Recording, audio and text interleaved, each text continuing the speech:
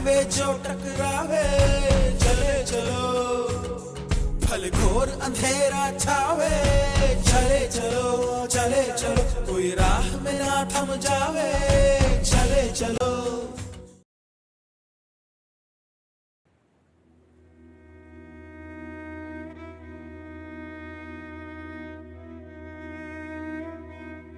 Hello everyone, this is Harshvardhan. I am a political science graduate from Visakhapatnam. I am really excited about first ever global address of Janasena President Pawan Kalyan sir. I am really looking forward to his speech on how India can be a global leader in coming few years and how he is going to motivate students at Harvard. Hi, this is Kavish and I am very much enthusiastic about India Conference 2017, which is going to be held at Harvard University. And so many people, great people like Umar Abdullah, Manish Malhotra, R. Madhavan and Pawan Kalyan Garu will be coming to share their views on education, poverty, women empowerment, agriculture, etc. I feel the politics in India is in really bad condition. Everyone here wants to be a doctor, engineer or a scientist. But what about politics? How would you motivate the youth towards politics? I would love to hear on this from Pawan Kalyan Garu at India Conference. Looking forward for that given. Hi, this is Jagdish. I am very much excited about Pawan Kalyan Garu as he is going to speak in India Conference 2017. As a person and as a human being, I've heard a lot and seen myself a lot. So after hearing that he's been addressing in the Harvard School today, that's been an immense proud moment for me as a Telugu person. Okay, எல்லாருக்கும் தெரியும் Power Star is going to give a speech in Harvard University tomorrow. As a hero, அவரோட speeches எப்படி இருக்கும்னு எனக்கு தெரியும். As a politician, அவரோட speech எல்லாம் வேற level. Considering India's current situation, will it be a superpower by 2020? Fingers crossed, let's see if it gets answered by Pawan Kalyan Garu.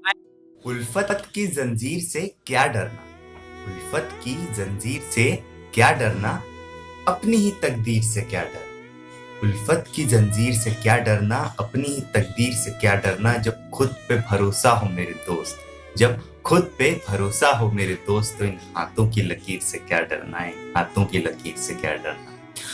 Looking forward for the India conference. Thank you, fan station. Hey everyone, it's a great honor for Telugu man, that to Pawan Kalyan Garu, for being invited to Harvard to share his views. Without any formal education, you became incredibly successful person. What is the secret behind it? Can you please share the secret mantra with us? Looking forward to hear it on Indian Conference. Hi, I'm Raghu. I'm from Hyderabad, currently working with an MNC.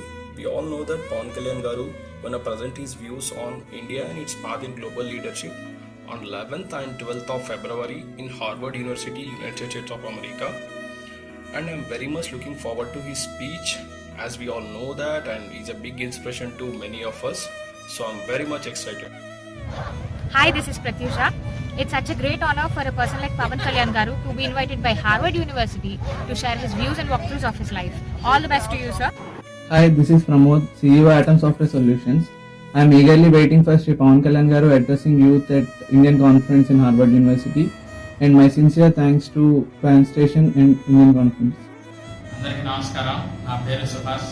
India conference 2017కి ఎంతోమంది గొప్పవారిని invite చేశారు. అందులో మన పవన్ కళ్యాణ్ గారు ఉన్నందుకు చాలా సంతోషం.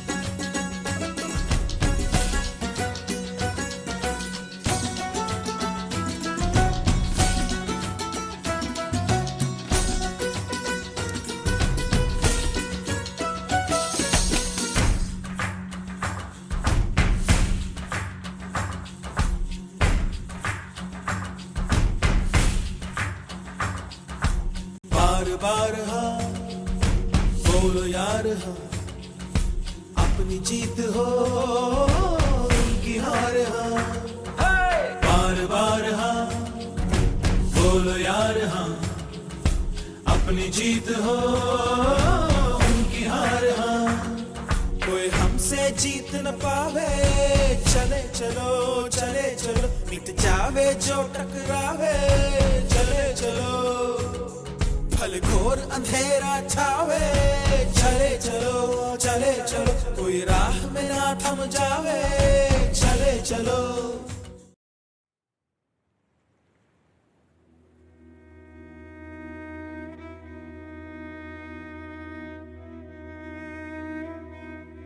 Hello everyone, this is Harshvardhan. I'm a political science graduate from Visakhapatnam.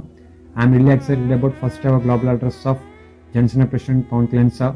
I'm really looking forward to his speech on how India can be a global leader in coming few years and how he's going to motivate students at Harvard.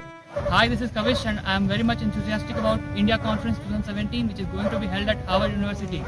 And so many people, great people like Umar Abdullah, Manish Malhotra, R. Madhavan and Pawan Kalyan Garu will be coming to share their views on education, poverty, women empowerment, agriculture, etc. I feel the politics in India is in really bad condition.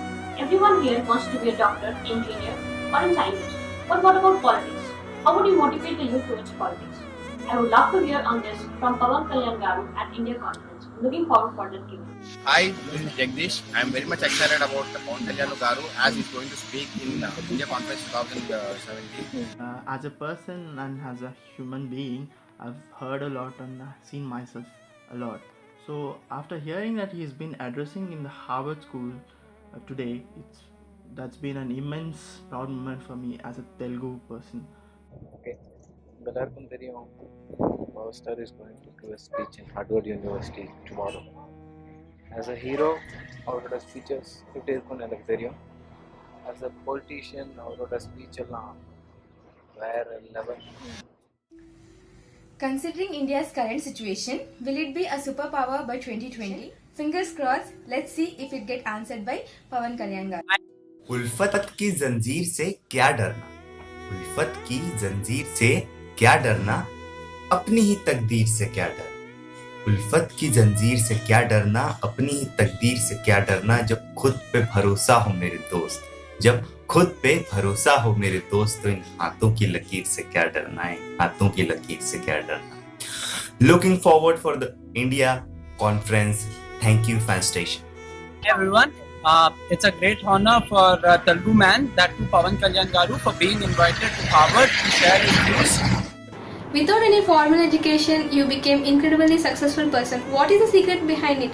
Can you please share the secret mantra with us? Looking forward to hear it on Indian Conference. Hi, I'm Raghu. I'm from Hyderabad, currently working with an MNC. We all know that Pawan Kalyan Garu gonna present his views on India and its path in global leadership on 11th and 12th of February in Harvard University, United States of America. And I'm very much looking forward to his speech, as we all know that, and he's a big inspiration to many of us. So I'm very much excited. Hi, this is Pratyusha.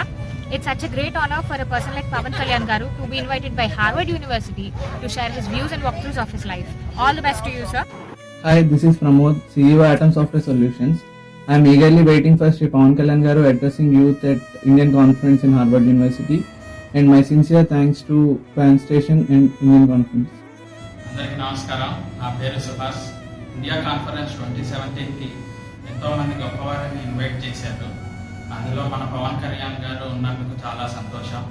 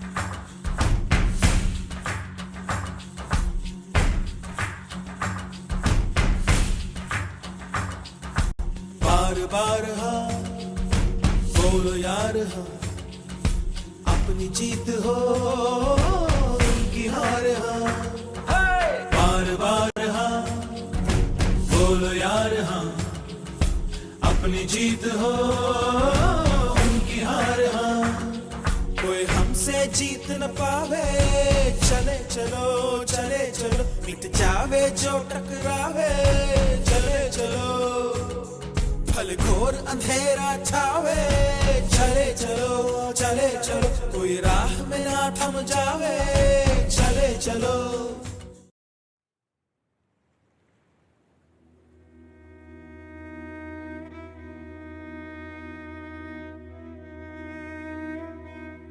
Hello everyone, this is Harshvardhan. I'm a political science graduate from Visakhapatnam. I'm really excited about first ever global address of Johnson President Pawan Kalyan sir. I'm really looking forward to his speech on how India can be a global leader in coming few years and how he's going to motivate students at Harvard. Hi, this is Kavish and I am very much enthusiastic about India Conference 2017 which is going to be held at Harvard University. And so many people, great people like Umar Abdullah, Manish Malhotra, R. Madhavan and Pawan Kalyan Garu will be coming to share their views on education, poverty, women empowerment, agriculture, etc. I feel the politics in India is in really bad condition. Everyone here wants to be a doctor, engineer, or a scientist. But what about politics? How would you motivate the youth towards politics? I would love to hear on this from Pawan Kalyan Garu at India Conference. Looking forward for that Q&A. Hi, this is Jagdish. I am very much excited about Pawan Kalyan Garu as he's going to speak in India Conference 2017. As a person and as a human being, I've heard a lot and seen myself a lot. So after hearing that he's been addressing in the Harvard School today, that's been an immense proud moment for me as a Telugu person. Okay. எல்லாருக்கும் தெரியும் Power Star is going to give a speech in Harvard University tomorrow. As a hero, அவரோட speeches எப்படி இருக்கும்னு எனக்கு தெரியும். As a politician, அவரோட speech எல்லாம் வேற level. Considering India's current situation, will it be a superpower by 2020? Fingers crossed. Let's see if it gets answered by Pawan Kalyan Garu. उल्फत की जंजीर से क्या डरना, उल्फत की जंजीर से क्या डरना, अपनी ही तकदीर से क्या डरना, उल्फत की जंजीर से क्या डरना, अपनी ही तकदीर से क्या डरना, जब खुद पे भरोसा हो मेरे दोस्त, जब खुद पे भरोसा हो मेरे दोस्त, तो इन हाथों की लकीर से क्या डरना है, हाथों की लकीर से क्या डरना. Looking forward for the India conference. Thank you, fan station.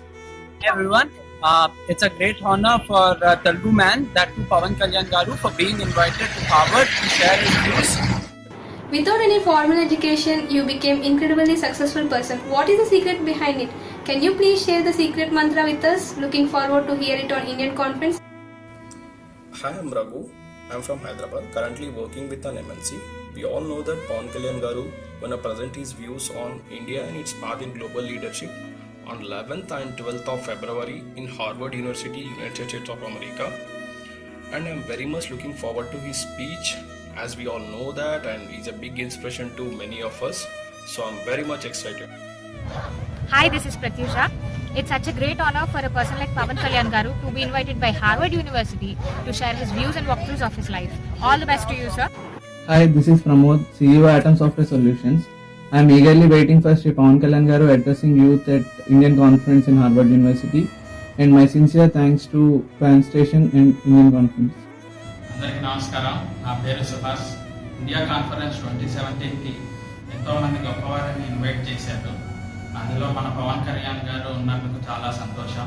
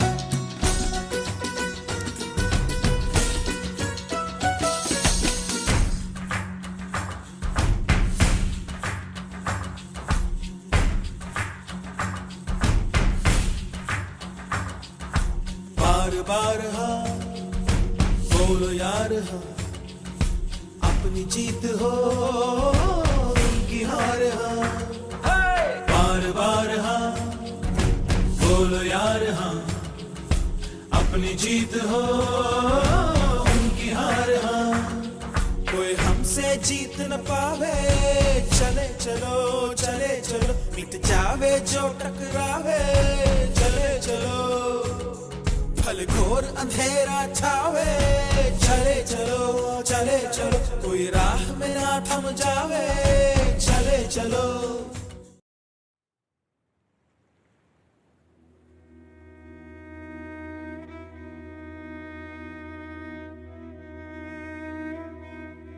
Hello everyone, this is Harshvardhan.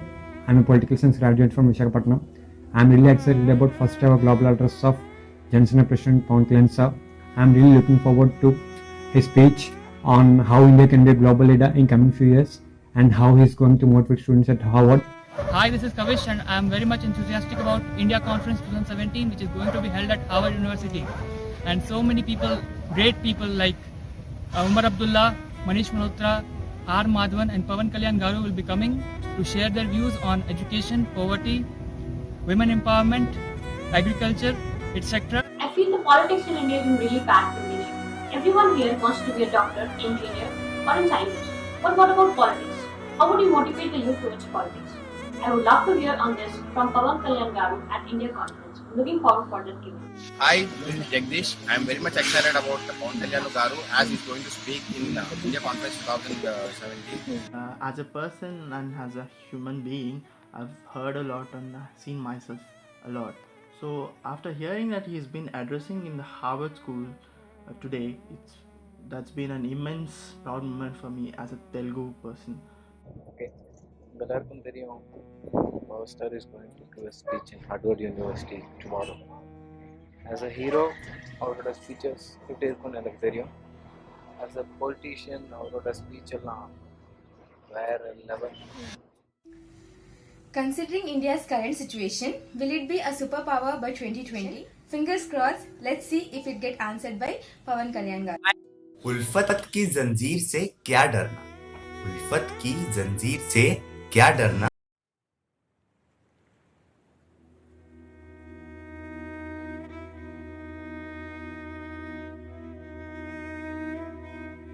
Hello everyone, this is Harshvardhan.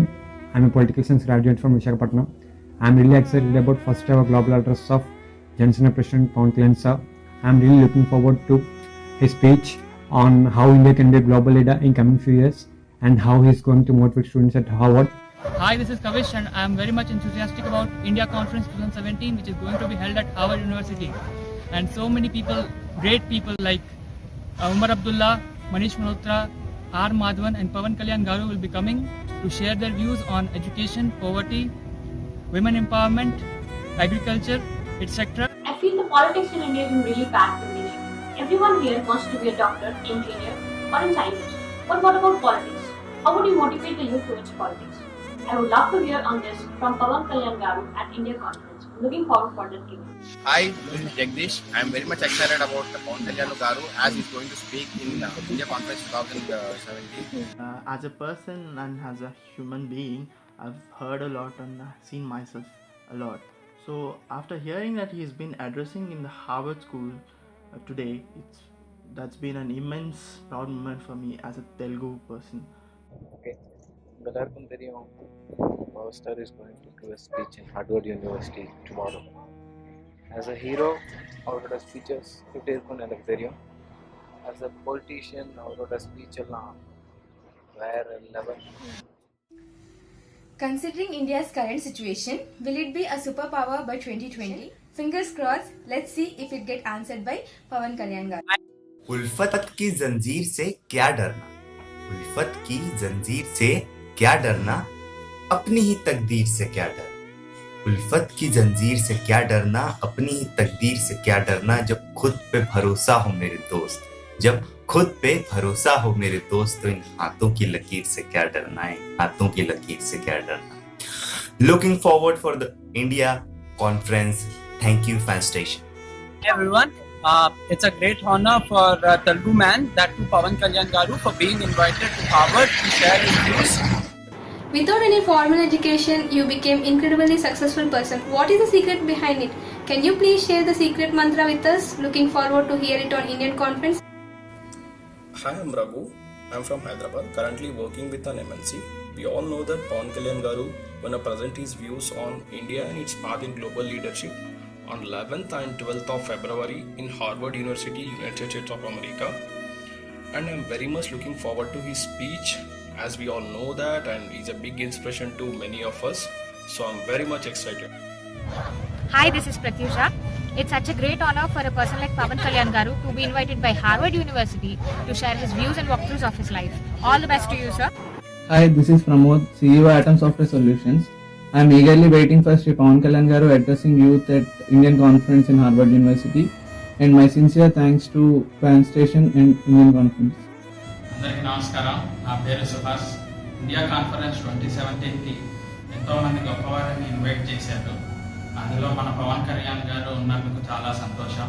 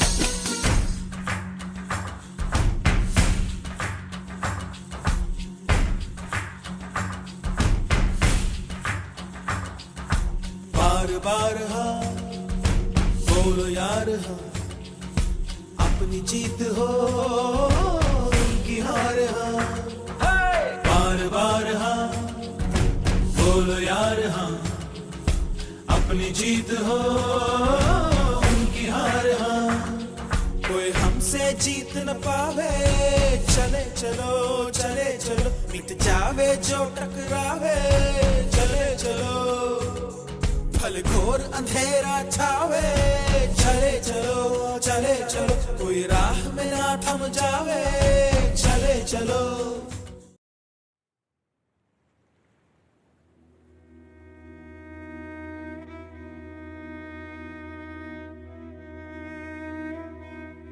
Hello everyone, this is Harshvardhan.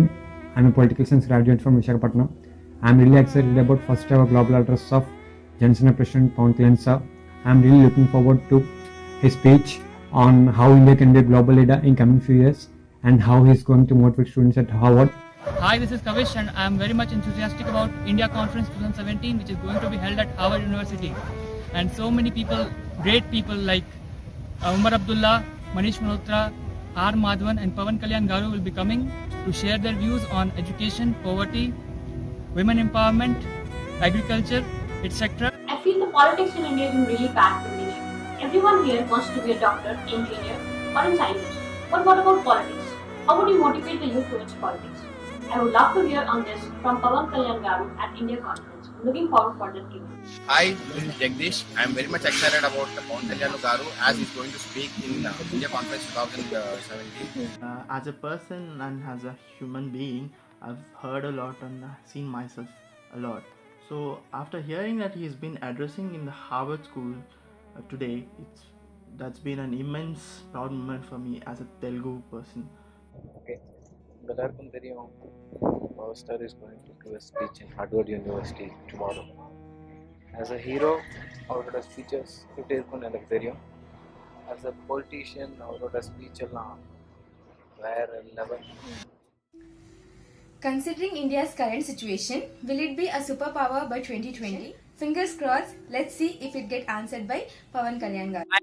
उल्फत की जंजीर से क्या डरना, उल्फत की जंजीर से क्या डरना, अपनी ही तकदीर से क्या डरना, उल्फत की जंजीर से क्या डरना, अपनी ही तकदीर से क्या डरना, जब खुद पे भरोसा हो मेरे दोस्त, जब खुद पे भरोसा हो मेरे दोस्त, तो इन हाथों की लकीर से क्या डरना है, हाथों की लकीर से क्या डरना. Looking forward for the India conference. Thank you, fan station. Hey everyone, it's a great honor for Telugu man, that too Pavan Kalyan Garu, for being invited to Harvard to share his views. Without any formal education, you became incredibly successful person. What is the secret behind it? Can you please share the secret mantra with us? Looking forward to hear it on Indian conference. Hi, I'm Raghu. I'm from Hyderabad, currently working with an MNC. We all know that Pawan Kalyan Garu gonna present his views on India and its path in global leadership on 11th and 12th of February in Harvard University, United States of America. And I'm very much looking forward to his speech, as we all know that, and he's a big inspiration to many of us. So I'm very much excited. Hi, this is Pratyusha. It's such a great honor for a person like Pavan Kalyan Garu to be invited by Harvard University to share his views and walkthroughs of his life. All the best to you, sir. Hi, this is Pramod, CEO Atom Software Solutions. I am eagerly waiting for Sri Pawan Kalyan Garu addressing youth at Indian conference in Harvard University, and my sincere thanks to Fan Station and Indian conference. అందరికీ నమస్కారం. నా పేరు సుహాస్.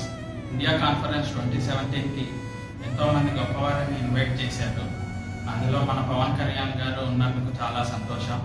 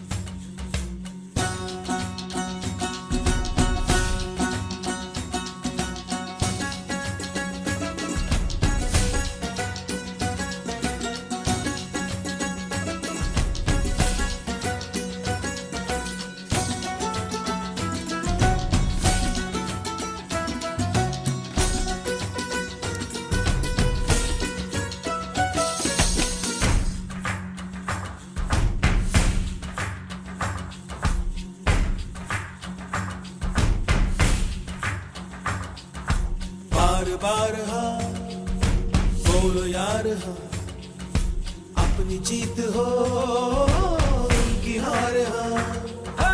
बार बार हाँ बोलो यार हाँ, अपनी जीत हो उनकी हार हाँ.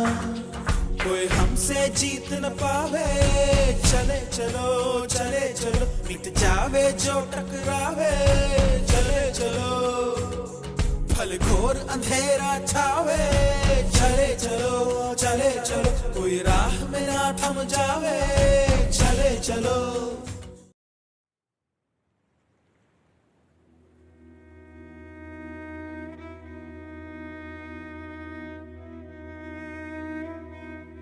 Hello everyone, this is Harshvardhan. I'm a political science graduate from Visakhapatnam. I'm really excited about first ever global address of Johnson President Pawan Kalyan sir. I'm really looking forward to his speech on how India can be a global leader in coming few years and how he's going to motivate students at Harvard. Hi, this is Kavish and I am very much enthusiastic about India Conference 2017, which is going to be held at Harvard University. And so many people, great people like Umar Abdullah, Manish Malhotra, R. Madhavan and Pavan Kalyan Garu will be coming to share their views on education, poverty, women empowerment, agriculture, etc. I feel the politics in India is in really bad condition. Everyone here wants to be a doctor, engineer, or a scientist. But what about politics? How would you motivate the youth towards politics? I would love to hear on this from Pavan Kalyan Garu at India Conference. I'm looking forward for that given. Hi, this is Jagdish. I am very much excited about Pawan Kalyan Garu as he's going to speak in India Conference 2017. As a person and as a human being, I've heard a lot and seen myself a lot. So after hearing that he's been addressing in the Harvard School today, that's been an immense proud moment for me as a Telugu person. Okay. எல்லாருக்கும் தெரியும் Power Star is going to give a speech in Harvard University tomorrow. As a hero, அவரோட speeches எப்படி இருக்கும்னு எனக்கு தெரியும்.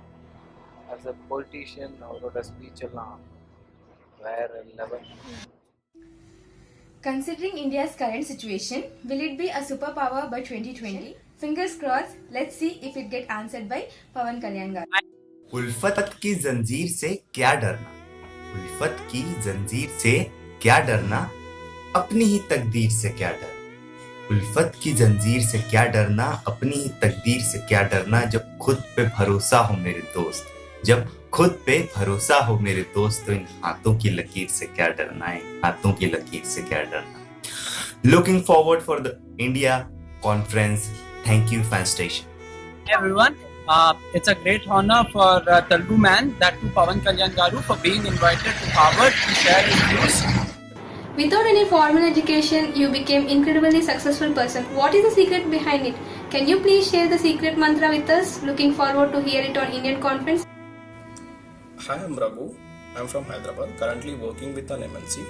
We all know that Pawan Kalyan Garu gonna present his views on India and its path in global leadership on 11th and 12th of February in Harvard University, United States of America. And I'm very much looking forward to his speech, as we all know that, and he's a big inspiration to many of us.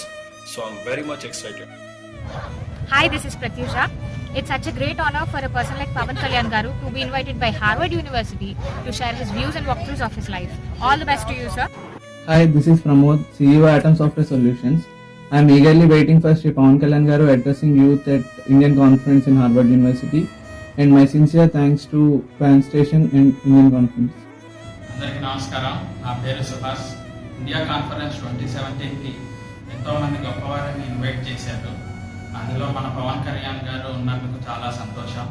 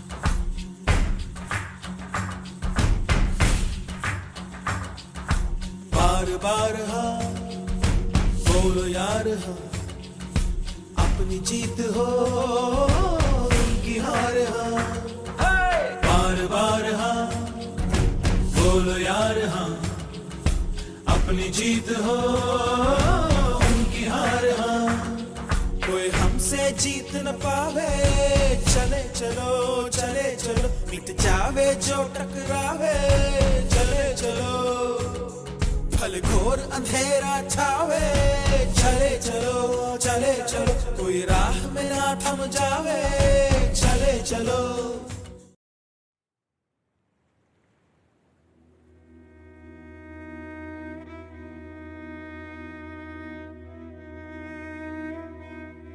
Hello everyone, this is Harshvardhan.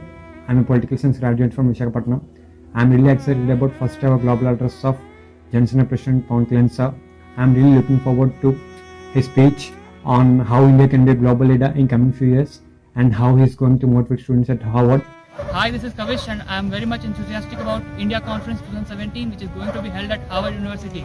And so many people, great people like Umar Abdullah, Manish Malhotra, R. Madhavan and Pawan Kalyan Garu will be coming to share their views on education, poverty, women empowerment, agriculture, etc. I feel the politics in India is in really bad condition. Everyone here wants to be a doctor, engineer, or a scientist. But what about politics? How would you motivate the youth towards politics?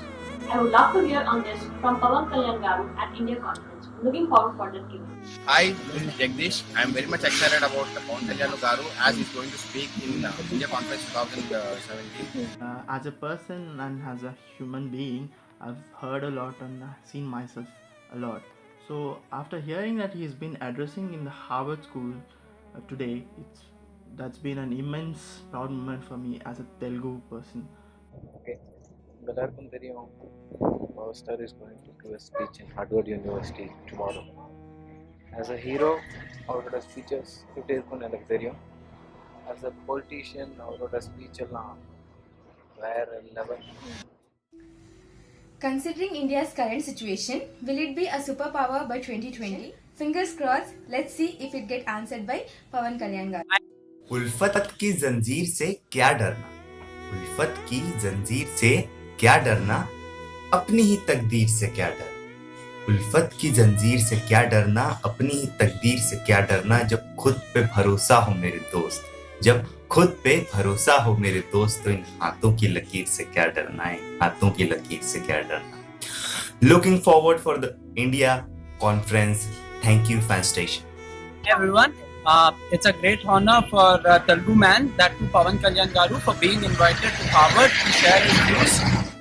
Without any formal education, you became incredibly successful person. What is the secret behind it? Can you please share the secret mantra with us? Looking forward to hear it on Indian conference. Hi, I'm Raghu. I'm from Hyderabad, currently working with an MNC. We all know that Pawan Kalyan garu gonna present his views on India and its path in global leadership on 11th and 12th of February in Harvard University, United States of America. And I'm very much looking forward to his speech, as we all know that, and he's a big inspiration to many of us. So I'm very much excited.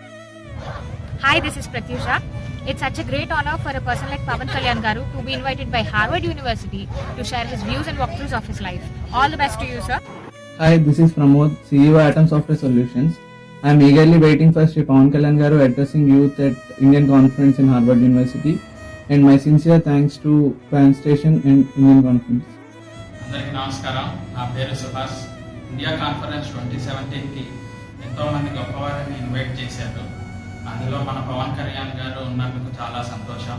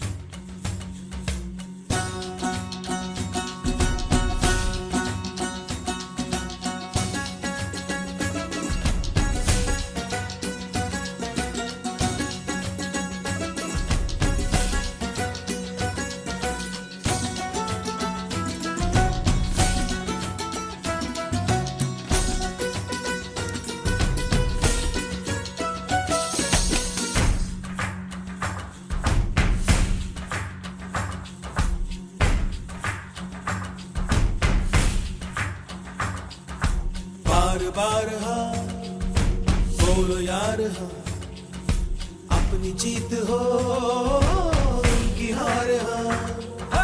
बार बार हाँ बोलो यार हाँ, अपनी जीत हो उनकी हार हाँ. कोई हमसे जीत न पावे, चले चलो चले चलो, मिट जावे जो टकरावे, चले चलो. फल घोर अंधेरा छावे, चले चलो चले चलो, कोई राह में ना थम जावे, चले चलो.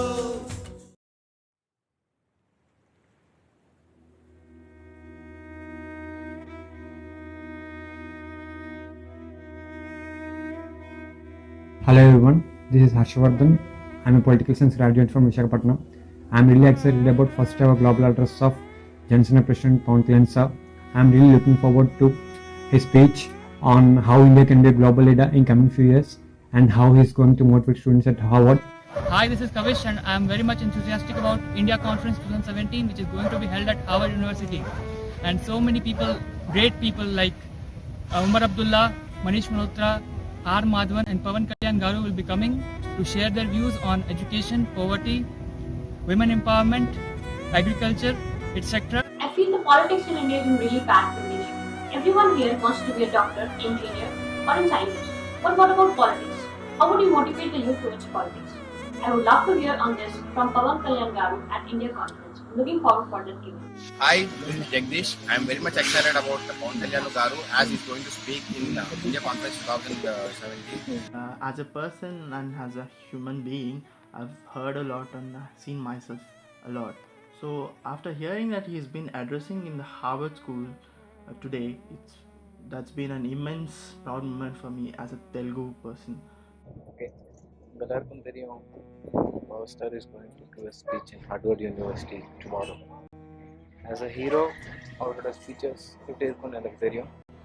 As a politician அவரோட ஸ்பீச் எல்லாம் வேற level. Considering India's current situation, will it be a superpower by 2020? Fingers crossed. Let's see if it get answered by Pawan Kalyan garu.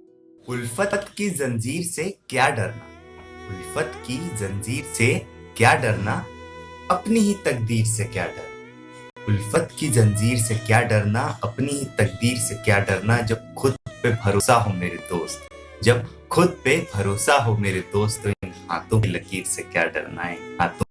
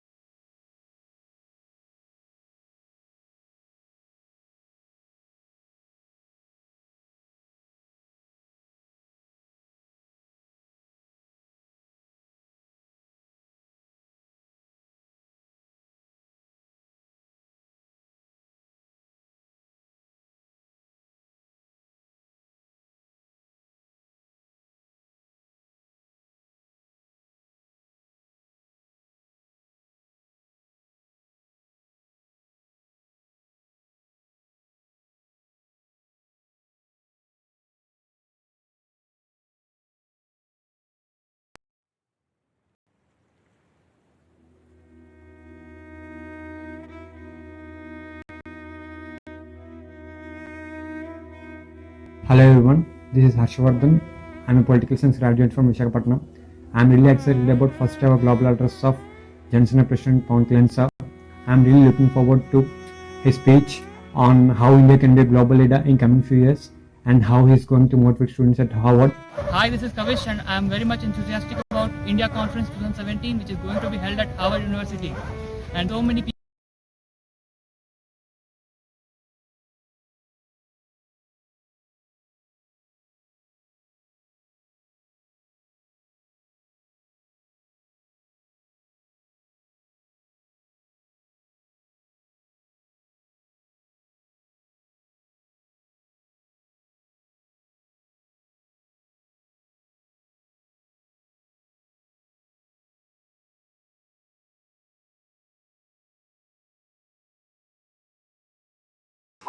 and ethos, it is based upon ultimately not accepting what Aristotle said, that women are not citizens, they should be in fact denied. I sometimes wonder whether the inferiority of women is not based upon a cultural perception of denying women a right of a share in society. So it is not really to do with anything else as much as possibly that. But these are theories, whether it's a hate crime, whether it is a concept of mind, whether it is inferiority, whether it is trying to discriminate, whether it's trying to deny, whether it's a power struggle.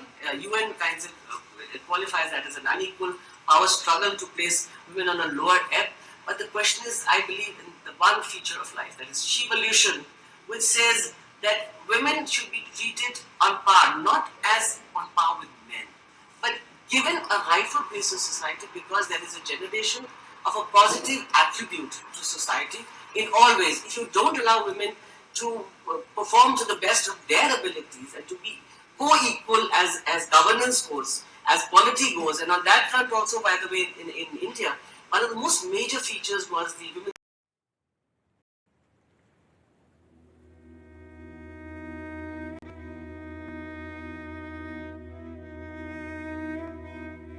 Hello everyone, this is Harshvardhan.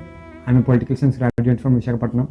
I'm really excited about first ever global address of Johnson President Pawan Kalyan sir. I'm really looking forward to his speech on how India can be a global leader in coming few years and how he's going to motivate students at Harvard. Hi, this is Kavish and I'm very much enthusiastic about India Conference 2017 which is going to be held at Harvard University. And so many people, great people like Umar Abdullah, Manish Malhotra, R. Madhavan and Pawan Kalyan Garu will be coming to share their views on education, poverty, women empowerment, agriculture, etc. I feel the politics in India is in really bad condition. Everyone here wants to be a doctor, engineer, or a scientist. But what about politics? How would you motivate them towards politics?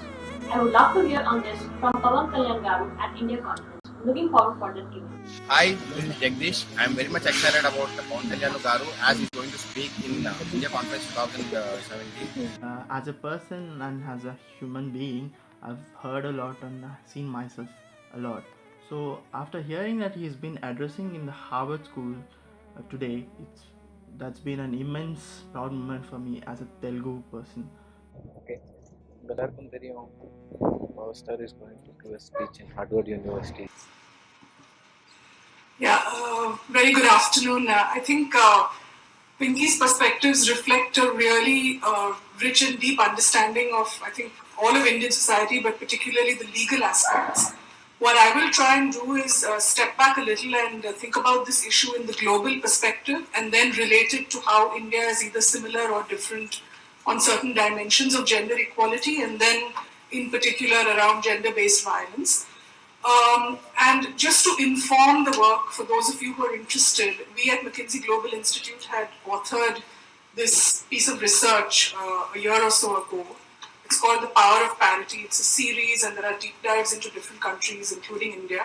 But the basic work is, it covers 95 different countries.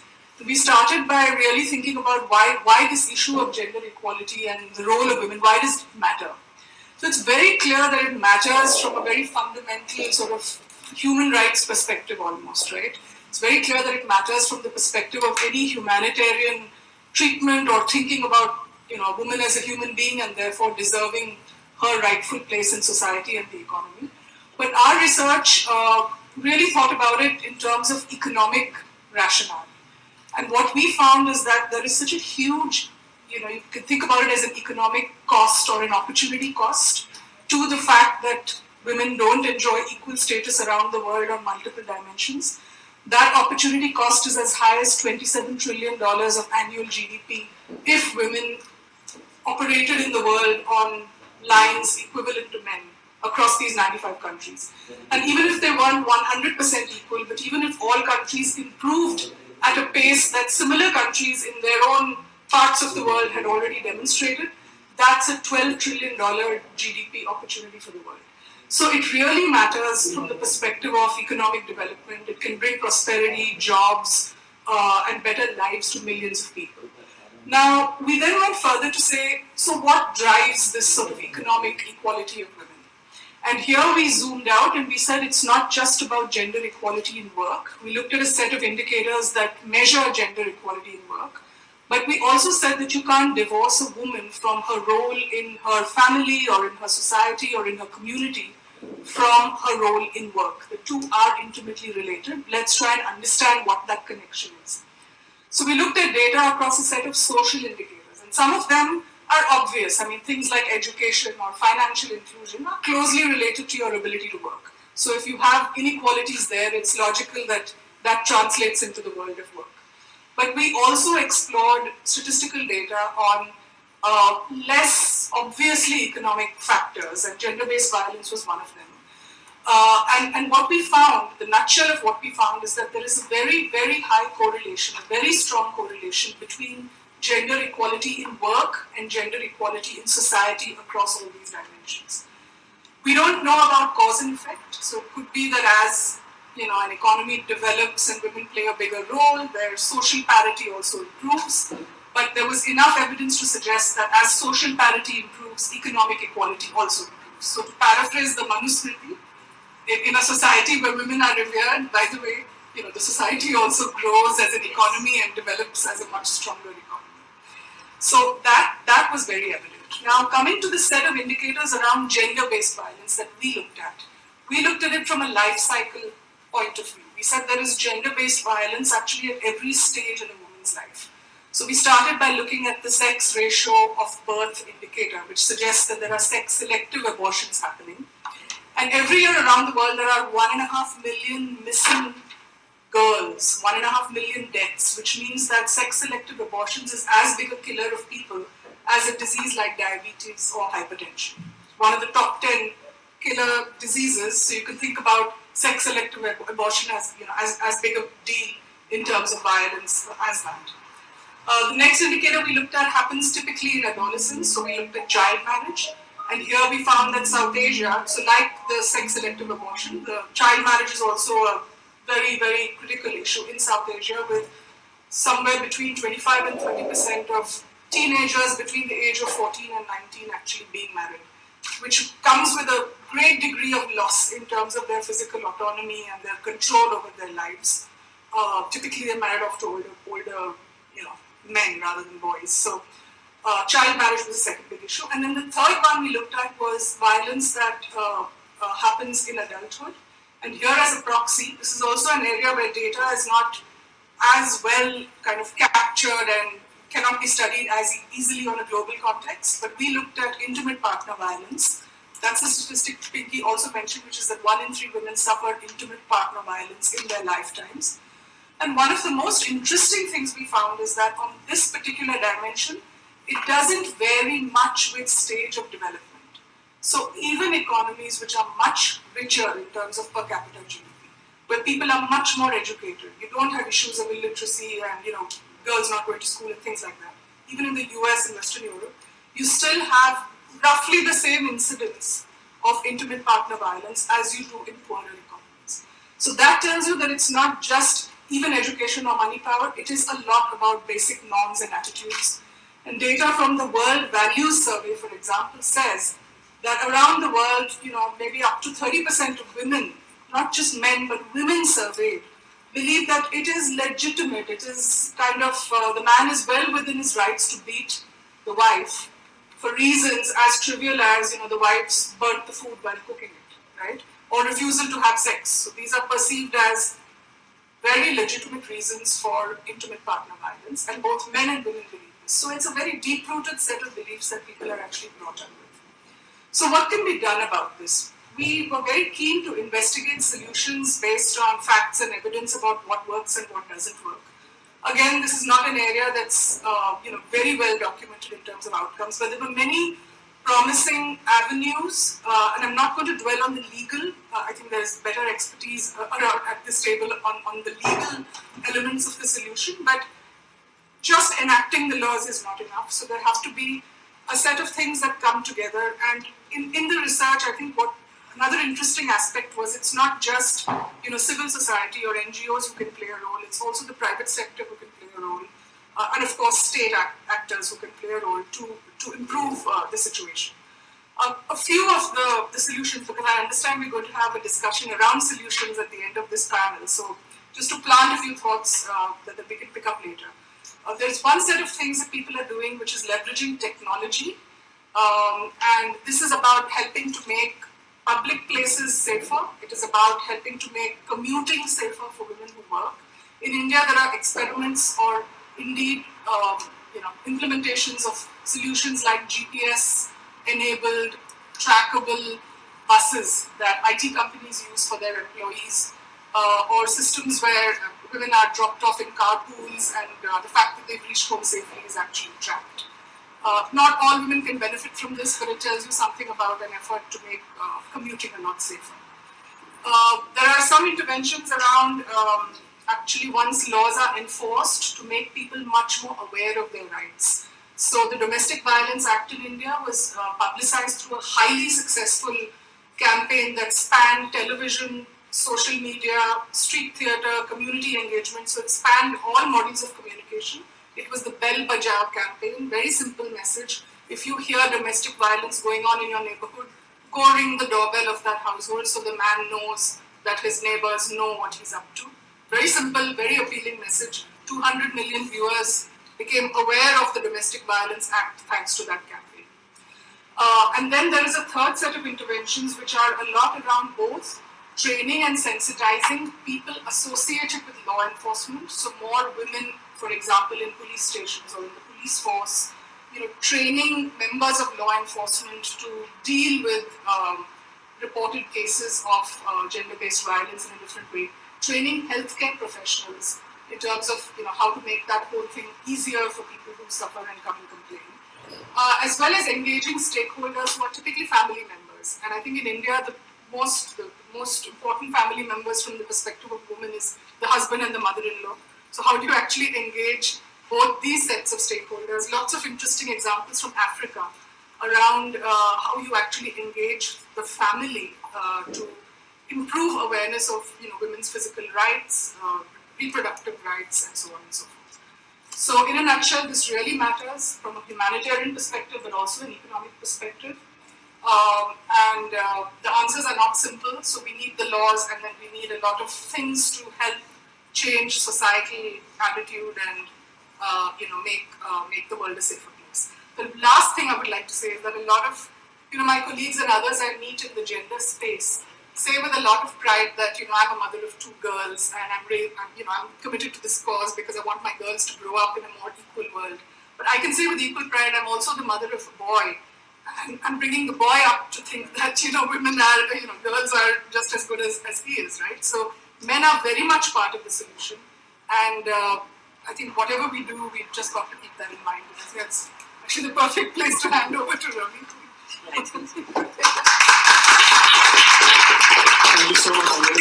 I think we have some folks, there are some chairs in the front if you want to take chairs.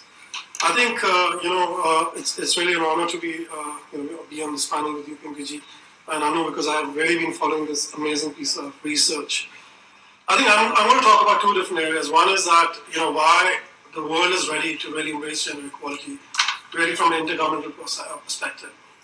How many of you in the room know what Sustainable Development Goals are? Great, some of you do. That's fantastic. I think just to say that UN Women comes from a very strong demand by the women's movement worldwide, saying that we need to have a UN entity dedicated on women's empowerment, women's rights, and gender equality. And I think to that, 4 years ago started a very strong movement when the MDGs were coming to an end a year ago, that there was a strong force saying that, the MDGs had a goal number 3, which was, we strive to achieve gender equality. But I think the cry came very strongly saying that we don't want to strive, we need to ensure that gender equality is achieved. And I think that started a very strong movement. And I think one of my greatest moments is to be in a room with 81 heads of states at the UN on 26 September 2015, where the Premier of China, Xi Jinping, along with Executive Director of UN Women and various heads of state, said, enough is enough. Because we know statistics and studies like this clearly say that if we want to achieve gender equality, it'll take another 120, 150, and the numbers goes on. I think for us in UN Women was really the heart of CEDAW, which is to demand accountability of heads of states and say that if you really are going to treat your women and girls with same rights, you need to give a timeline. And the timeline has to be now. And I think goal number 5 of the Sustainable Development Goals, which is to achieve gender equality for all women and girls, is the heart of the global conversation. So I think what we've achieved in the last 2 years at the global level really is the Gender Compact, which talks about ensuring that not only goal number 5 of the SDGs is critical, which very much clearly looks at ending all forms of gender-based violence as one of the critical indicators, women's economic empowerment, legislative frameworks, and so on and so forth, but also engendering the implementation of all 17 goals. And of course, we've seen in the last 2 years the Paris Agreement and the linkages of the climate change conversation with gender equality, and very recently about the Women, Peace and Security Agenda, which also very clearly puts on the table that women are just not being seen as being violated, but women should be brought into, as in Liberia and in Colombia and many parts of the world, we've seen women as peace builders. Now, what does it really tell about why am I, as a man from India, coming from Delhi, speaking about this? I'm luckily, I was not born alone. I was born with a twin sister. So I always said, we always shared that respect. So somewhere the notion of equality came into the genes. But as a social worker working in India, and as part of my bio, I talked about political participation, I was very clear I wanted to work into women's empowerment, raised by a feminist father and a feminist mother, both Punjabi. I saw my father cook for the family, and I saw mother take care of everybody with equality. I was very, very lucky in a very interesting northern family. I was in Bikaner in a village doing training on Panchayati Raj, the 73rd Amendment to the Indian Constitution, one of the few first Indian men to do gender equality training. And I remember having a conversation with this amazing elderly woman. She said, "Beta, come here. I want to talk to you. It's very great. You're enthusiastic. You're doing all these trainings. It's lovely. But son, we don't need this training. We know what we're doing, and it's great. You see those men smoking hookah and playing gambling there? You need to go and train them." I must tell you, I was very confused. I didn't know what she was saying. 2 months later, I was in Patna in St. Xavier's Institute doing gender sensitization and Panchayati Raj training, and I did a role reversal using the Carol Moses framework of gender equality. And I suddenly saw these men who was confined into that corner and said, "You men cannot move. If you move out of that corner, which is your kitchen, your heads have to be down. Don't raise your voice. And if you move, your anklets should sound. So these women who are now the men should know what the movement is." And it all came together to me say that ultimately, the conversation that we look at from the legislative framework or from the economic empowerment or the social perspective really is one unfortunate reality. We always talk about the white male privilege. I really want to say that, Indian male privilege and the sense of entitlement that is brought in because of the cultures of patriarchy that are soaking both masculinities and feminities. Because it is just not masculinities that are perpetuating a culture of prejudice, stereotype, and discrimination. It is also feminities which are unfortunately living in this patriarchal system. They are also informing to tell that girl, saying that just keep quiet. Girls have to shh, don't speak loudly. I have a daughter, she's 2.5 years old. I always tell my wife, she's going to assert herself. If she wants to speak loudly, she has to speak loudly. And similarly, I'm very, very happy to hear about your son, that we also need to look at really working with our sons on equality. Second question to the panel. How many of you know what CEDAW is? So this is, the conventional elimination of discrimination against women came into force in 1979. This is not news to me. You are one of the best schools in the world, right? I've done this in many, many places. I've had conversations with young people and they say, we don't know what CEDAW is. And if you go to my Twitter handle, UN Women for Youth, you'll see that we have just produced a youth-friendly version of CEDAW because we realize that we are not teaching our young women and girls what their fundamental human rights are. And even more dangerous, we're not telling our boys and young men that they need to respect the rights which are coming from a globally agreed instrument. Unfortunately, in USA, Pinky Ji, USA is one of the few countries in the world which has not ratified and signed the CEDAW, which actually, from a constitutional perspective, another great colleague of mine is Kamala Lopez from Equal Means Equal. Women and girls in this country don't have the same rights. So really zeroing into why I'm here, really, if you want to look at working on gender equality, it is really to transform patriarchy from a life cycle perspective. Which is really to understand that what are we doing in the early years with our boys, when the whole issue of boyhood, adolescence, young men, older men and elderly men play a critical role. The older patriarchs play a very, very important role in introspecting and reflecting their lifespan and saying that this was not right. I love that ad in India, which was about this detergent. I think it was, I forget the name of the company, it was Ariel or something. There's a reflection back of this father who says, this was not right. Similarly, I think for us, it is also to really look at the ecological model, to really understand that social institutions, such as family, that somehow deliberately, I would say very clearly, perpetuate a social relation that are unequal. Which means, what is the role of fathers beyond protection and provision? Where is the conversation with the Indian father on nurturing and caring? Where is the conversation with boys about the value of nurturing and caring? Where is the conversation similarly in the religious institutions to understand? We can cite various doctrines, and I must say that all religions, when they're misinterpreted, can result to saying that women are not equal. But if you cite some right parts of the religion, any religion you pick up, you can go and say that we must make sure women and girls are equal. At the same time, in the role of media, I think we have very interesting media spokespeople in this place. Both social media and traditional media. And is the media perpetuating a culture of gender discrimination, or is it directly or indirectly glorifying a certain attribute of patriarchy that commodifies women and girls through item songs? What has been done with that? So who's questioning that, and how is that being transformed? Similarly, I think we talked about the private sector and the legislative. I think the state plays a very critical role for us, and that's why for us in Sustainable Development Goal number 5, we talk about parity in political system. I'm so happy because, again, Pinky Ji was one of the first women to get into DU elections. So we very strongly advocate for women to take on politics, especially young women who want to aspire to become politicians. Go and visit iknowpolitics.org. This is completely meant for young women to take on and embrace patriarchy, politics. And of course, embrace patriarchy and challenge and transform it.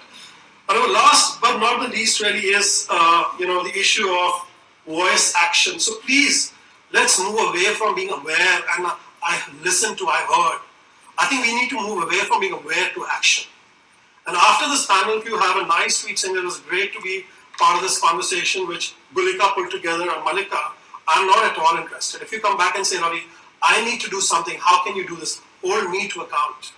And say that I have an initiative which is going to take all young women and young men, all men and boys, together on gender equality. I'll be with you. So I'll end with my calling, if I can, which is to ask all the men who's standing, so please keep standing, all the men, if you want to join me and stand. I'm wearing a particular tie, which symbolizes a he for she campaign. So all the men, if you're interested, to take a pledge. Men in the room. It's not so difficult. And of course, if you don't want to, there's no compulsion, including our great technician, you can also start up.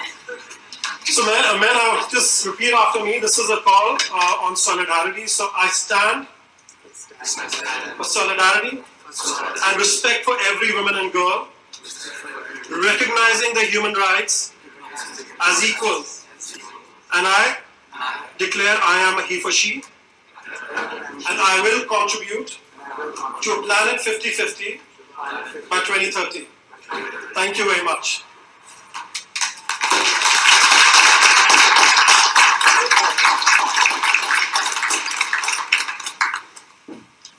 Firstly, thank you all for being here and for sharing your insightful comments. Growing up in India, I felt anger at the fact that people were discriminated against just because of some aspect of who they were, whether it was their gender or their caste or religion or sexuality. And since I was a girl in India, I took on gender as a cause because I didn't feel safe as I walked on the streets. And because I thought the knowledge of law was empowering and a powerful instrument for change, I went to law school. As soon as I graduated, I began litigating with a focus on gender-based violence. And that's when I realized, as Ms. Anand shared, that good legislation is not enough. I handled cases of domestic abuse where victims were asked to simply adjust to their circumstances. Rape victims were asked to marry their rapist as a form of compromise. It was at that stage that I decided, as Anu had spoken of, to move into sensitization and capacity building of lawyers, judges, police, of health workers, and with a focus on the child sexual abuse laws, with the female feticide laws and domestic violence. And that's when I realized that attitudes are so deeply entrenched after a certain age, as all the panelists have shared, that it's really difficult to shift mindsets in a 1 or 2 day workshop, especially after a certain age. And I began to try to understand where these mindsets are formed. I was in Delhi and doing a sensitization program for authorities, and one of the male lawyers shared with me, he said, as Ravi was speaking about the influence of media, he said, I grew up in a boys' school. I didn't have any sisters. So if I was interested in a girl in school, I followed what I saw in Bollywood, which was, if she said no, it meant try harder. And I was essentially stalking women when I was growing up, and I just didn't know any better. And it was at that stage that I decided just strengthening legal response mechanisms were not enough. It's a field I continue to work in, but I wanted to focus on prevention and recognizing that the process of socialization begins extremely young. I decided to start an intervention in the education system and work with children starting grade 1 all the way up. And we run activity-based programs in public and private schools in Tamil Nadu, Andhra Pradesh and Karnataka at the city level. And the idea is to have young people engage with issues of equality and social justice while they're extremely young. So in the first term, they grapple with issues of identity and stereotypes, like stereotypes with respect to gender roles. And it's not just women and girls who are trapped in these gender roles, it's men as well. Like a lot of young boys, like boys in 5th grade often share, when you ask them what is one aspect of the other gender you wish you could do without being judged, they say we wish we could be emotional, we wish we could cry. And from a young age they're asked to repress their emotions, to not be communicative, and then when they act out in certain ways, when they're older, people are surprised. And similarly, of course, a lot of women share, a lot of girls in the class share that they feel bad that they're not able to go for night shows while their brothers can, they can't play like their brothers can, and both boys and girls find even career choices are restricted. Like boys who want to pursue humanities are deterred from doing that by their parents and teachers, while girls who want to pursue roles that may be traditionally more masculine are again encouraged not to do that.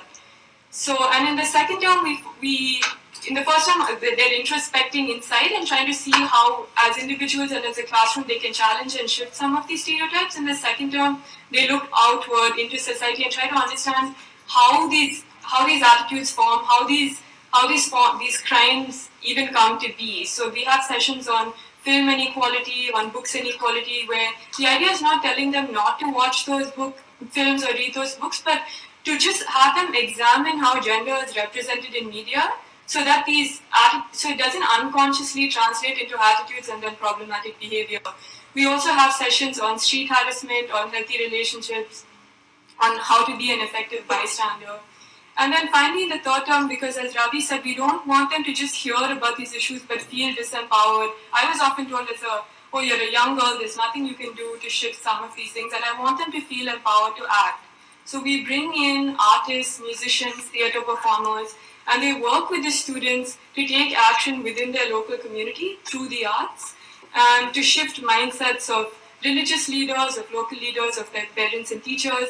They've done things like build art installations in the city where if you walk through it, you can experience what it's like to be harassed. They've created comics that examine everyday racism and sexism in their lives. They've done street plays, they've done flash mobs.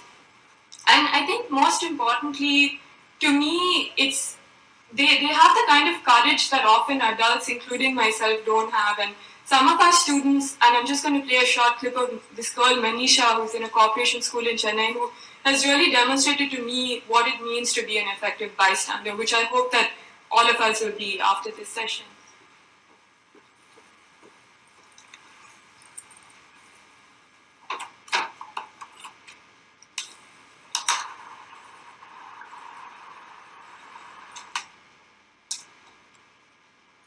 என் பேர் மனிஷா. நான் Chennai corporation ஸ்கூல்ல படிக்கிறேன். School of ஈக்குவாலிட்டியில ஒரு வருஷமா படிச்சுக்கிட்டு இருக்கேன். Street ஹராஸ்மெண்ட்டை பற்றி ஸ்கூலில் நாங்கள் தெரிஞ்சுக்கிட்டோம். ஒரு நாள் நான் பஸ்ஸில் உட்காந்துருந்தேன். அப்போ ஒரு அண்ணா ஒரு அக்கா இடுப்பை கிள்ளை போனாங்க. அந்த அக்கா இடுப்பை கிள்ளை போகும்போது அந்த அண்ணா கையை நான் தட்டி விட்டேன். அந்த அண்ணா என்கிட்ட கேட்டாங்க, நீ எதுக்கு என் கையை தட்டி விட்ட?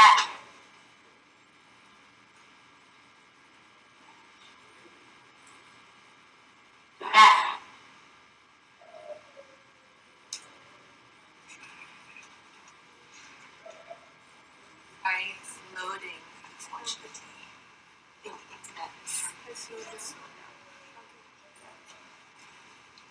Okay, I can just talk about what's going to happen next while it's still loading. So the idea is, just like Manisha took action, we're going to have each of the panelists join one of the tables, and what we would want is for everyone on that table to sort of brainstorm how do we move forward from here. And we'll probably spend, because I think we're running a little bit late, we'll spend 15 minutes and then we'll have the three of them share like closing remarks to sort of synthesize what each of the tables have discussed, and maybe you can rearrange slightly if you want to focus specifically on what the private sector should do or what the judiciary should do or what you think the UN should be doing moving forward. But I mean, I think all three tables will be equally interesting, and I think there's work to be done in all sectors. And before we break out, though, Deepa had also shared her opening remarks, which we'll be screening, which is also just a couple of minutes long. And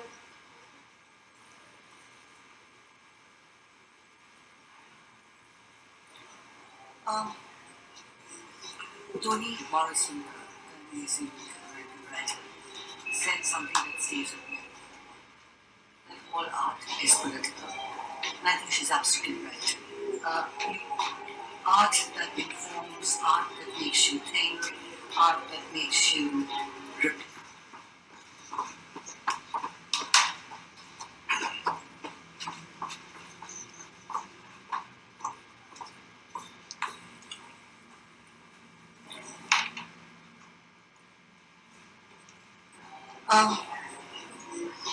Toni Morrison, the amazing writer, said something that stays with me. She said that all art is political. And I think she's absolutely right. Art that informs, art that makes you think, art that makes you rebelled, art that calls you to action, art that makes you in despair, in a way reflects the times that the art is created. And specifically when I think about the times that we are in right now, with the nationalistic populist movement, the need for art more than anything else to sort of shake up the status quo is extremely important. And sometimes in these really dark times, a voice by an artist, whether it's in film, book, theatre, arts, performing arts, comes out that has a resonance of truth, that has a resonance that actually gets to people. So it's that moment in these troubled times, it's that moment that something comes out and it has a resonance. And that's when art becomes relevant. I really do believe that by its nature, all art has to be political because it's a reflection of the times that it's created.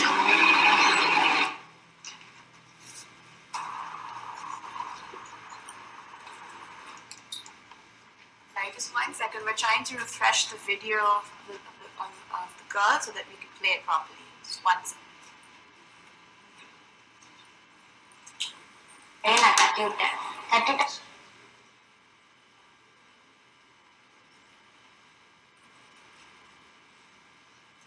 Sorry, we're having some internet difficulties, unfortunately.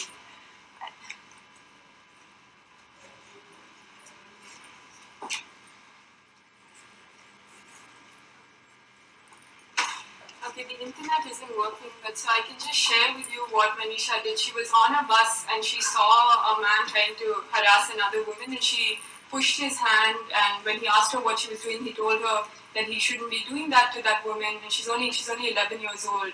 And then she went to the bus conductor, complained about what he was doing, got him thrown off the bus, gave her seat to the woman, and she came to school and she said, "Thanks so much for giving me the courage to act through the program." And that's what she did. So let's just break out into tables. We'll have the panelists just join whichever table they'd like, and it's now 2:30. Yeah, it's 2:38. So if we could just spend 15 minutes on it, and then each of the panelists will just say a couple of lines as closing remarks.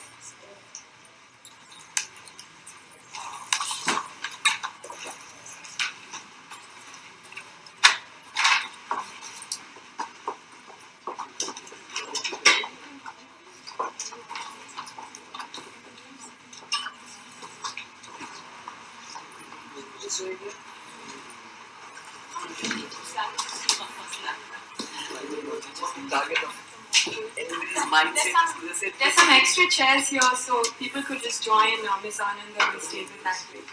And the other groups, just brainstorm amongst yourselves, and yeah, Malika and I will also join tables, and we can just have a note taker on each table. I think there should be a marker. Yeah. People can join here also. Any instructions?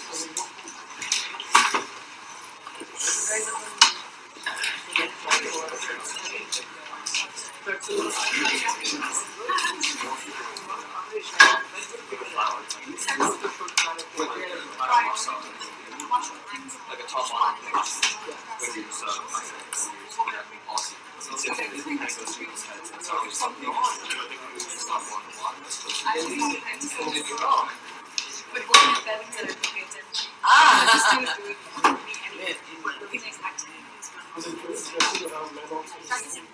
So what can the UN do to, I mean, ready for women's perspective? What do you think is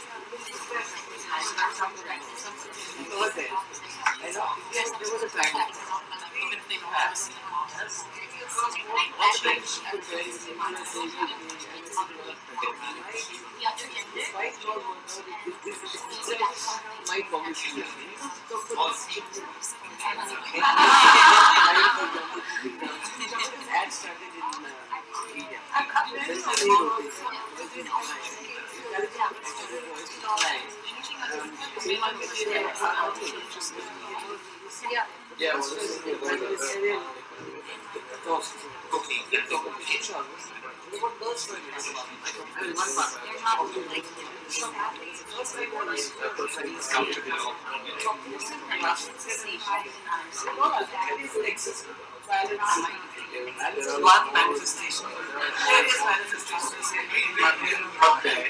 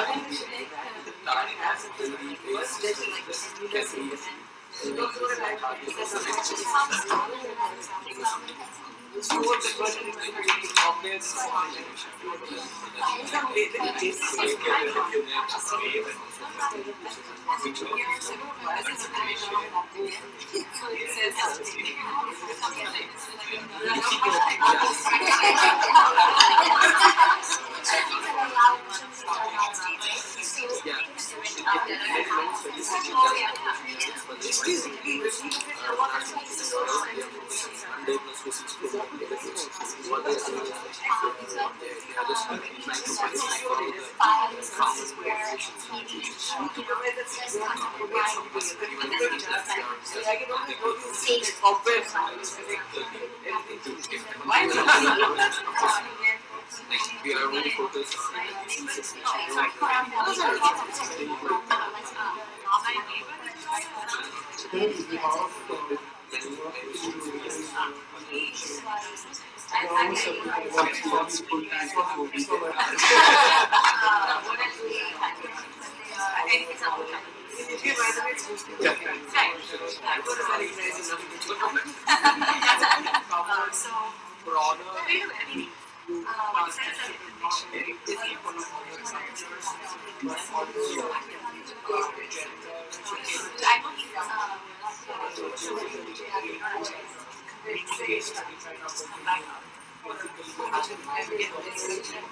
girls are big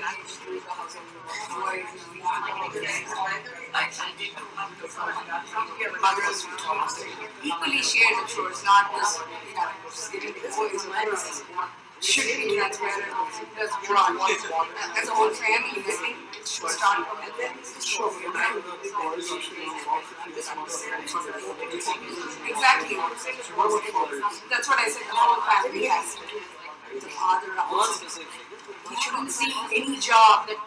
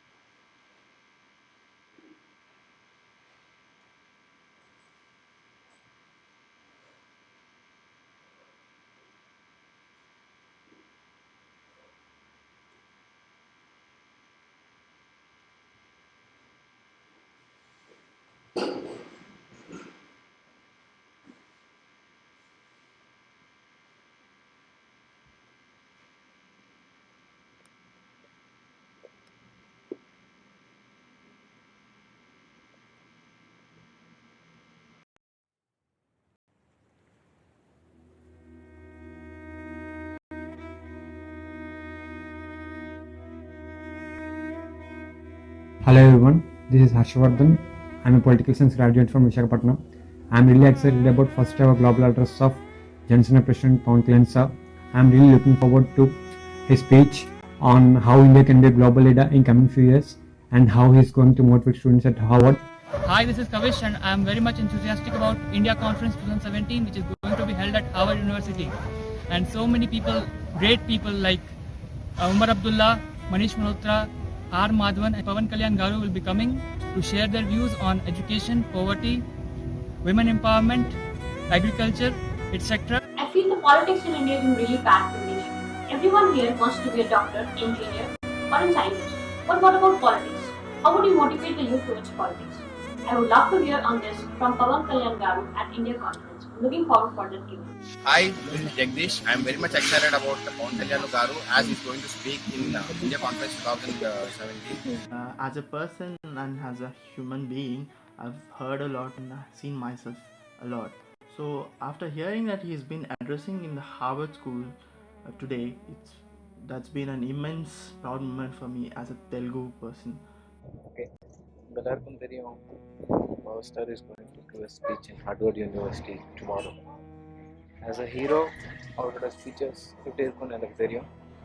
As a politician, அவரோட speech எல்லாம் வேற level.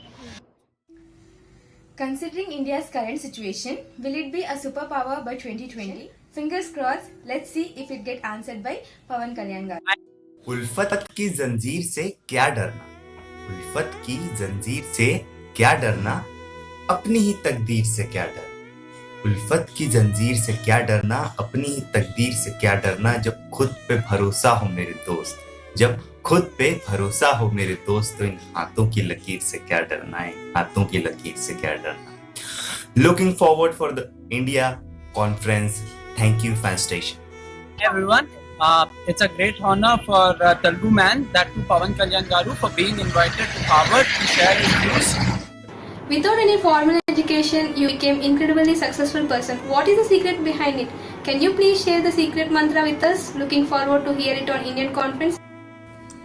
Hi, I'm Raghu. I'm from Hyderabad, currently working with an MNC. We all know that Pawan Kalyan Garu gonna present his views on India and its path in global leadership on 11th and 12th of February in Harvard University, United States of America. And I'm very much looking forward to his speech, as we all know that, and he's a big inspiration to many of us. So I'm very much excited. Hi, this is Pratyusha.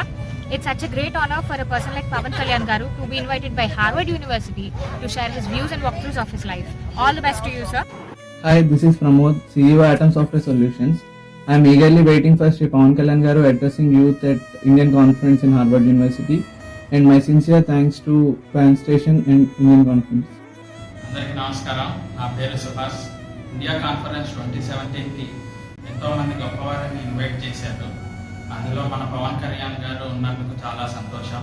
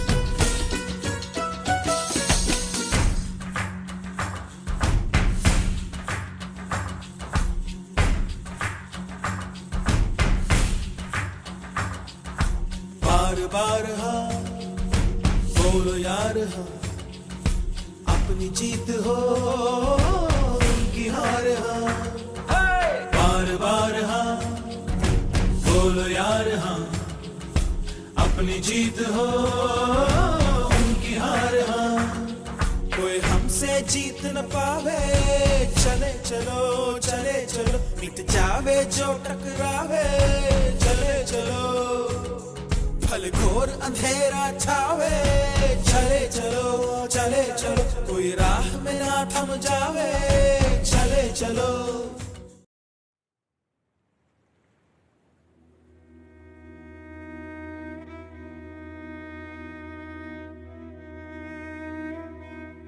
Hello everyone, this is Harshvardhan. I'm a political science graduate from Visakhapatnam. I'm really excited about first ever global address of Johnson President Pawan Kalyan sir. I'm really looking forward to his speech on how India can be a global leader in coming few years and how he's going to motivate students at Harvard. Hi, this is Kavish and I am very much enthusiastic about India Conference 2017 which is going to be held at Harvard University. And so many people, great people like Umar Abdullah, Manish Malhotra, R. Madhavan and Pawan Kalyan Garu will be coming to share their views on education, poverty, women empowerment, agriculture, etc. I feel the politics in India is in really bad condition. Everyone here wants to be a doctor, engineer, or a scientist. But what about politics? How would you motivate the youth towards politics? I would love to hear on this from Pawan Kalyan Garu at India Conference. I'm looking forward for that given. Hi, this is Jagdish. I am very much excited about Pawan Kalyan Garu as he's going to speak in India Conference 2017. As a person and as a human being, I've heard a lot and seen myself a lot. So after hearing that he's been addressing in the Harvard School today, that's been an immense proud moment for me as a Telugu person. Okay. எல்லாருக்கும் தெரியும் Power Star is going to give a speech in Harvard University tomorrow. As a hero, அவரோட speeches எப்படி இருக்கும்னு எனக்கு தெரியும். As a politician, அவரோட speech எல்லாம் வேற level. Considering India's current situation, will it be a superpower by 2020? Fingers crossed. Let's see if it gets answered by Pawan Kalyan Garu. उल्फत की जंजीर से क्या डरना, उल्फत की जंजीर से क्या डरना, अपनी ही तकदीर से क्या डरना, उल्फत की जंजीर से क्या डरना, अपनी ही तकदीर से क्या डरना, जब खुद पे भरोसा हो मेरे दोस्त, जब खुद पे भरोसा हो मेरे दोस्त, तो इन हाथों की लकीर से क्या डरना है, हाथों की लकीर से क्या डरना. Looking forward for the India conference. Thank you, fan station. Hey everyone, it's a great honor for Telugu man, that too Pawan Kalyan Garu, for being invited to Harvard to share his views. Without any formal education, you became incredibly successful person. What is the secret behind it? Can you please share the secret mantra with us? Looking forward to hear it on Indian Conference. Hi, I'm Raghu. I'm from Hyderabad, currently working with an MNC. We all know that Pawan Kalyan Garu gonna present his views on India and its path in global leadership on 11th and 12th of February in Harvard University, United States of America. And I'm very much looking forward to his speech, as we all know that, and he's a big inspiration to many of us. So I'm very much excited. Hi, this is Pratyusha. It's such a great honor for a person like Pawan Kalyan Garu to be invited by Harvard University to share his views and walkthroughs of his life. All the best to you, sir. Hi, this is Pramod, CEO Atom Software Solutions. I am eagerly waiting for Sri Pawan Kalyan Garu addressing youth at Indian Conference in Harvard University, and my sincere thanks to Fan Station and Indian Conference. అందరికీ నమస్కారం. నా పేరు Subhash. India conference 2017కి ఎంతోమంది గొప్పవారిని invite చేశారు. అందులో మన పవన్ కళ్యాణ్ గారు ఉన్నందుకు చాలా సంతోషం.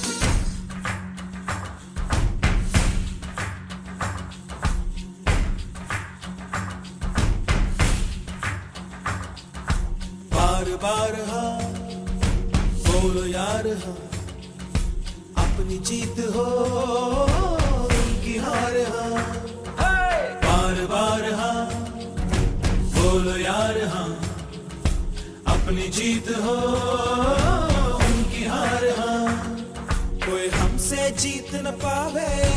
चले चलो चले चलो मिट जावे जो टकरावे।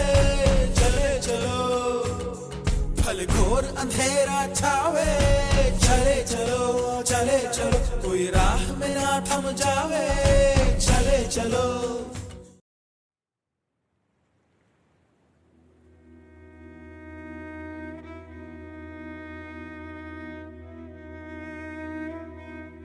Hello everyone, this is Harshvardhan.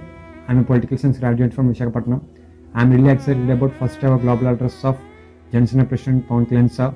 I'm really looking forward to his speech on how India can be a global leader in coming few years and how he's going to motivate students at Harvard. Hi, this is Kavish and I am very much enthusiastic about India Conference 2017 which is going to be held at Harvard University.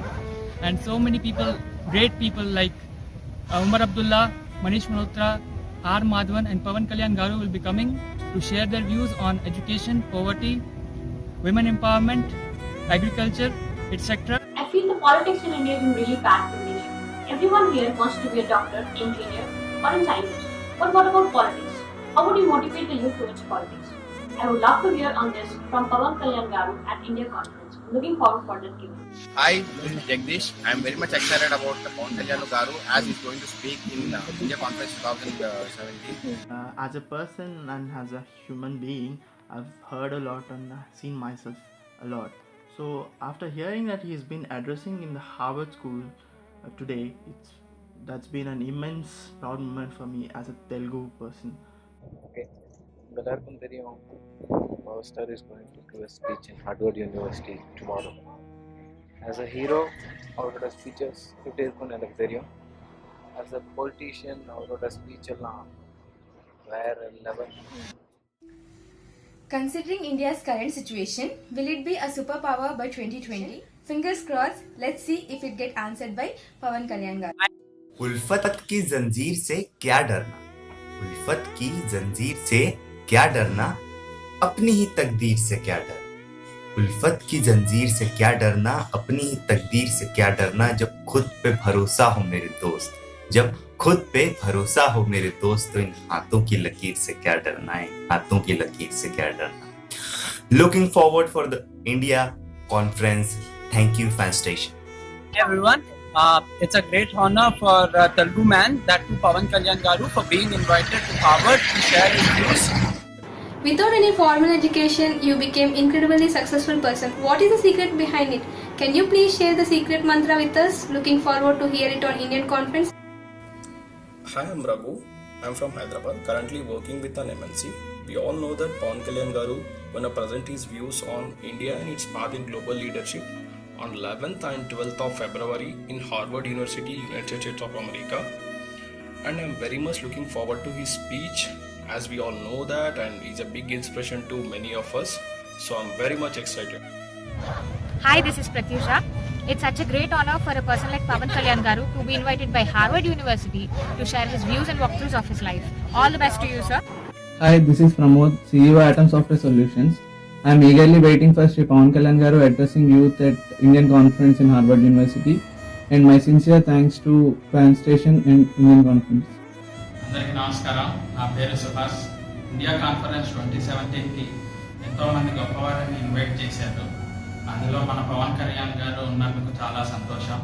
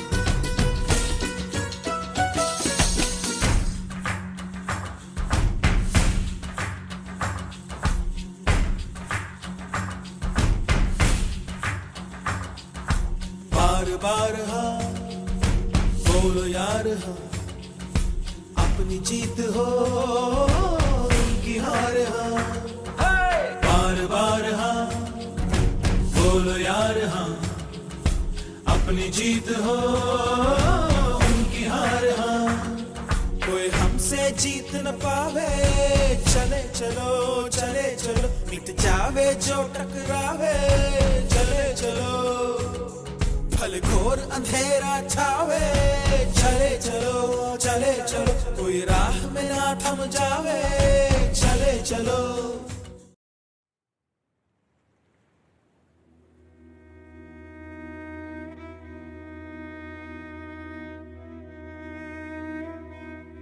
Hello everyone, this is Harshvardhan. I'm a political science graduate from Visakhapatnam.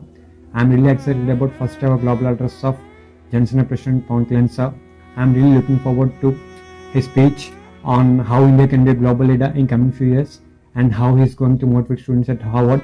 Hi, this is Kavish and I'm very much enthusiastic about India Conference 2017 which is going to be held at Harvard University. And so many people, great people like Umar Abdullah, Manish Malhotra, R. Madhavan and Pawan Kalyan Garu will be coming to share their views on education, poverty, women empowerment, agriculture, etc. I feel the politics in India is in really bad condition. Everyone here wants to be a doctor, engineer, or a scientist. But what about politics? How would you motivate the youth towards politics? I would love to hear on this from Pawan Kalyan Garu at India Conference. I'm looking forward for that given. Hi, this is Jagdish. I am very much excited about Pawan Kalyan Garu as he's going to speak in India Conference 2017. As a person and as a human being, I've heard a lot and seen myself a lot. So after hearing that he's been addressing in the Harvard School today, that's been an immense proud moment for me as a Telugu person. Okay. Belarkum Teriyum, our star is going to give a speech in Harvard University tomorrow. As a hero, அவரோட speeches எப்படி இருக்கும்னு எனக்கு தெரியும். As a politician, அவரோட speech எல்லாம் வேற level. Considering India's current situation, will it be a superpower by 2020? Fingers crossed. Let's see if it gets answered by Pawan Kalyan Garu. उल्फत की जंजीर से क्या डरना, उल्फत की जंजीर से क्या डरना, अपनी ही तकदीर से क्या डरना, उल्फत की जंजीर से क्या डरना, अपनी ही तकदीर से क्या डरना, जब खुद पे भरोसा हो मेरे दोस्त, जब खुद पे भरोसा हो मेरे दोस्त, तो इन हाथों की लकीर से क्या डरना है, हाथों की लकीर से क्या डरना. Looking forward for the India conference. Thank you, fan station. Hey everyone, it's a great honor for Telugu man, that too Pawan Kalyan Garu, for being invited to Harvard to share his views. Without any formal education, you became incredibly successful person. What is the secret behind it? Can you please share the secret mantra with us? Looking forward to hear it on Indian Conference. Hi, I'm Raghu. I'm from Hyderabad, currently working with an MNC. We all know that Pawan Kalyan Garu gonna present his views on India and its path in global leadership on 11th and 12th of February in Harvard University, United States of America. And I'm very much looking forward to his speech, as we all know that, and he's a big inspiration to many of us. So I'm very much excited. Hi, this is Pratyusha. It's such a great honor for a person like Pawan Kalyan Garu to be invited by Harvard University to share his views and walkthroughs of his life. All the best to you, sir. Hi, this is Pramod, CEO Atom Software Solutions. I am eagerly waiting for Sri Pawan Kalyan Garu addressing youth at Indian Conference in Harvard University, and my sincere thanks to Fan Station and Indian Conference. అందరికీ నమస్కారం. నా పేరు Suhas. India conference 2017కి ఎంతోమంది గొప్పవారిని invite చేశారు. అందులో మన పవన్ కళ్యాణ్ గారు ఉన్నందుకు చాలా సంతోషం.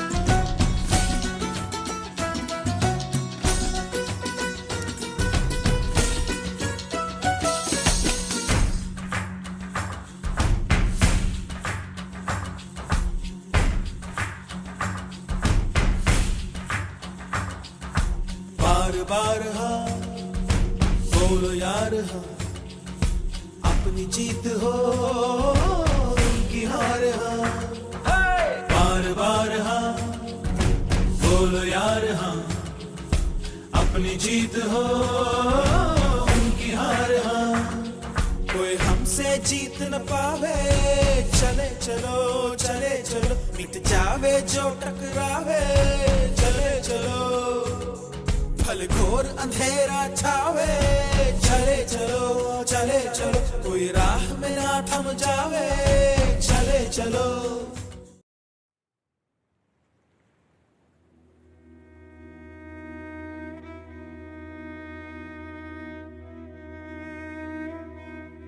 Hello everyone, this is Harshvardhan. I'm a political science graduate from Visakhapatnam. I'm really excited about first ever global address of Janasena President Pawan Kalyan sir. I'm really looking forward to his speech on how India can be a global leader in coming few years and how he's going to motivate students at Harvard. Hi, this is Kavish and I'm very much enthusiastic about India Conference 2017 which is going to be held at Harvard University. And so many people, great people like Umar Abdullah, Manish Malhotra, R. Madhavan and Pawan Kalyan Garu will be coming to share their views on education, poverty, women empowerment, agriculture, etc. I feel the politics in India is in really bad condition. Everyone here wants to be a doctor, engineer, or a scientist. But what about politics? How would you motivate the youth towards politics? I would love to hear on this from Pawan Kalyan Garu at India Conference. Looking forward for that Q&A. Hi, this is Jagdish. I am very much excited about Pawan Kalyan Garu as he's going to speak in India Conference 2017. As a person and as a human being, I've heard a lot and seen myself a lot. So after hearing that he's been addressing in the Harvard School today, that's been an immense proud moment for me as a Telugu person. Okay. எல்லாருக்கும் தெரியும் power star is going to give a speech in Harvard University tomorrow. As a hero அவரோட speeches எப்படி இருக்கும்னு எனக்கு தெரியும். As a politician அவரோட speech எல்லாம் வேற level. Considering India's current situation, will it be a superpower by 2020? Fingers crossed. Let's see if it get answered by Pawan Kalyan Garu. उल्फत की जंजीर से क्या डरना, उल्फत की जंजीर से क्या डरना, अपनी ही तकदीर से क्या डरना, उल्फत की जंजीर से क्या डरना, अपनी ही तकदीर से क्या डरना, जब खुद पे भरोसा हो मेरे दोस्त, जब खुद पे भरोसा हो मेरे दोस्त, तो इन हाथों की लकीर से क्या डरना है, हाथों की लकीर से क्या डरना. Looking forward for the India conference. Thank you, fan station. Hey everyone, it's a great honor for Telugu man, that too Pawan Kalyan Garu, for being invited to Harvard to share his views. Without any formal education, you became incredibly successful person. What is the secret behind it? Can you please share the secret mantra with us? Looking forward to hear it on Indian Conference. Hi, I'm Raghu. I'm from Hyderabad, currently working with an MNC. We all know that Pawan Kalyan Garu going to present his views on India and its path in global leadership on 11th and 12th of February in Harvard University, United States of America. And I'm very much looking forward to his speech, as we all know that, and he's a big inspiration to many of us. So I'm very much excited. Hi, this is Pratyusha.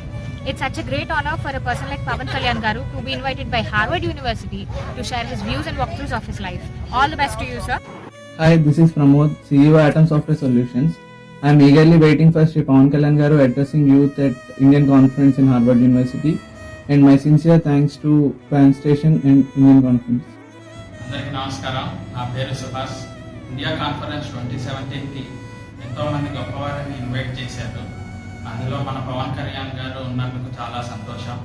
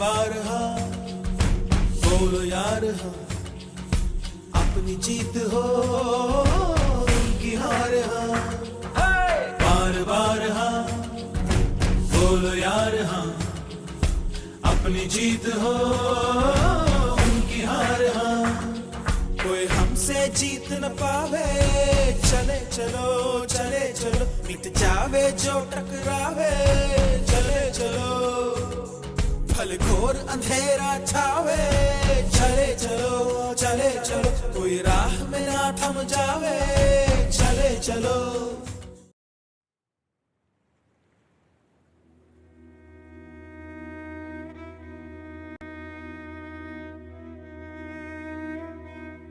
Hello everyone, this is Harshvardhan. I'm a political science graduate from Visakhapatnam. I'm really excited about first ever global address of Jansen President Pawan Kalyan sir. I'm really looking forward to his speech on how India can be a global leader in coming few years and how he's going to motivate students at Harvard. Hi, this is Kavish and I am very much enthusiastic about India Conference 2017 which is going to be held at Harvard University. And so many people, great people like Umar Abdullah, Manish Malhotra, R. Madhavan and Pawan Kalyan Garu will be coming to share their views on education, poverty, women empowerment, agriculture, etc. I feel the politics in India is in really bad condition. Everyone here wants to be a doctor, engineer, or a scientist. But what about politics?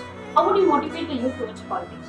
I would love to hear on this from Pawan Kalyan Garu at India Conference. Looking forward for that Q&A. Hi, this is Jagdish. I am very much excited about Pawan Kalyan Garu as he's going to speak in India Conference 2017. As a person and as a human being, I've heard a lot and seen myself a lot. So after hearing that he's been addressing in the Harvard School today, that's been an immense proud moment for me as a Telugu person. Okay. எல்லாருக்கும் தெரியும் Power Star is going to give a speech in Harvard University tomorrow. As a hero, அவரோட speeches எப்படி இருக்கும்னு எனக்கு தெரியும். As a politician, அவரோட speech எல்லாம் வேற level. Considering India's current situation, will it be a superpower by 2020? Fingers crossed, let's see if it gets answered by Pawan Kalyan Garu. उल्फत की जंजीर से क्या डरना, उल्फत की जंजीर से क्या डरना, अपनी ही तकदीर से क्या डर, उल्फत की जंजीर से क्या डरना, अपनी ही तकदीर से क्या डरना, जब खुद पे भरोसा हो मेरे दोस्त, जब खुद पे भरोसा हो मेरे दोस्त, तो इन हाथों की लकीर से क्या डरना है, हाथों की लकीर से क्या डरना. Looking forward for the India conference. Thank you, fan station. Hey everyone, it's a great honor for Telugu man, that too Pawan Kalyan Garu, for being invited to Harvard to share his views. Without any formal education, you became incredibly successful person. What is the secret behind it? Can you please share the secret mantra with us? Looking forward to hear it on Indian Conference. Hi, I'm Raghu. I'm from Hyderabad, currently working with an MNC. We all know that Pawan Kalyan Garu going to present his views on India and its path in global leadership on 11th and 12th of February in Harvard University, United States of America. And I'm very much looking forward to his speech, as we all know that, and he's a big inspiration to many of us. So I'm very much excited. Hi, this is Pratyusha. It's such a great honor for a person like Pawan Kalyan Garu to be invited by Harvard University to share his views and walkthroughs of his life. All the best to you, sir. Hi, this is Pramod, CEO Atom Software Solutions. I am eagerly waiting for Sri Pawan Kalyan Garu addressing youth at Indian Conference in Harvard University, and my sincere thanks to Fan Station and Indian Conference. అందరికీ నమస్కారం. నా పేరు Subhash. India conference 2017కి ఎంతోమంది గొప్పవారిని invite చేశారు. అందులో మన పవన్ కళ్యాణ్ గారు ఉన్నందుకు చాలా సంతోషం.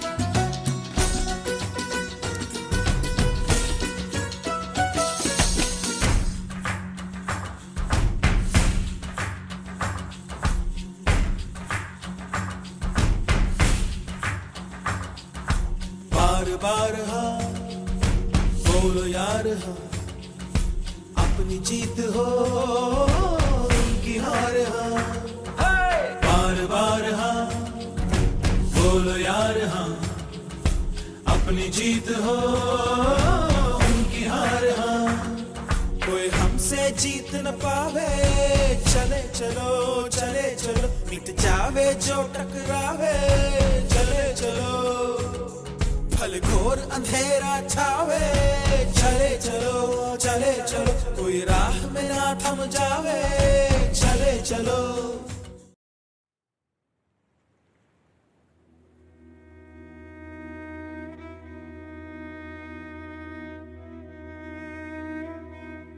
Hello everyone, this is Harshvardhan. I'm a political science graduate from Visakhapatnam. I'm really excited about first ever global address of Johnson President Pawan Kalyan sir. I'm really looking forward to his speech on how India can be a global leader in coming few years and how he's going to motivate students at Harvard. Hi, this is Kavish and I'm very much enthusiastic about India Conference 2017 which is going to be held at Harvard University. And so many people, great people like Umar Abdullah, Manish Malhotra, R. Madhavan and Pawan Kalyan Garu will be coming to share their views on education, poverty, women empowerment, agriculture, etc. I feel the politics in India is in really bad condition. Everyone here wants to be a doctor, engineer, or a scientist. But what about politics? How would you motivate the youth towards politics? I would love to hear on this from Pawan Kalyan Garu at India Conference. Looking forward for that Q&A. Hi, this is Jagdish. I am very much excited about Pawan Kalyan Garu as he's going to speak in India Conference 2017. As a person and as a human being, I've heard a lot and seen myself a lot. So after hearing that he's been addressing in the Harvard School today, that's been an immense proud moment for me as a Telugu person. Okay. எல்லாருக்கும் தெரியும் power star is going to give a speech in Harvard University tomorrow. As a hero அவரோட speeches எப்படி இருக்கும்னு எனக்கு தெரியும். As a politician அவரோட speech எல்லாம் வேற level. Considering India's current situation, will it be a superpower by 2020? Fingers crossed. Let's see if it get answered by Pawan Kalyan Garu. उल्फत की जंजीर से क्या डरना, उल्फत की जंजीर से क्या डरना, अपनी ही तकदीर से क्या डर, उल्फत की जंजीर से क्या डरना, अपनी ही तकदीर से क्या डरना, जब खुद पे भरोसा. It's a great honor for Telugu man, that too Pawan Kalyan Garu, for being invited to Harvard to share his views. Without any formal education, you became incredibly successful person. What is the secret behind it? Can you please share the secret mantra with us? Looking forward to hear it on Indian Conference. Hi, I'm Raghu. I'm from Hyderabad, currently working with an MNC. We all know that Pawan Kalyan Garu going to present his views on India and its path in global leadership on 11th and 12th of February in Harvard University, United States of America. And I'm very much looking forward to his speech, as we all know that, and he's a big inspiration to many of us. So I'm very much excited. Hi, this is Pratyusha. It's such a great honor for a person like Pawan Kalyan Garu to be invited by Harvard University to share his views and walkthroughs of his life. All the best to you, sir. Hi, this is Pramod, CEO Atom Software Solutions. I am eagerly waiting for Sri Pawan Kalyan Garu addressing youth at Indian Conference in Harvard University, and my sincere thanks to Pan Station and Indian Conference. అందరికీ నమస్కారం. నా పేరు Suhas. India conference 2017కి ఎంతోమంది గొప్పవారిని invite చేశారు.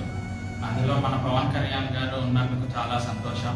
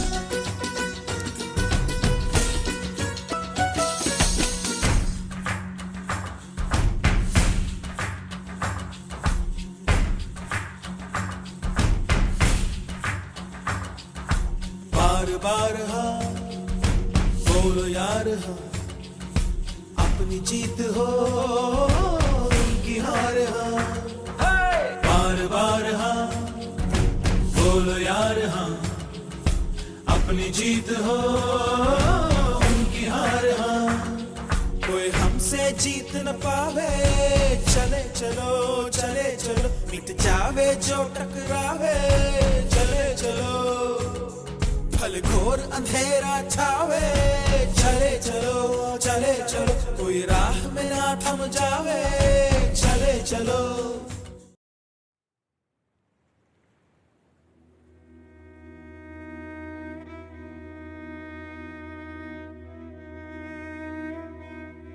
Hello everyone, this is Harshvardhan.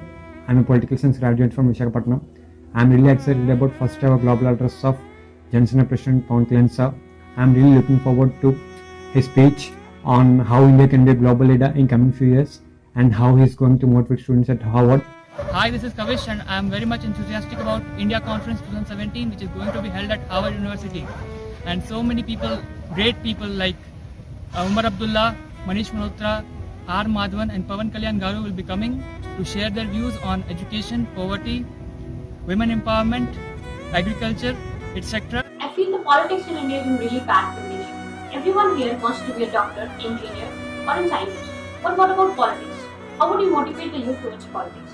I would love to hear on this from Pawan Kalyan Garu at India Conference. I'm looking forward for that given.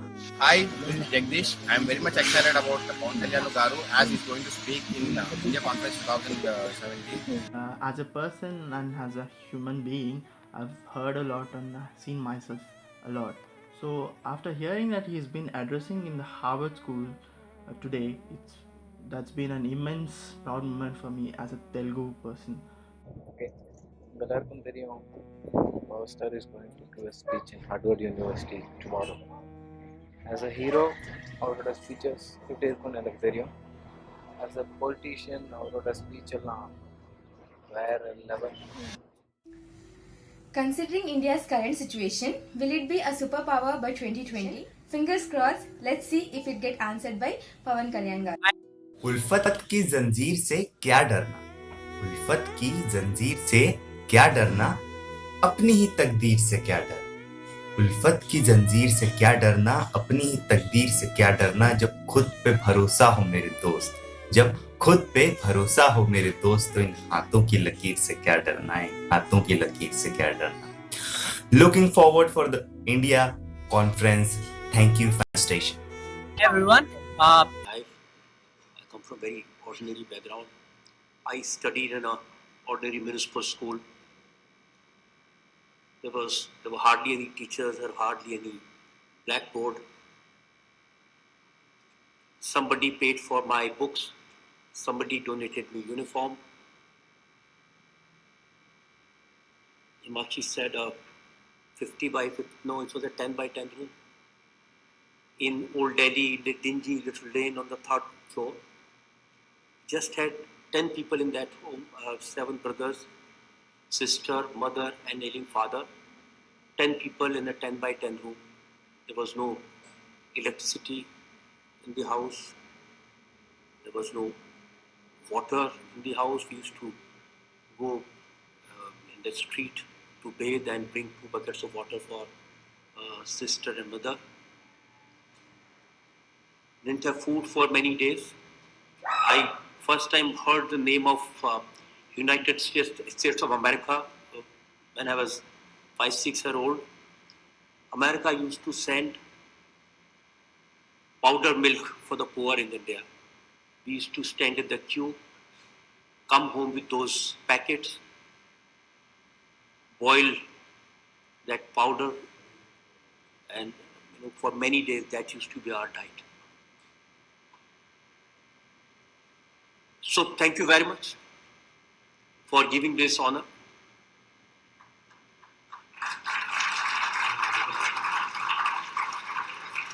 It's a long journey. So I studied in Shri Ram College of Commerce, a great institution, world-class institution. This is where it's changed my life. But today is a very, very special day in my life. Not one because I'm here in front of you. Also, This day, 23 years ago, changed my life.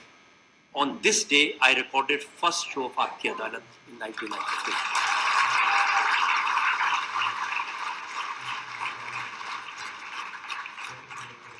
I've had the privilege for 23 years running this show, which has been, got so much of love, affection of people from my country, all over the world, wherever Indians are. 23 years, the show has been top-rated show week after week. I've had the privilege of inviting political leaders, film stars, cricket stars, celebrities, ask them questions, grill them, as some say. But I've always asked them questions which public wanted to know. As an editor, somebody would say you ask them about nuclear disarmament, ask them about the international policies, but no. I've kept this show a people's show, and that's why people have loved it. And no one who has been on the show all these 23 years complained. First time, there was a show where we made the political leaders, celebrities, film stars accountable to what they were doing. And this probably is the media trial. And why not? People who have come on the show, they never complained. Public loved it. They have been watching it week after week. And that's why I always say, if there has to be a media trial, this is the way it should be. Ask questions without fear, without bias, without thinking twice. But there are people who have complaints with media trial. This is what we keep hearing all the time. We hear it from political leaders. We hear it in the court cases. We hear it at various forums. India is complaining about media trial. Who are these people? Who are these people who don't want to be tried? I'll give you a few examples. It was 2 years ago, I think, March 2014. One leader who is now the Chief Minister of Delhi,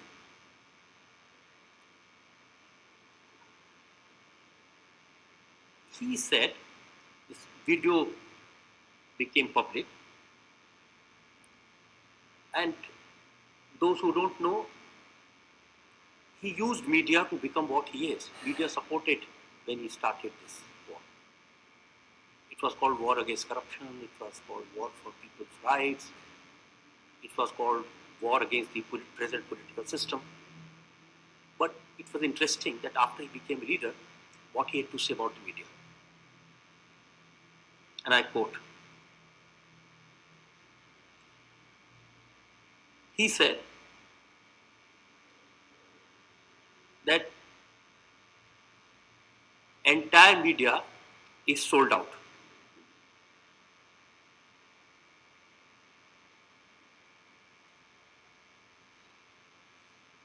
Let me just give you the exact quote.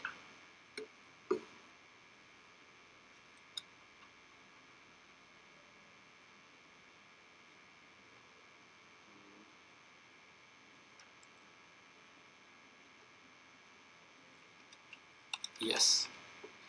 Actually, I had written a long speech, but I thought, while talking to you, when I met some students here, they asked me questions. We've been waiting since morning.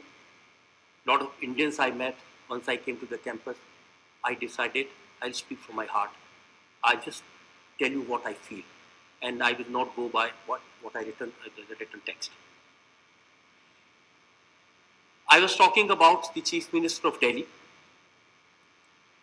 March 15, 2014, he said, the whole media is sold out. It is a big conspiracy. If our government comes to power, we will set up an inquiry against media for promoting Modi, and all such media people will be sent to jail. Now, February 3, 2015, almost a year later, what Prime Minister Modi says, polls, surveys, opinion polls, they were not favorable to BJP that time. He said a conspiracy has been hatched by the Bazaru log in media. Media has been bought to mislead the country with such surveys. What kind of people they are, they have no place in the history, they have no place in public life. And then, more recently, Mr. Rahul Gandhi, he said, all of you have been bought by Modi. All of you are stooges of Modi. Don't be scared. When we come into power, we will not treat you like this. I don't know whether they will ever come to power.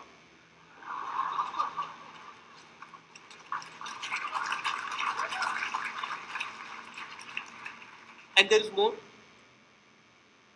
One minister in the present government, he called media prostitutes. And I can give you more and more quotes and more examples like this. All such statements made me very worried. And I thought, what has happened to the politicians in India? And I thought, why are they saying things like this? And then came champion of champions against media, Mr. Trump, who said all media is sold out, exactly what Kejriwal had said. They are the most dishonest people on the earth, exactly what others have said. And he told the CNN reporter, your organization is terrible, you are fake. And in India, politicians said it once, they realized, probably they corrected themselves, but he says it every day. So I think the challenge is before the American media, not before the Indian media. That way we, quite comfortable. We don't have a Trump with us. I think the problem with the political leadership, this is happening all over the world, where media is being bashed, because first they use the media. They use the media to get the position of power, and when they are in the position of power, they abuse the media. This exactly is the challenge. This exactly which I've been feeling. All these years, when I've invited people for my show, I've asked them questions. When Amir Khan came, he was in great controversy. He had said that his wife said that she should leave India because India has become intolerant. He came for the show. I asked him. He very happily answered, explained. When Narendra Modi came for the show, I asked him the most difficult question which he had to answer. I asked him, if you become Prime Minister, you think the Muslims in India will have to fear? He said, no, everyone will have the same rights. And he said that sabka saath sabka vikas. Very first time he said that everyone has to participate in the development of the country. I asked him, there is a political leader, I don't know how many of you have heard, there is a man called Azam Khan, he is a leader from UP. I asked Modi that Mr. Azam Khan is saying, he said that in Hindi, kutte ke pille ke bade bhai, the elder brother of a puppy. So to this, that time Narendra Modi said, tell him, dog is the most faithful animal, and I will be faithful to the people of this country. Difficult questions are asked, People have no difficulty in answering them, provided the intention is right. Provided you are not biased, provided you are balanced, provided you are fearless. In last few years, things have changed, and not only in India, they have changed all over the world.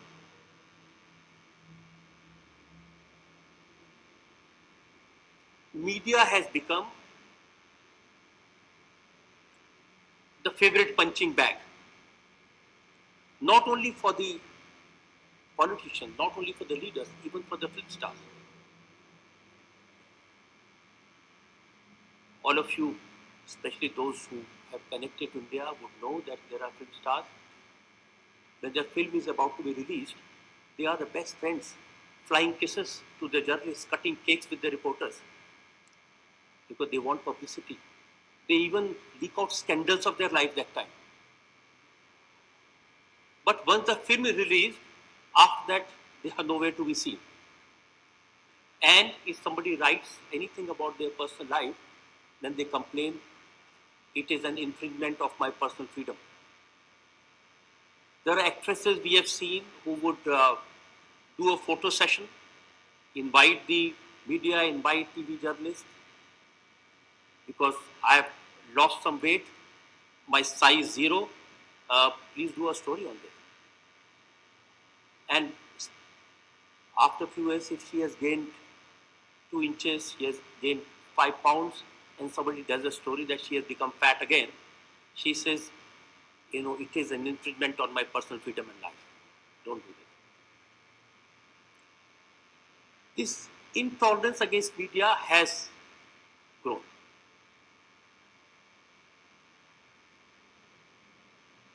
I have always fought for the freedom of the press.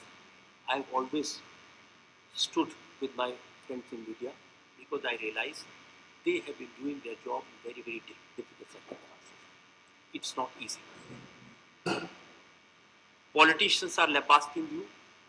Film stars are complaining against you. Day after day, somebody or the other, some of the lawyer friends who are sitting here, they will agree with me.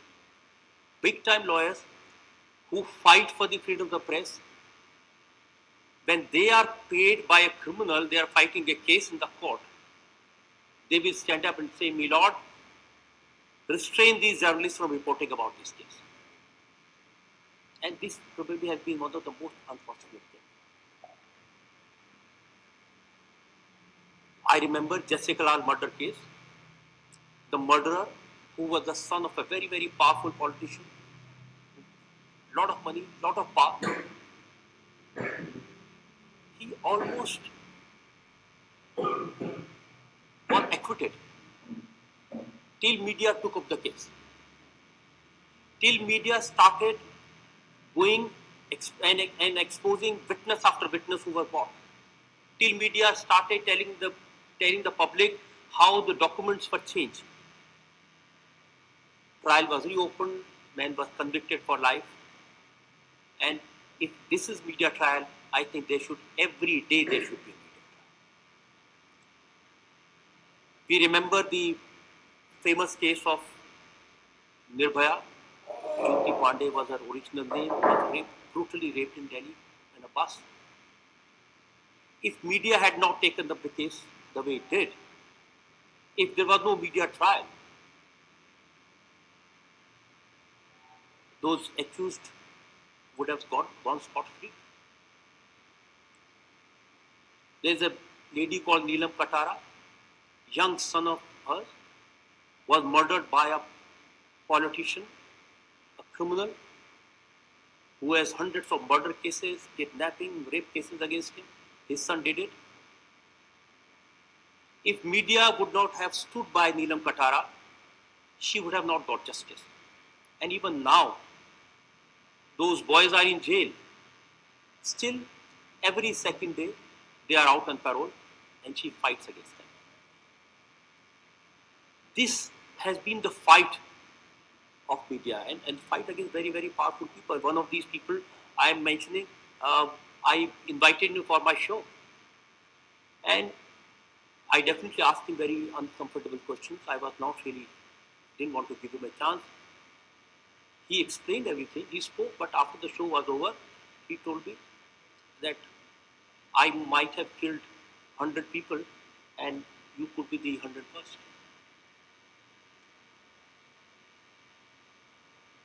This is the kind of people that we, and I can tell you the result of this kind of campaign which media has run is now any political party, before taking help of a criminal, before fielding a criminal as a candidate, they think twice.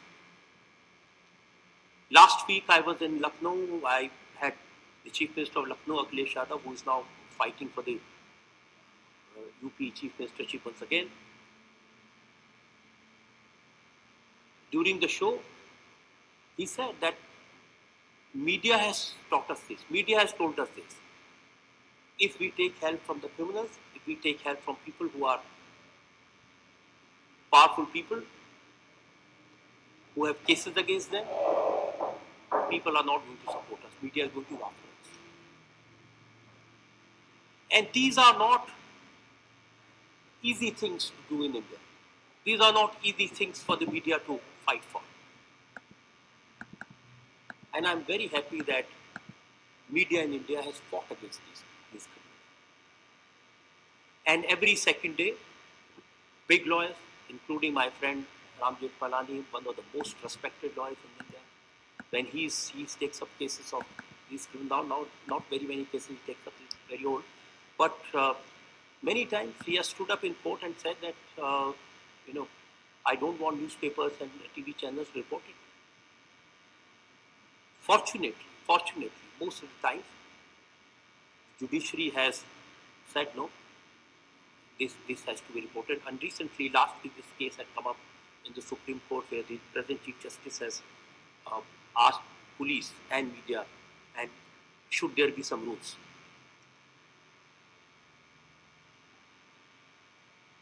It is not only the judiciary, it is not only the lawyers, not only the politicians, it is not only the, even people who are in public life, people who are celebrities, NGOs, they also have complained.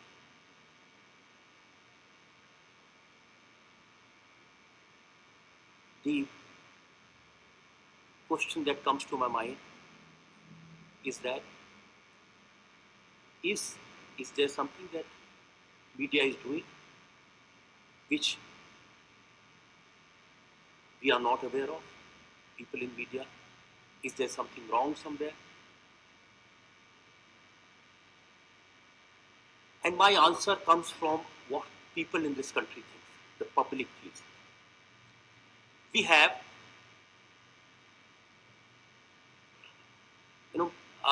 I must share this with you, almost 20 years I had the privilege of starting the first private news bulletin in India. Before that, it's only Doordarshan, this was a government TV. And when we started this private news, 20 years ago, from one bulletin, today it has become 800 news channels in the country. 800 news channels in India. And there are 83,000 newspapers.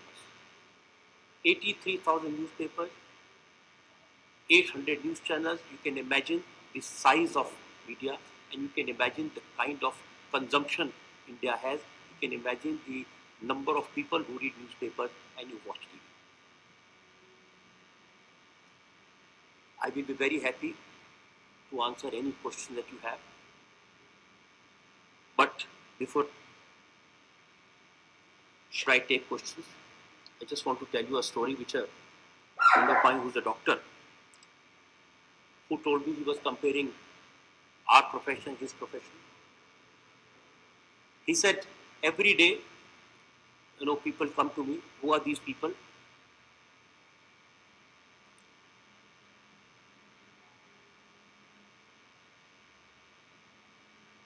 They are eating samosas on the roadside made in lousy oil. They eat unhygienic food. They drink,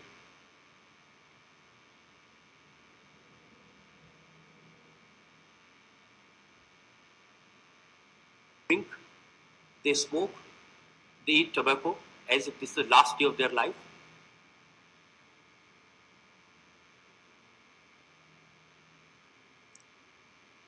And the doctor prescribes them a medication very seriously.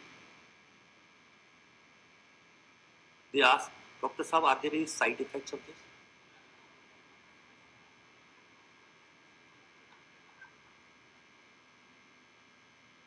And this is what has been happening to us. People enjoy the news, people watch it, but they ask, are there any side effects to it?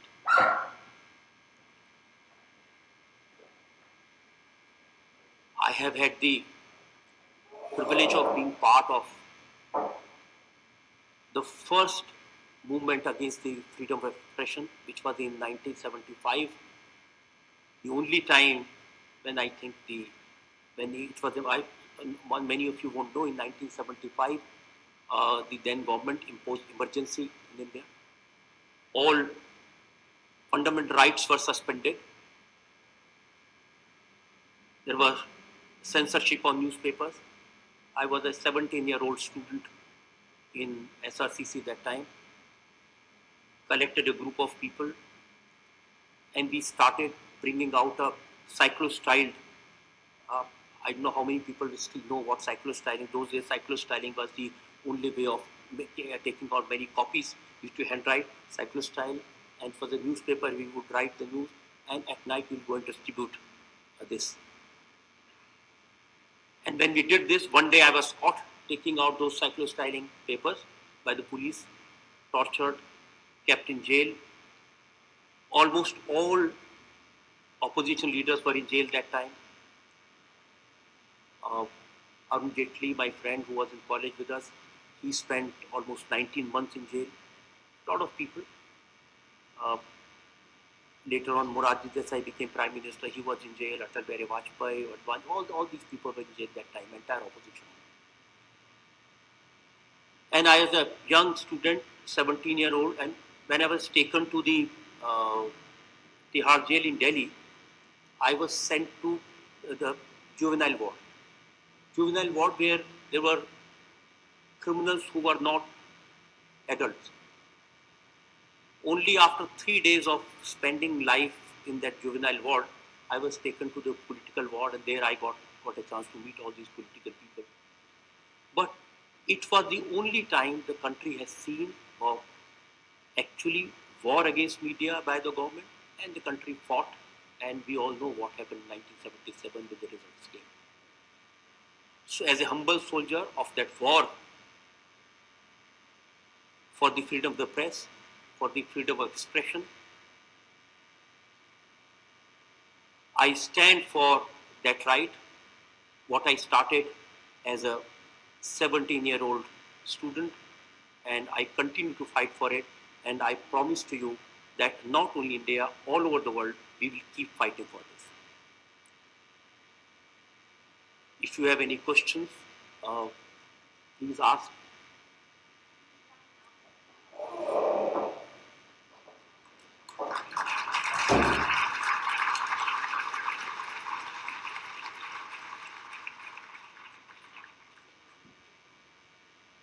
Okay. Can you raise hand? Hello? Yes, sir. Hello. Yeah. Hi. Namaste. Namaste, Padma Bhushan Raj Sharma ji. My name is Arun Kumar. I hope you remember me. I wrote a handwritten letter to you after you got Padma Bhushan award. You are the main reason why I have developed respect for media in my life. So I would like to thank you for all your unbiased reporting. I drove 5 hours only to see you today to Howard. My question for you is, in your 20 plus years of experience, because of reporting unbiased coverage, did you ever receive death threats because I publish editorials. It's been only few months. I received some threats already. Albeit not depth in nature. So did you receive any threats? Not many. One I got, which I mentioned just now. And how did you handle? I didn't bother. I think, once you are in this profession, you have to be prepared for this. Thank you. Yeah. Thanks for coming here, sir, and it's a very great honor. The question I have is, in your 21 years, do you have a thought, like a particular question that you didn't get a chance to ask? And the second question is, if you get a chance to ask Mr. Trump, what question you will ask? See, second question first. I would love to have Mr. Trump in Aapki Adalat. And I can tell you, it will be the most interesting show I have ever done. Because whatever it is, he's very interesting, he talks well, and he talks without thinking.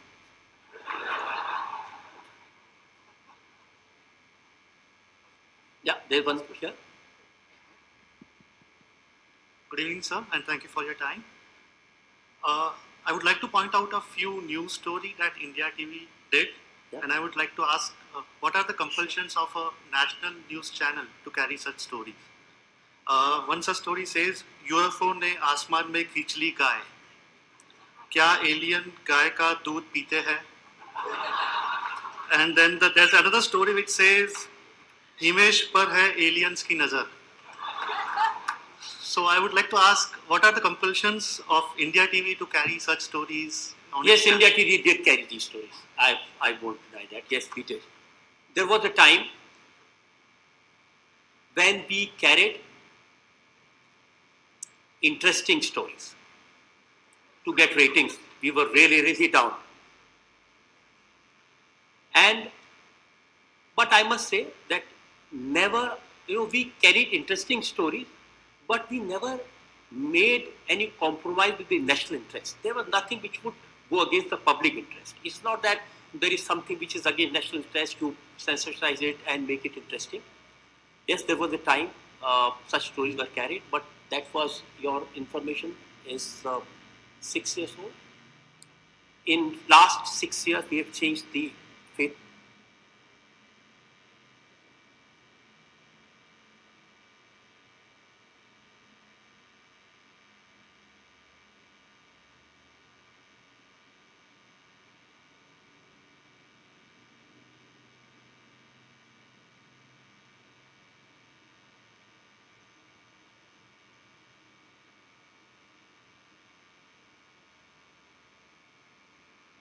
Of India TV, we have made the change in look of India TV.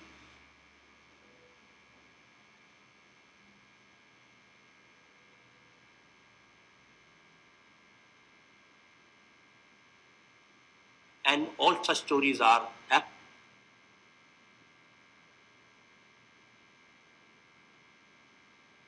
absolute no, and only the stories which are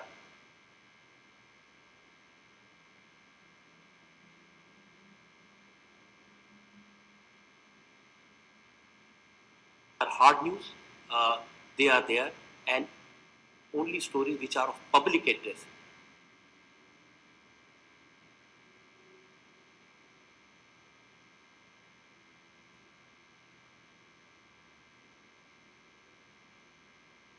Are there. We changed it completely. Thank you, sir. And I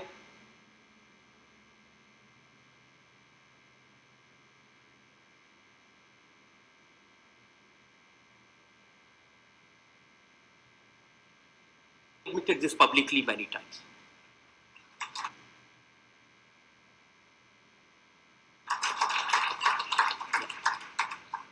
Rajat, what's your view on this new trend where politicians directly reach out to audiences via social media, bypassing much of the traditional media? It is those politicians who don't want to answer, who are not accountable. They use Twitter, one-way communication. There is nothing that you can ask them. And in India, now I'm seeing more and more politicians, they come for a press conference, they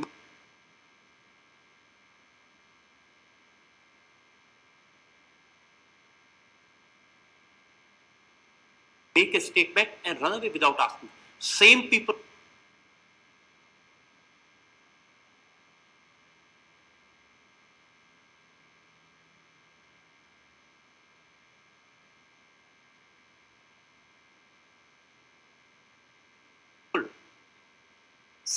who were very friendly with media, who used to be sitting with media people day and night, once they become chief minister, once they become ministers, they want to have one-way communication. They don't want to answer. And this is something that we have to fight. We have to make every politician, whether it is Modi or it is Trump, accountable to the public of this world. That's the challenge. Thank you. Yes. Your mic is not working. Yeah. Yeah, you have talked about media trials, but there is another aspect to media is media investigation and media reporting. And has these two parts of media investigation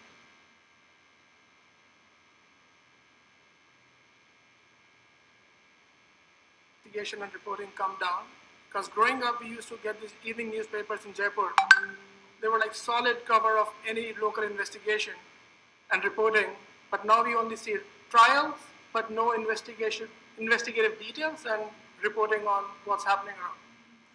You see, as I said, there are 83,000 newspapers in India. There are black sheep. There are people who don't investigate properly. But when I talk about national media, whether TV or the newspapers, the level of investigation has really gone up. With the new digital devices and with the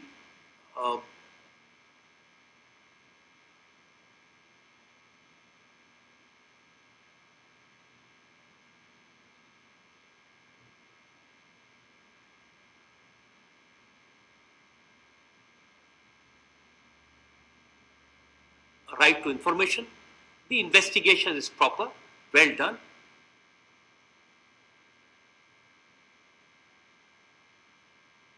And now there are agencies, Press Council of India, and for the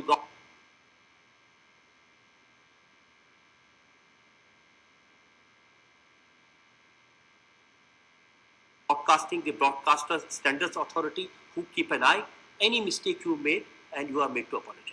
So I would say the standard has really gone up, and it will go up. The TV media, especially, very nascent, just 20 years. So it will take a while. But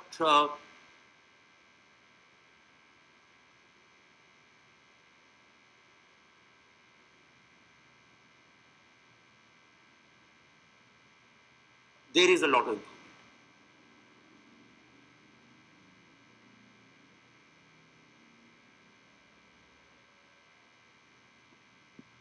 Thank you, Rajatji. We really appreciate you coming to Boston and spending some time with us. And as I said, 20 years back when we were in India, we used to watch your show, and that's how we grew up. My question is a very straightforward question. What's the role of money and political money in media? I saw, I know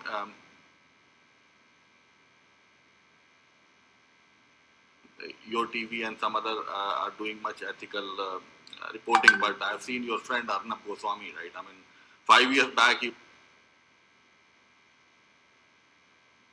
was all over bashing BJP and Modi and everyone, and then a news came that he has 100 crores times now has a 100 crore loan or something, and 2 days after he shows up and he becomes nationalist, right? And his news is now basically pro Modi and he bashes everyone else. So what happened? Kya ho gaya? I'll tell you what I believe in. I don't want to comment what others have become. But to me, if you are in media, you have to be free, you have to be unbiased, You have to be fair, and most important, you have to be fearless. Should not allow any corporate, any government, any powerful politician, any celebrity, anyone who has money, who has power, who is to put you down. This is most important. I don't want to comment on what Arnab Bhai has done and what he's doing, but I think the people in India and I think the world over, they love those journalists who believe in being free, fair and fearless. That's it. Hello Rajat ji, Harvard University की अदालत में आपका स्वागत है। और आपने कहा कि fearless questions पूछे जाएं. Let me ask you a question that is really tough for you maybe. Let's start from your background, sir. You started from the Delhi University, sir, and you were a part of ABVP since from those days. When you were great friends of Jaitley and Vijay Goyal, you were a general secretary there. And then in 1997, you played a very good role in BJP and BSP coalition as well. And before the election as well, Modi ji invited you personally to help Amit Shah, to give him a tips in a UP election as well. As we go through the Mr. Shatrughan Sinha statement, I quote him, is saying that Sharma today is more influential than many ministers in the cabinet. He can get a seat in any house, any award because he knows everyone. And in March, Sharma, you were awarded a Padam Bhushan, sir. According to a RTI that was filed by Indian Express, your name was not even in the nominee list, and you got a Padam Bhushan on the basis of recommendation of Mr. Jaitley. And again, one more question, sir. When Arvind Kejriwal, he actually filed a defamation, and Arun Jaitley filed a defamation case against Mr. Arvind Kejriwal, you are the person who came forward to help your friend and then say, okay, I am here, and you put affidavit in the court and saying that you are putting him as a, you give an affidavit in the court saying that my friend is honest and he is nowhere relation with a DDCA scam at all as well. As you go through your all those people, those who are share in your company are Mr. Ambani, Mr. Adani, and the same two personalities are known for putting money in BJP as well. As you see the list of your guests in your 21st anniversary, they were all people available. Mr. Modi, Mr. Sinha, Smriti Irani, all these BJP leaders are present there. So the question is, how would you defend yourself, sir, if somebody say that you are biased, sir? This is the first question. Second question,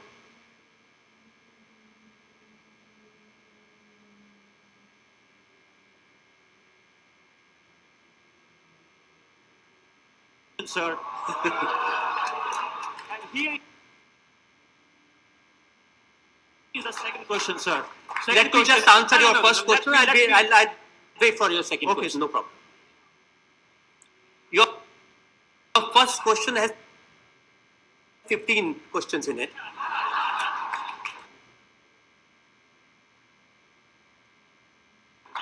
Let me try remembering all of them. One, you said in Aapki Adalat, all of were there. All of these people were there, 21 years. Yes. 21 years of Aapki Adalat was a show where I invited all the people who had appeared on my show during 21 years. Narendra Modi had appeared on my show, Pranab Mukherjee had appeared on my show, Sushil Kumar Shinde had appeared on my show, Shah Rukh Khan had appeared on my show, Amir Khan had appeared on my show, Vijay Mallya had appeared on my show. They were all there. Him,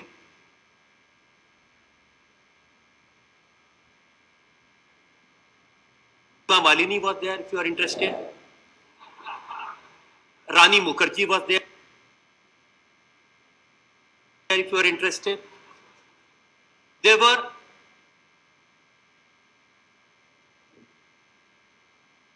$1,000 people I've invited for my show, and obviously when I celebrated 21 years, so they were all there.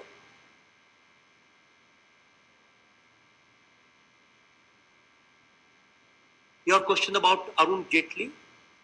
Arun Jaitley, I have known for last 44 years. And I don't think in Indian politics, anyone more honest, whose integrity is undoubted. I've seen him for 44 years, not a spot on his life.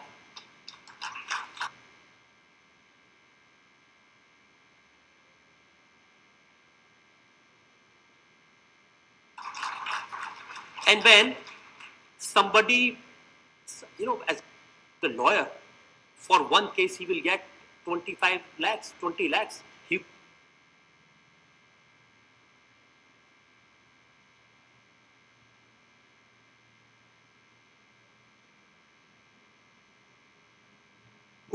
He could earn one crore a day.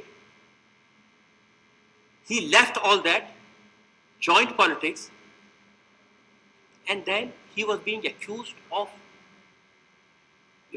by Kejriwal and his people for 5,000 rupees, for 10,000 rupees. I thought if I don't come up and stand by him, I will be doing injustice to the people of this country.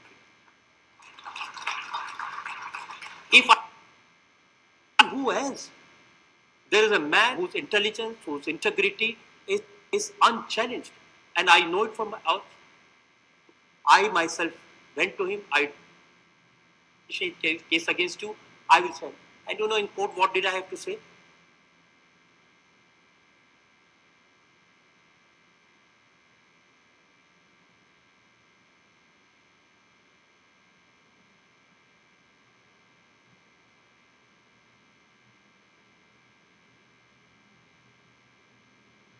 This is what I had to say.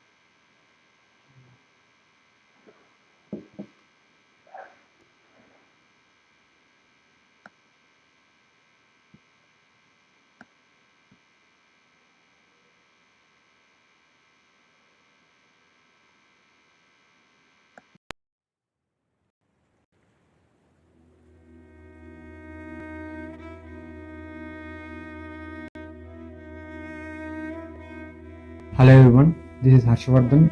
I'm a political science graduate from Visakhapatnam. I'm really excited about first ever global address of Janasena President Pawan Kalyan sir. I'm really looking forward to his speech on how India can be a global leader in coming few years and how he's going to motivate students at Harvard. Hi, this is Kavish and I am very much enthusiastic about India Conference 2017 which is going to be held at Harvard University.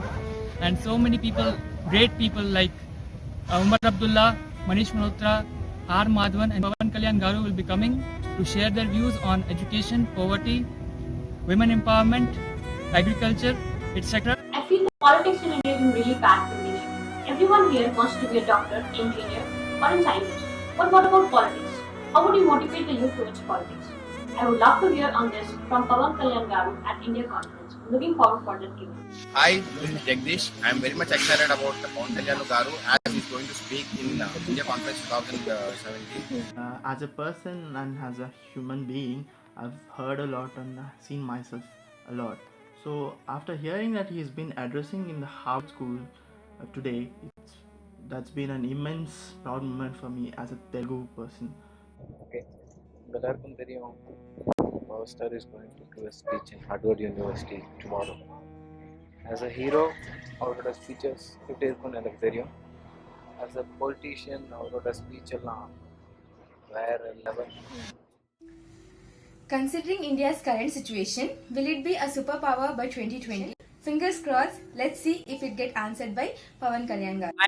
उल्फत की जंजीर से क्या डरना, उल्फत की जंजीर से क्या डरना, अपनी ही तकदीर से क्या डर, उल्फत की जंजीर से क्या डरना, अपनी ही तकदीर से क्या डरना, जब खुद पे भरोसा हो मेरे दोस्त, जब खुद पे भरोसा हो मेरे दोस्त, तो इन हाथों की लकीर से क्या डरना है, हाथों की लकीर से क्या डरना. Looking forward for the India conference. Thank you, fan station. Hey everyone, it's a great honor for Telugu man, that too Pawan Kalyan Garu, for being invited to Harvard to share his views. Without any formal education, you became incredibly successful person. What is the secret behind it? Can you please share the secret mantra with us? Looking forward to hear it on Indian Conference. Hi, I'm Raghu. I'm from Hyderabad, currently working with an MNC. We all know that Pawan Kalyan Garu going to present his views on India and its path in global leadership on 11th and 12th of February in Harvard University, United States of America. And I'm very much looking forward to his speech, as we all know that, and he's a big inspiration to many of us. So I'm very much excited. Hi, this is Pratyusha. It's such a great honor for a person like Pawan Kalyan Garu to be invited by Harvard University to share his views and walkthroughs of his life. All the best to you, sir. Hi, this is Pramod, CEO Atom Software Solutions. I am eagerly waiting for Sri Pawan Kalyan Garu addressing youth at Indian Conference in Harvard University, and my sincere thanks to Pan Station and Indian Conference. అందరికీ నమస్కారం. నా పేరు Subhash. India conference 2017కి ఎంతోమంది గొప్పవారిని invite చేశారు. అందులో మన పవన్ కళ్యాణ్ గారు ఉన్నందుకు చాలా సంతోషం.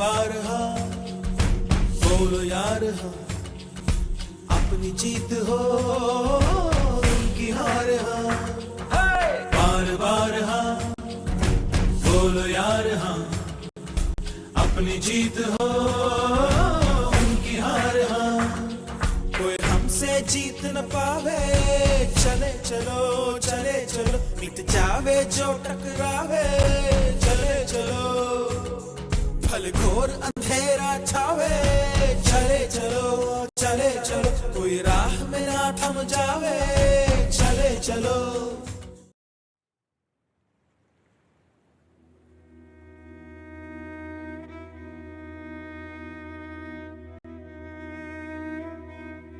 Hello everyone, this is Harshvardhan. I'm a political science graduate from Visakhapatnam.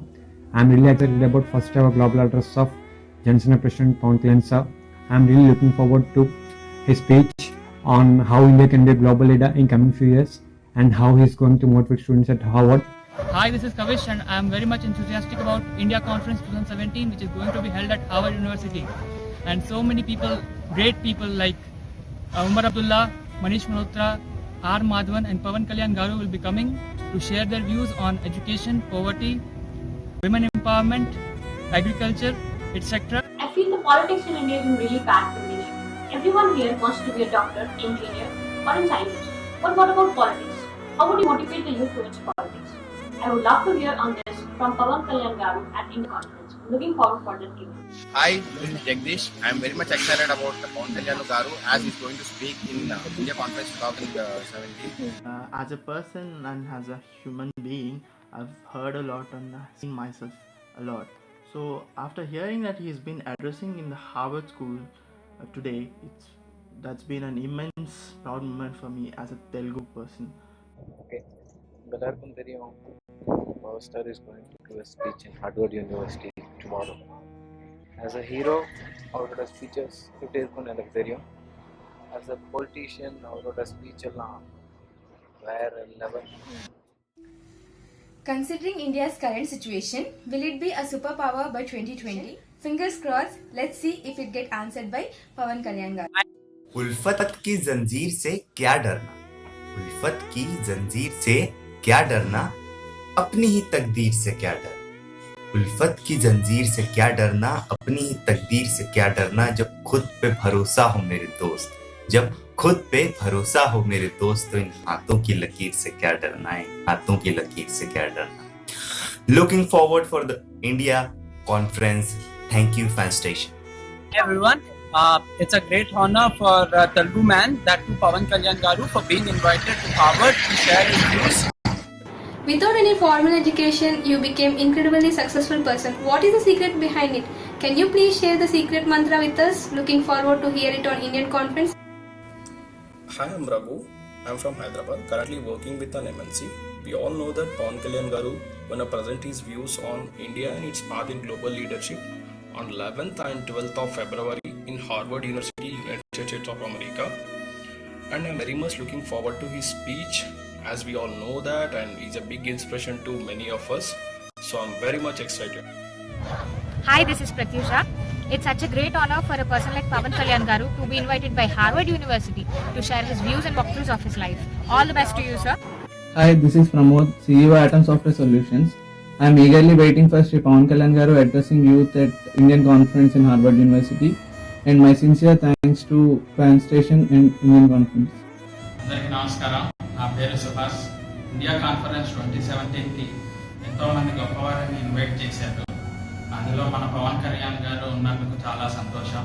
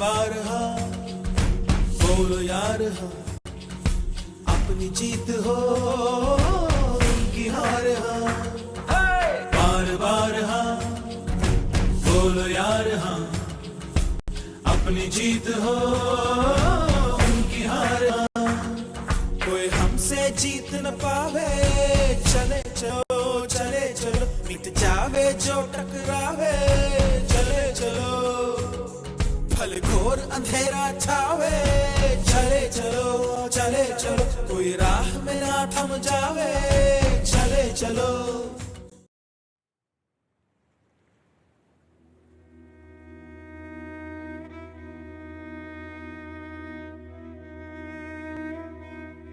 Hello everyone, this is Harshvardhan. I'm a political science graduate from Visakhapatnam. I'm really excited about first ever global address of Johnson President Pawan Kalyan sir. I'm really looking forward to his speech on how India can be a global leader in coming few years and how he's going to motivate students at Harvard. Hi, this is Kavish and I am very much enthusiastic about India Conference 2017 which is going to be held at Harvard University. And so many people, great people like Umar Abdullah, Manish Malhotra, R. Madhavan and Pawan Kalyan Garu will be coming to share their views on education, poverty, women empowerment, agriculture, etc. I feel the politics in India is in really bad condition. Everyone here wants to be a doctor, engineer, or a scientist. But what about politics? How would you motivate the youth towards politics? I would love to hear on this from Pawan Kalyan Garu at India Conference. I'm looking forward for that given. Hi, this is Jagdish. I am very much excited about Pawan Kalyan Garu as he's going to speak in India Conference 2017. As a person and as a human being, I've heard a lot and seen myself a lot. So after hearing that he's been addressing in the Harvard School today, that's been an immense proud moment for me as a Telugu person. Okay. எல்லாருக்கும் தெரியும் Power Star is going to give a speech in Harvard University tomorrow. As a hero, அவரோட speeches எப்படி இருக்கும்னு எனக்கு தெரியும். As a politician, அவரோட speech எல்லாம் வேற level. Considering India's current situation, will it be a superpower by 2020? Fingers crossed, let's see if it gets answered by Pawan Kalyan Garu. उल्फत की जंजीर से क्या डरना, उल्फत की जंजीर से क्या डरना, अपनी ही तकदीर से क्या डरना, उल्फत की जंजीर से क्या डरना, अपनी ही तकदीर से क्या डरना, जब खुद पे भरोसा हो मेरे दोस्त, जब खुद पे भरोसा हो मेरे दोस्त, तो इन हाथों की लकीर से क्या डरना है, हाथों की लकीर से क्या डरना. Looking forward for the India conference. Thank you, fan station. Hey everyone, it's a great honor for Telugu man, that too Pawan Kalyan Garu, for being invited to Harvard to share his views. Without any formal education, you became incredibly successful person. What is the secret behind it? Can you please share the secret mantra with us? Looking forward to hear it on Indian Conference. Hi, I'm Raghu. I'm from Hyderabad, currently working with an MNC. We all know that Pawan Kalyan Garu gonna present his views on India and its path in global leadership on 11th and 12th of February in Harvard University, United States of America. And I'm very much looking forward to his speech, as we all know that, and he's a big inspiration to many of us. So I'm very much excited. Hi, this is Pratyusha. It's such a great honor for a person like Pawan Kalyan Garu to be invited by Harvard University to share his views and walkthroughs of his life. All the best to you, sir. Hi, this is Pramod, CEO Atom Software Solutions. I am eagerly waiting for Sri Pawan Kalyan Garu addressing youth at Indian Conference in Harvard University, and my sincere thanks to Fan Station and Indian Conference. అందరికీ నమస్కారం. నా పేరు Subhash. India conference 2017కి ఎంతోమంది గొప్పవారిని invite చేశారు. అందులో మన పవన్ కళ్యాణ్ గారు ఉన్నందుకు చాలా సంతోషం.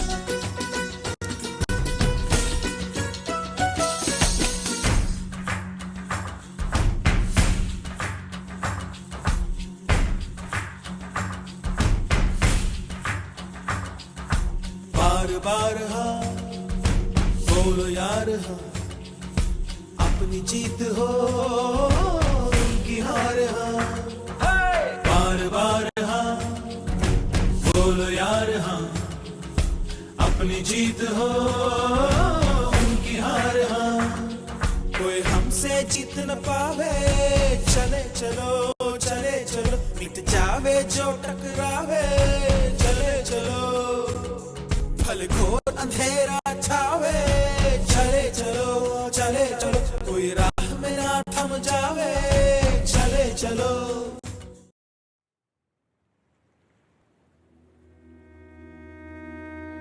as well.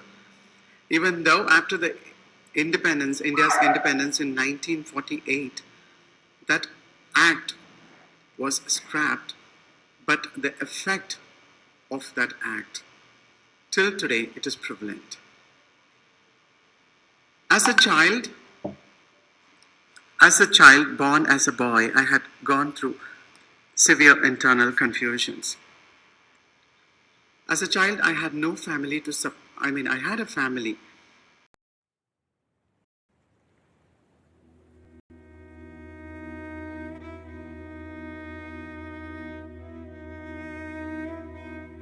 Hello everyone, this is Harshvardhan. I'm a political science graduate from Visakhapatnam. I'm really excited about first ever global address of Johnson President Pawan Kalyan sir. I'm really looking forward to his speech on how India can be a global leader in coming few years and how he's going to motivate students at Harvard. Hi, this is Kavish and where I studied, not only by my fellow students, but also by my teachers.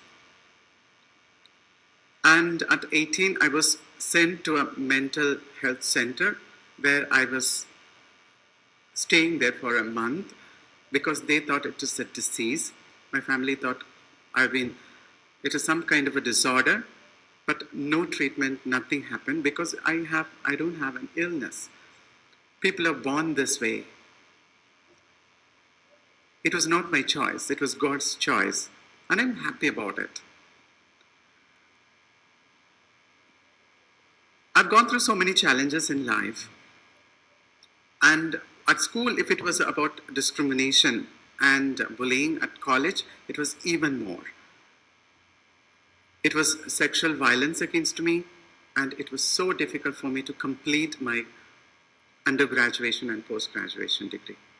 And at 13, I had a friend who was a transgender who had been abandoned by her family. I was kid who was in search of people like me. I became friends with her. She was indeed a sex worker, must be 20-year-old. I was walking with her along a dark lane because our friendship was not accepted by our families. Suddenly, seven persons in an auto rickshaw. They come very fast, pull her inside the auto rickshaw, kidnap her, and take her away. I run to my home, and I cried that whole night, not sleeping. The next morning, I came running towards her house. It was locked. I waited for her, and then she came, all her clothes torn. She was ripped apart, raped that whole night by 7 people. And I told her, let's go to the police. She cried, and then I couldn't control. I cried, and she told me, the police will not help us because I'm a sex worker too, and they will only question me, not them. So that was when my first anger against the injustice being done to the transgender population, I had witnessed it. And since then, in so many periods of my life, I have seen so many of my community, especially the young people, committing suicide, being murdered, being raped. Why does that happen in our society, in our India? Because a woman is not celebrated. Being a transgender or being a woman is a shameful thing. I know almost all of my friends have been disowned by their parents, have been rejected by their parents. And at a young age, they step out of their homes and they begin to live with other transgender people. And what do they do for living? Begging and sex work. And they become the targets of violence, rape. And when they go for sex work, they are prone to get raped and HIV positive. They become HIV positive and they die. They have no dreams. And what was their mistake being born this way? I was one of those lucky few people who have been accepted by my parents, our families. I was the only, probably the very few in India who has been nurtured, educated by a family. And I was privileged.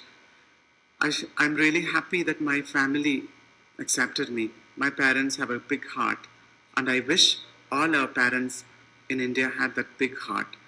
If only they have accepted our children, the transgender children, you wouldn't see hijras begging on the streets. You wouldn't see the transgender community standing in line in cities waiting for clients.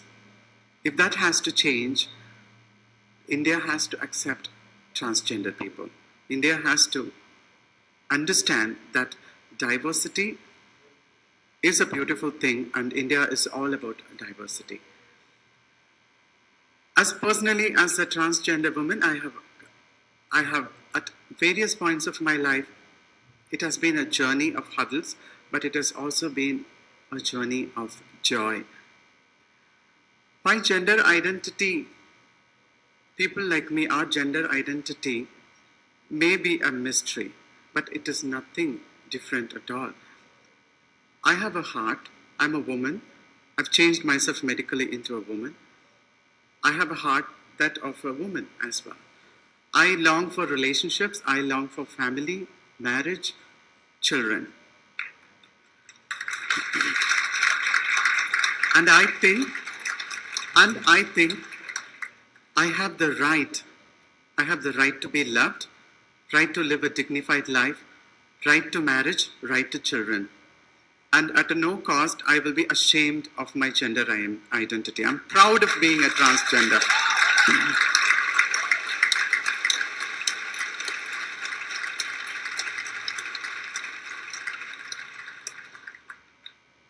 At 25, I decided to start a small organization. It's called Sahodari Foundation. Sahodari means sister. Our organization is small. Since most of the transgender people in India are into begging and sex work, I wanted to change that. So we have been, for the past 10 years, I've been lobbying with our government, with the judiciary, with our academicians, universities, with our media. So much of hard work for activist people like me. And on April 15, 2014, the Indian Supreme Court finally legally recognized transgender people.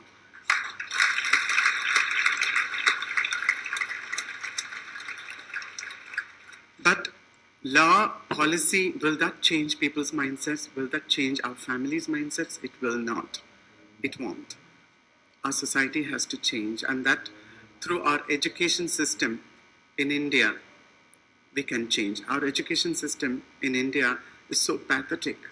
It's only of mugging up and memorizing all data. It does not really teach human values. It does not really teach how to respect each other and understand each other and embrace each other and understand that we are all equal. That has to be changed, and we are working on that. As I said, I'm not a transgender. That's not my real identity. Is woman is your identity? That comes as a last. You're an artist. You're a fashion designer. I am an actor. I act in theatre as well as in films. I'm an artist. I do paintings, and I sell my paintings, and I fund the education of underprivileged trans women and poetry. I published my first Tamil poetry book named Kuri Arutthen.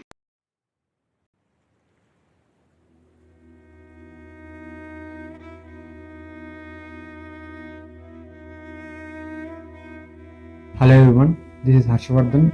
I'm a political science graduate from Visakhapatnam.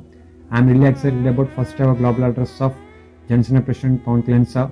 I'm really looking forward to his speech on how India can be a global leader in coming few years and how he's going to motivate students at Harvard Hi, this is Kavish, and I am very much enthusiastic about India Conference 2017, which is going to be held at Harvard University. And so many people, great people like Umar Abdullah, Manish Malhotra, R. Madhavan, and Pawan Kalyan Garu will be coming to share their views on education, poverty, women empowerment, agriculture, etc. I feel the politics in India is in really bad condition. Everyone here wants to be a doctor, engineer, or a scientist. But That and transcending death, I became a woman. Or you do not have ovary, woman, you are not, said you. Oh, stop. As you have removed your manhood, you are now a desolate tree with decayed barks. You have dug the grave of your own lineage. Live you may till your roots last, the earth that bears you shall give up one day, as you have not planted her branches below, said you. Well, I do not want that ovary to carry your expressions of caste and religious fanaticism.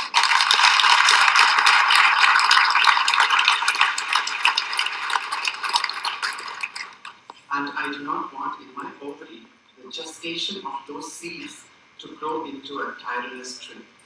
Many a woman has carried the seeds of your discriminations. Many a woman who has carried the seeds of your discriminations has made her ovary your laboratory. Luckily, I'm not a woman anymore. And that you deny to accept me as a one is in fact the freedom I got. I do not recite the gynogrammar you have crafted. Call me an error in nature, and call me what you will. I know myself for sure, who I am at any given hour. Renouncing the religion, casting away the caste, we are united as the rejected. Can you live this life we live? Can you become a woman without carrying a womb? Can you become a daughter without sucking your mother's breast? I can. Cut the phallus of your chauvinism, and then, and only then, you tell me that I'm not a woman. Thank you.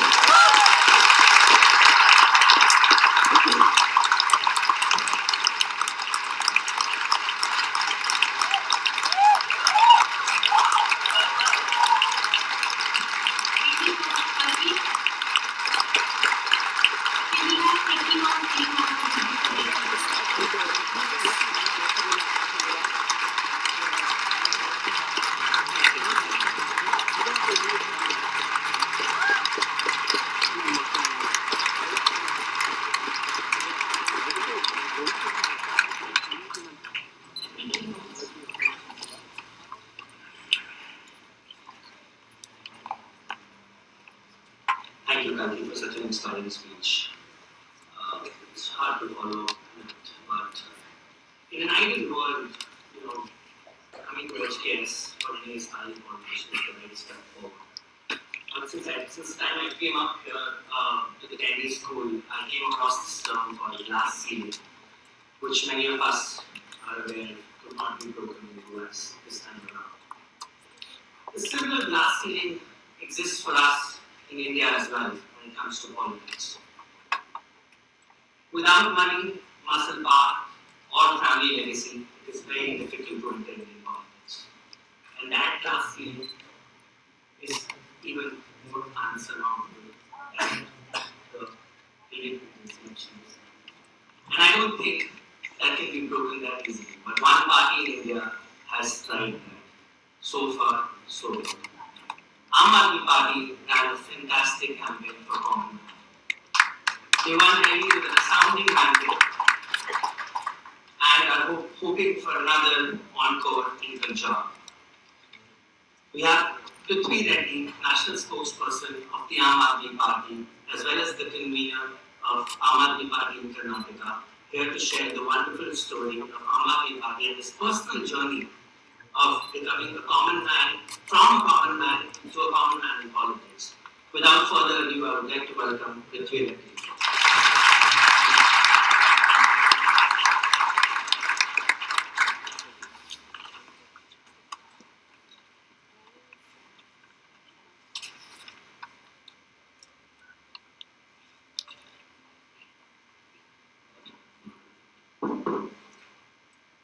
evening.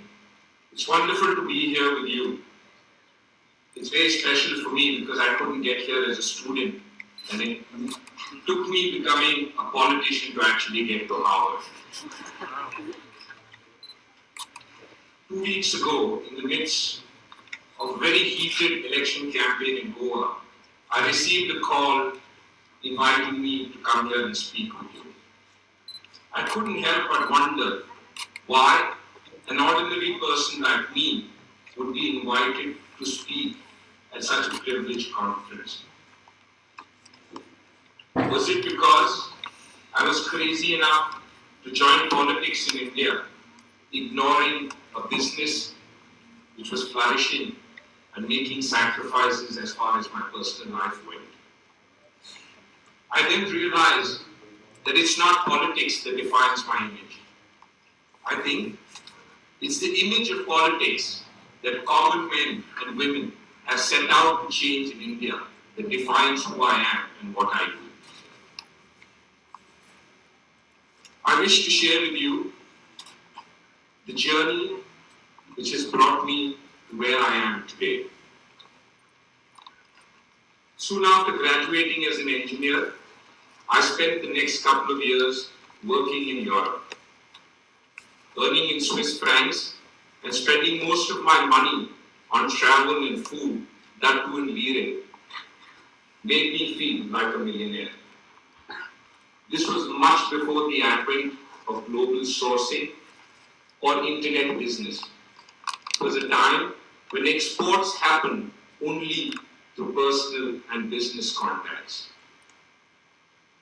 Having been exposed to some of the best manufacturing processes in the world, I believe this could be done in India and could be done at a much better cost.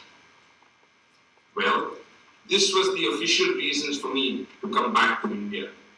The real reason being I missed family and friends and could not do without hot idli sambar for breakfast and biryani for lunch. That's when I was hit by a truck, literally. Imagine the mental trauma of a 23-year-old as I lay in bed, not knowing whether I would live and being told that if I did, I would be a vegetable. It was hard. I actually read a lot about people in similar circumstances.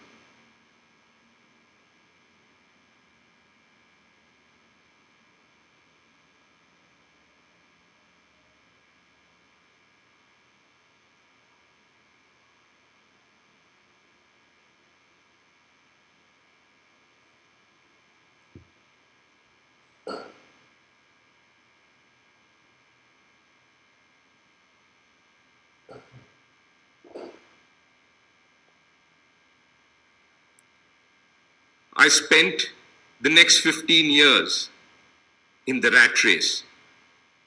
Business flourished. However, I had lost touch with the real world. That's when I was hit by a truck again. This time, only figuratively. Pratima and I lost our newborn twins to natural causes. It was hard. I actually spent the next 6 months meeting various spiritual leaders to try and find out an answer as to why this had happened. This incident very quickly brought me off the proverbial high horse, not just to the ground, but below the ground. It was timely advice I received from a friend who said, imagine someone had put a 50-pound weight on your back. You must know this weight will not come off. However, over a period of time, you'll gain the strength to carry this weight, stand, and move on. I decided to accept the weight and move on. What my friend didn't tell me, however, was that over the years, that this weight would be redistributed around my waist.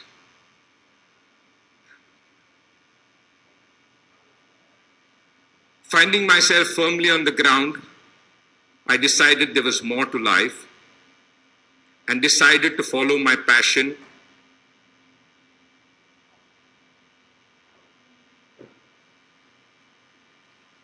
It was a wonderful experience to actually get involved with the rural school that was set up by my father. With each passing batch, each graduating batch we had in the school, it became clear that rural children in India, given the same opportunities as their urban counterparts, could not just compete, but would actually excel in academic, sports, and cultural activities. Imagine a girl who played badminton in the open air and on mud courts was competing at state level. It was actually the first Obama election that got me interested in politics. The huge volunteer participation, the $1 crowdsourced election funding, most of all, it signified hope and change. It was at a time when democracy in India had been reduced to voting once in 5 years. Voter turnout was as low as 50%. Most importantly, this 50% of voters, 80% of this 50% of voters formed a vote bloc, which was influenced by all the wrong reasons of money, muscle power, religion, and caste. Along with a few friends, I founded a citizens' initiative called Smart Vote.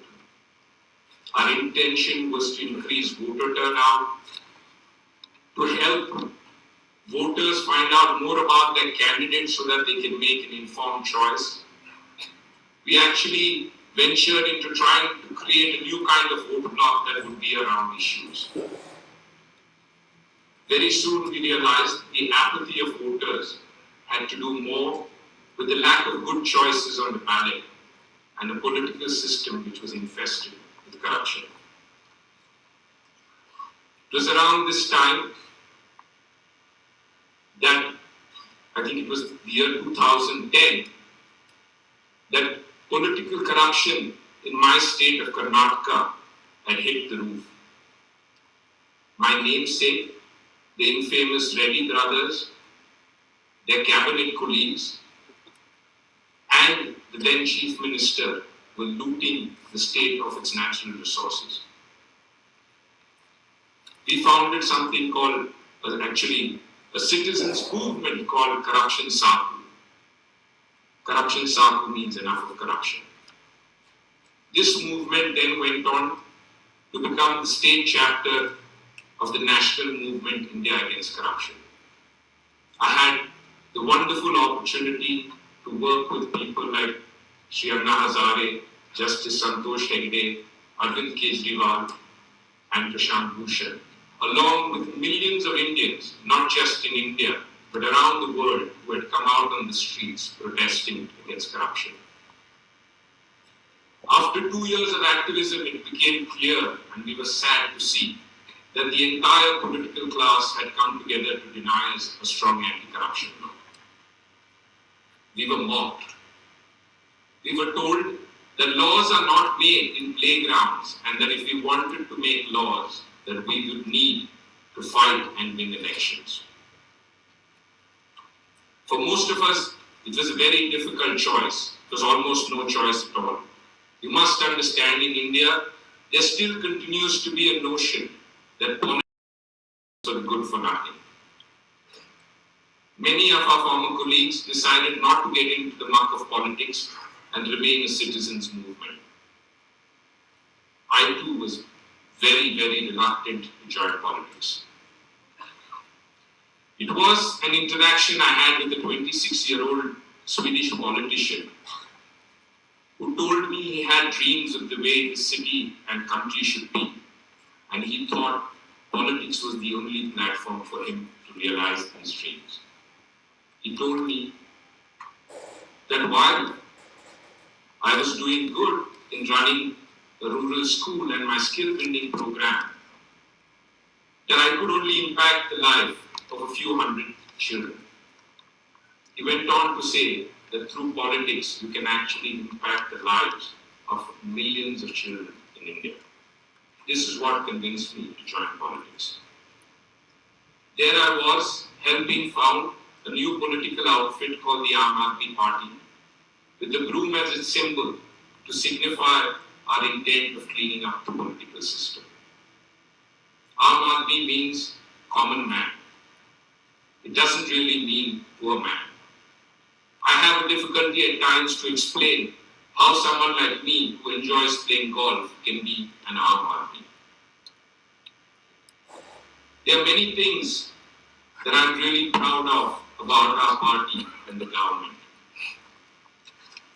The thing that stands above all is the transformational change that youth power has brought to our party and government. The youth, you must understand, had fresh ideas, out of the box thinking. They were willing to take risks and innovate. Ours is truly a very young party. The highest decision-making body in our party is in its late 30s. Our treasurer is 27. Our organization secretary is 28.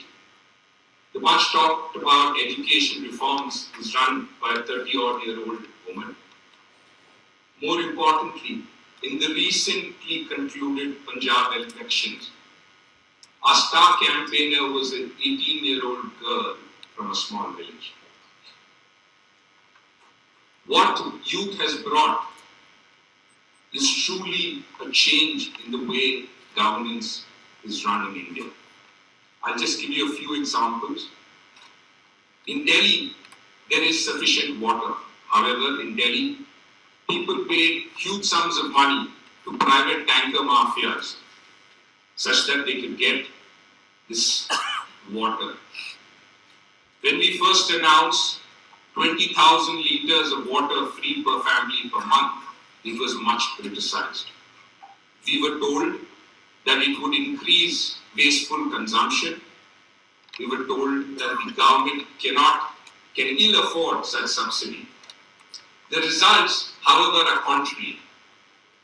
We actually reduced consumption of water by 18% because people were conscious that if they exceeded 20,000, they would pay for the entire water. We also increased the revenue by reducing the theft and improving the reaching of water. Take Delhi's hospitals. We have some of the finest super specialty hospitals in the country. However, you had a very strange situation where a person with a common cold or a headache and a person suffering from a heart attack were vying for the same doctors and the same hospital infrastructure. After studying the data, our team decided that we will set up 1,000 mohalla clinics such that people can actually walk to these clinics in the neighborhood and ensure that 90% of the health issues were treated. One of the greatest impacts that the youth have had and helped in our party and government is the social media. A previous speaker was talking about the social media. I think the social media has done a great amount of good for a party like us because it's helped us tide over a finicky media, an erratic media, which can be both a friend and a foe. Recently, the social media outreach of the Aam Aadmi Party went beyond 115 million people. It's helped us to reach out directly to people with our message as well as ensure that we are able to rebut false propaganda. The next big round of challenges and opportunities are there. We have grave problems in India. We've only just started and we have a long way to go. To tackle this and other challenges, my party and I welcome collaboration with experts and problem solvers with open arms. I'm fortunate today, I must say very fortunate, to be speaking at the best education institution in the world and to some of the brightest minds. It's a matter of time before many of you will receive hefty packages from companies either in the B2B or B2C businesses. I invite you to consider an incredible value package with the Aam Aadmi Party in the V2B business.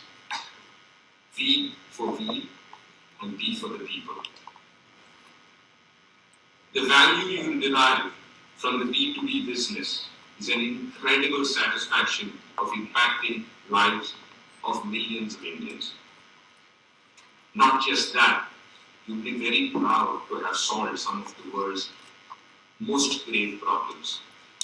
If you are interested in an opportunity, do contact us. I can tell you from experience that in spite of all the hardships and pain, the smiles and the blessings you will get from the Aam Aadmi, it makes it all worthwhile. Thank you.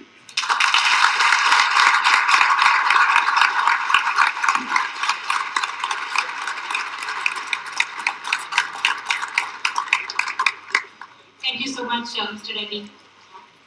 So before I begin, a little announcement for the speakers. We have timekeeper at the end. May could you raise the platter?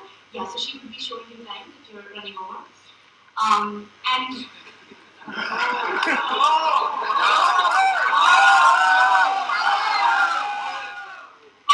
also, if you all do not cooperate when Mr. Pavan Kalyan is speaking, we will have to cancel the question and answer round. So, please cooperate, let him speak, and we will give you a chance to ask a question. So, please, everyone, cooperate. We are all want the same thing over here, okay? Alright, so next up, we have Megan Fallon. Megan is an entrepreneur.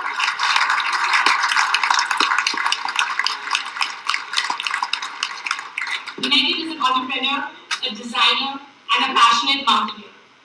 Bringing these diverse talents together as the CEO of Barefoot College International, she exemplifies exceptional vision and commitment to social leadership while advocating for strong professional practices within a social innovation context. Her commitment to empowering illiterate and semi-illiterate rural women across the developing world through mastery of technology, unlocking rural girls' creativity and confidence while leveraging their human potential embodied in rural communities is an inspiring journey of risk-taking and respect. In her current role at Barefoot College, she leads an award-winning international social enterprise that has, for 43 years, modeled itself on the lifestyle and work style of Mahatma Gandhi. So presenting to you, Megan Fallon.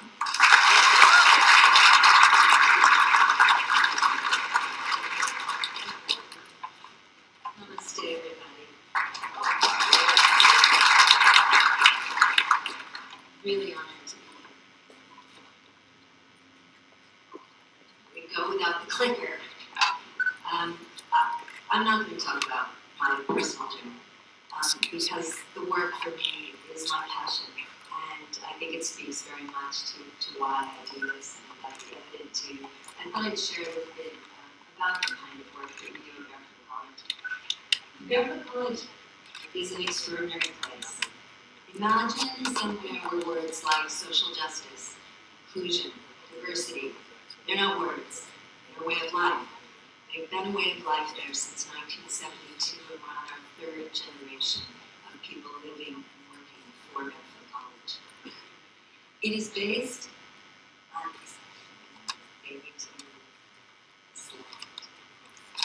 It's based on the lifestyle and work style of Mahatma Gandhi, and central to that are two beliefs. The first one is, can you please change the slide? To live simply so that others may simply live. And this attitude, this philosophy of always asking ourselves what we can do without is very much at the heart of how we operate. And the second one is Gandhi believed very strongly in honoring the wisdom, skills, and knowledge that existed for rural communities. So So our work is based on working with the poorest of the poor, living on less than $1.25 a day, not only in India, but now across the global south. You gotta move faster, I'm gonna exceed my time. Awesome. That's easy.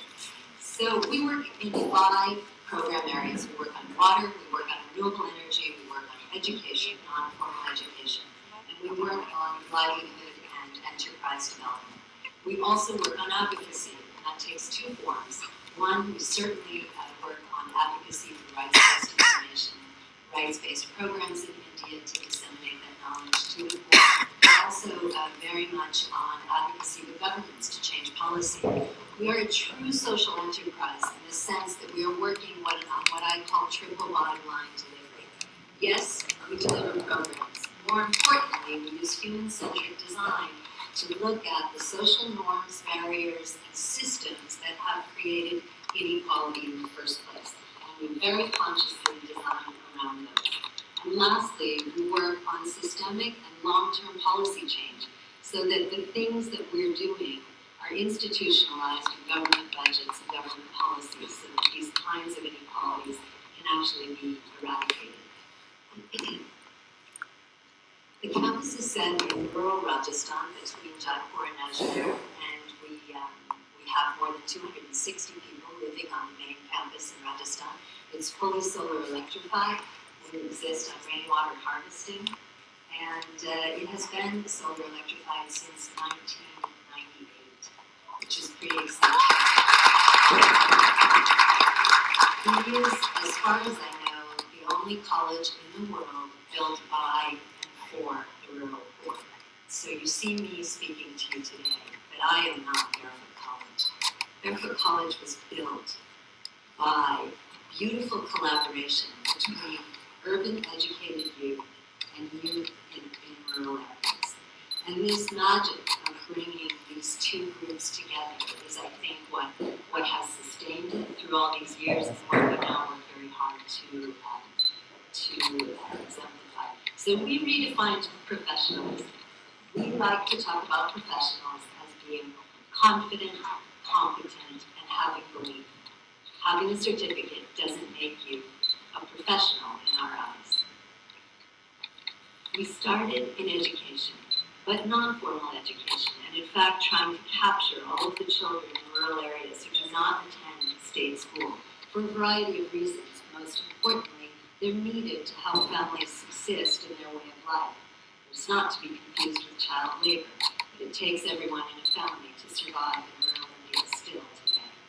So primarily these are girls, and that 80% of the girls who attend this program come from families where their brothers most probably do go to school, but they in fact do not.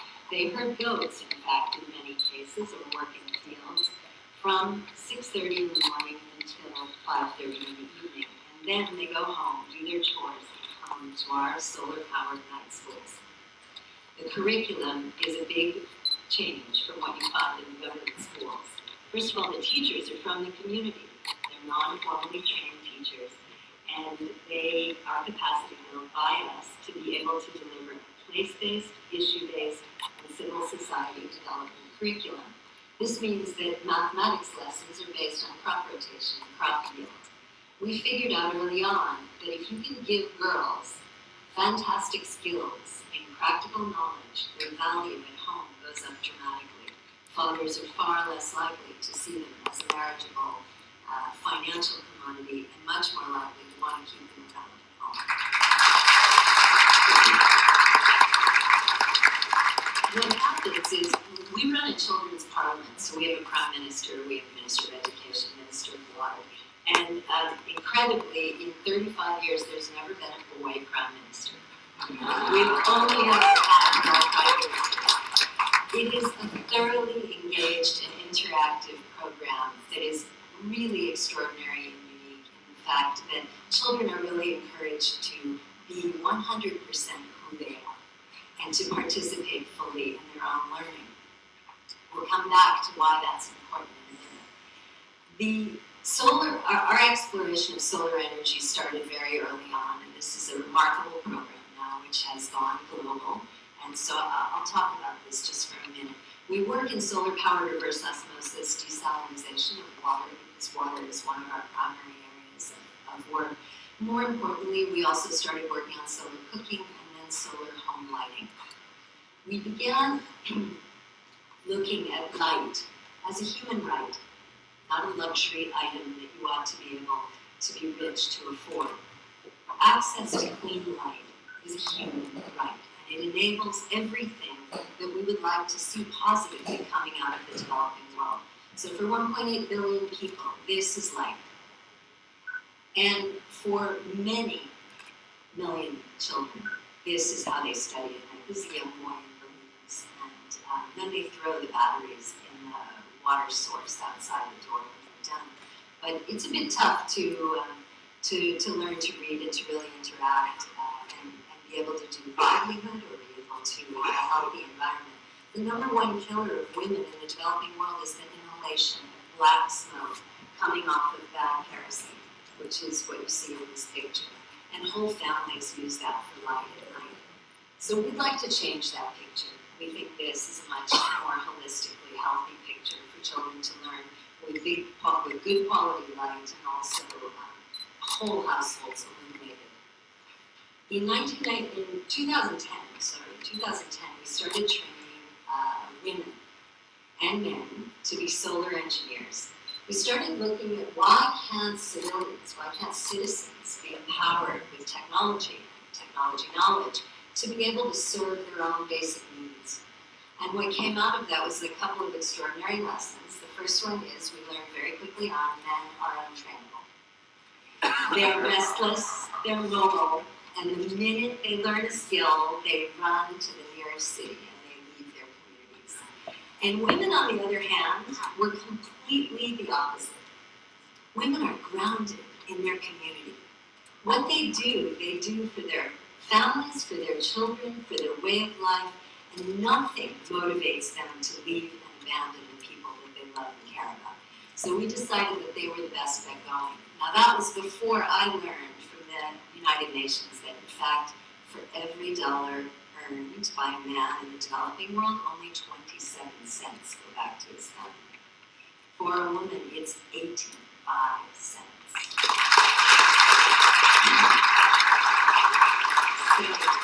I'm always looking for the economic angle here to try to prove what I instinctually know, which is that women are by far the best investment we can make in the developing world.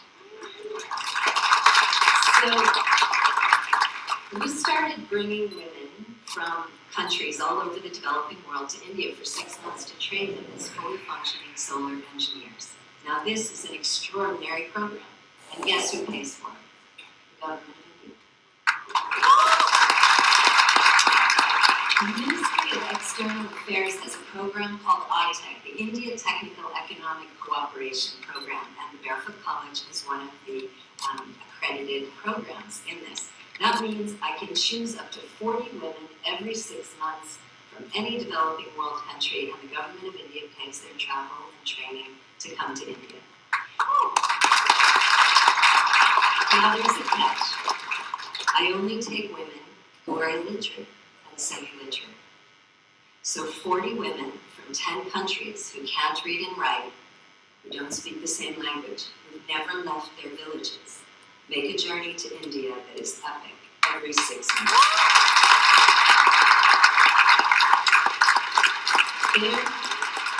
Their tenacity, courage, absolute, clear commitment to making quality of life better for each and every person in their community is extraordinary and is absolutely admirable. They are not learning light technology. This is not Lego land. These women are learning circuitry. They are building circuit boards. They're fabricating solar home lighting systems. And in fact, today, these women have made this program the single largest distributor of solar home lighting systems at the bottom of the pyramid in the world. 2 years ago, we were very blessed. I had a fabulous opportunity to meet Lisa Jackson from Apple. And Apple was looking to learn with us about what would happen when we put really high quality technology into the hands of the rural poor. And we started a collaboration to integrate Apple quality digital tools into both the solar engineering training and also into our education programs. And what has come from that is an amplification of the impact, both in terms of the women's capacity, but also our capacity to disseminate to many more people this information. What you might not realize when you look at this slide is that all of the circuitry was designed, in fact, by illiterate and semi-literate, non-formally educated rural Indians.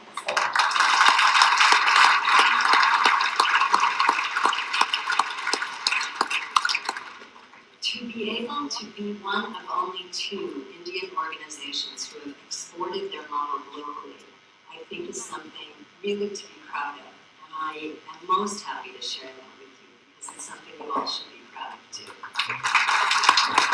When we light it, we don't just bring our lantern, we light up a whole household. And we do it for every household in a community. And they are means tested. They are participants in this program.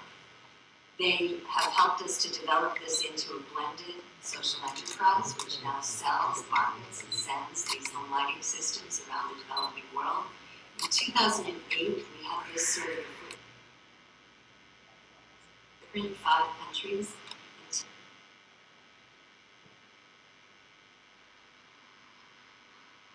Today, scale, and that kind of ability to partner with organizations all over the world. That's one of the beauties of social enterprise. But we've trained more than 960 women solar engineers.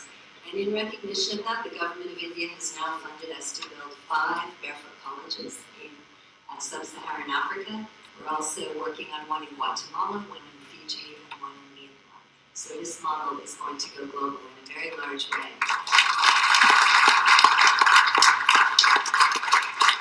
We recognized that data and being able to report on impact was incredibly important, and we couldn't afford to buy any of the fancy data collection services. So we went to the drawing board on a Thursday morning, and within a week we figured out how to use a lot of open source software and be able to create our own, which we did.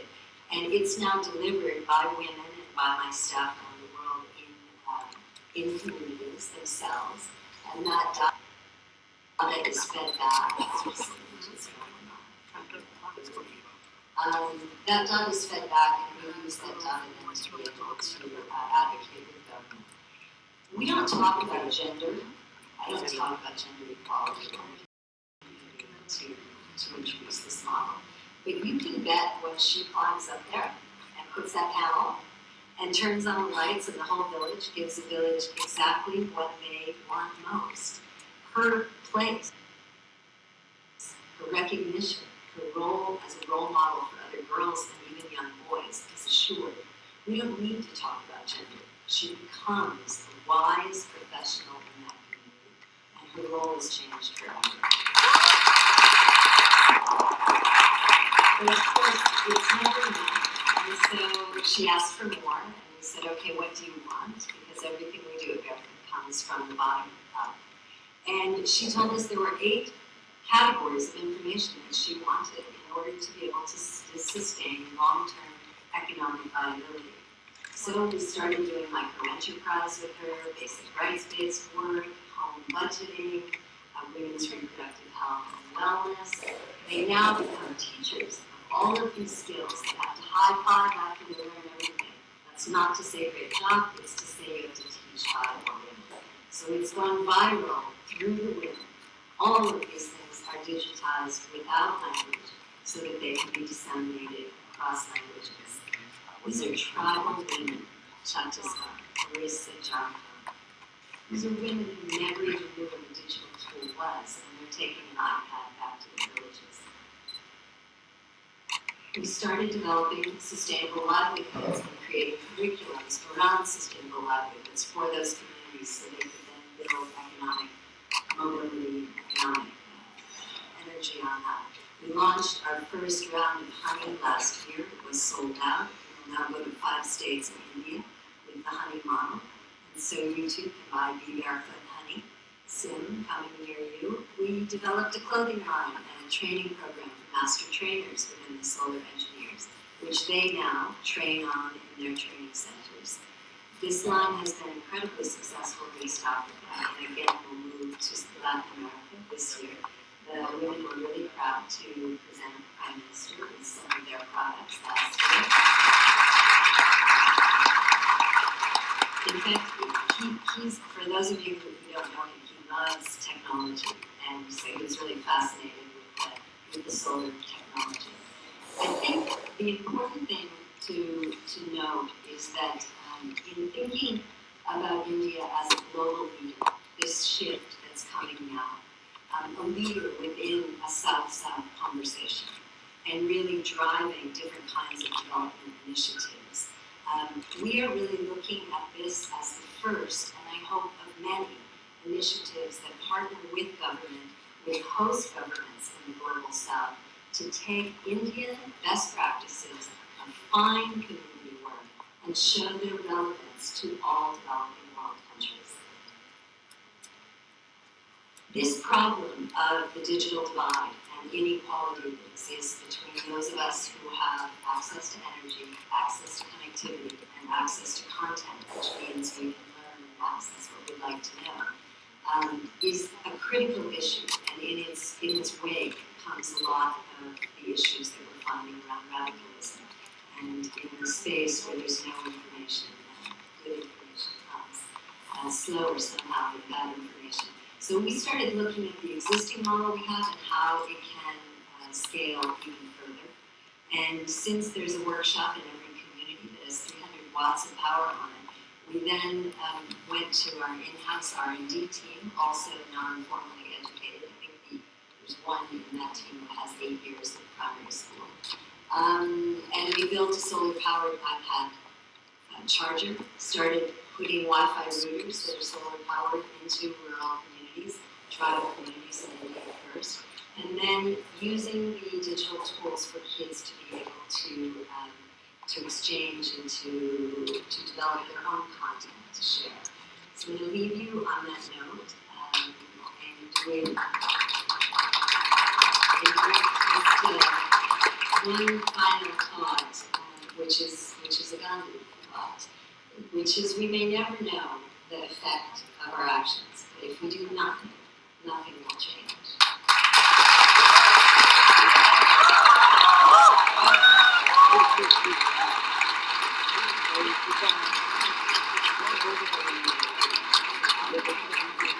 Alright, you guys have been great so far. So please be great going forward too. And if you guys have tweeted, please use the hashtag IndiaConference. Great. So before we introduce the speaker, we have a 2-minute clip that's gonna come. So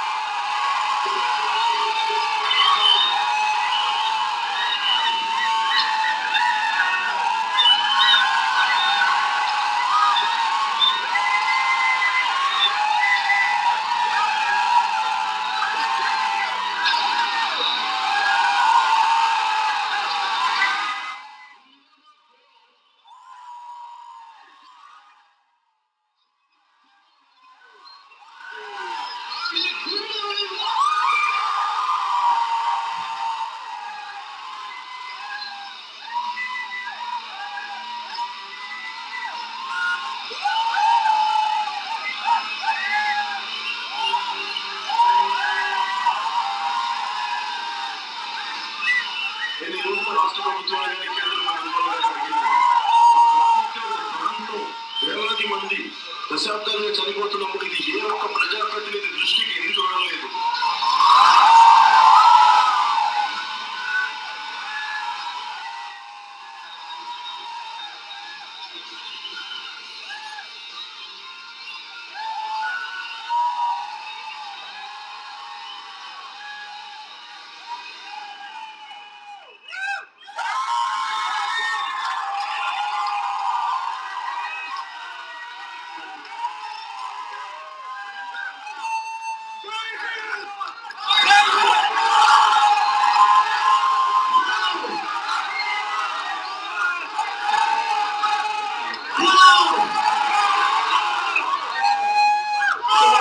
I take just a minute.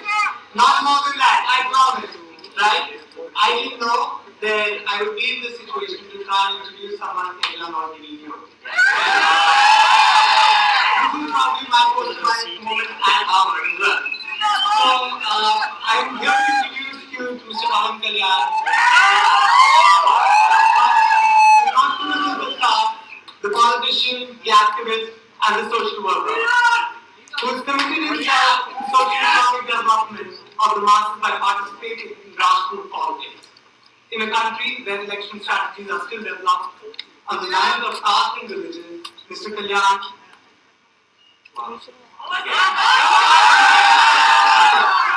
Mr. Kalyan has basically developed a new strategy and he's reaching it for I'm sorry guys, it's too much stress. Well, it happens, I know. I've often heard him say, I have no caste, I have no religion, I'm just an Indian. Just yesterday, there was a rally of more than 500 cars, which happened nationally, Mr. Kalyan's honor. So taking no more time, I invite Mr.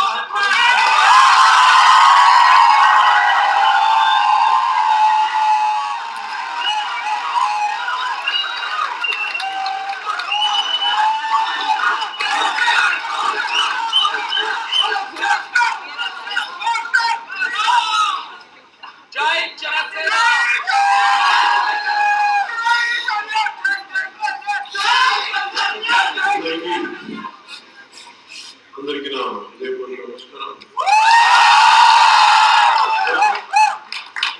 And pay my heartfelt respects to the divinity within each one of you. I also pay my deep respects to the founding fathers of Harvard and to their continuing legacy of excellence in the human heart. I would like to convey my heartfelt thanks to the student community of Harvard and the committee who hosted all this. To enable this team. Thanks a lot. It's a privilege to be one of the speakers here. And thank you. So you have to understand the situation. The reason is, I started my education in street school. It's quite difficult for me to address a speech in Harvard. You have to understand the My preteens and adolescent years, from late 70s to early 90s, was a beginning and end for so many cultural, social-cultural, political changes happening. So for me, as a kid, I was coming from a very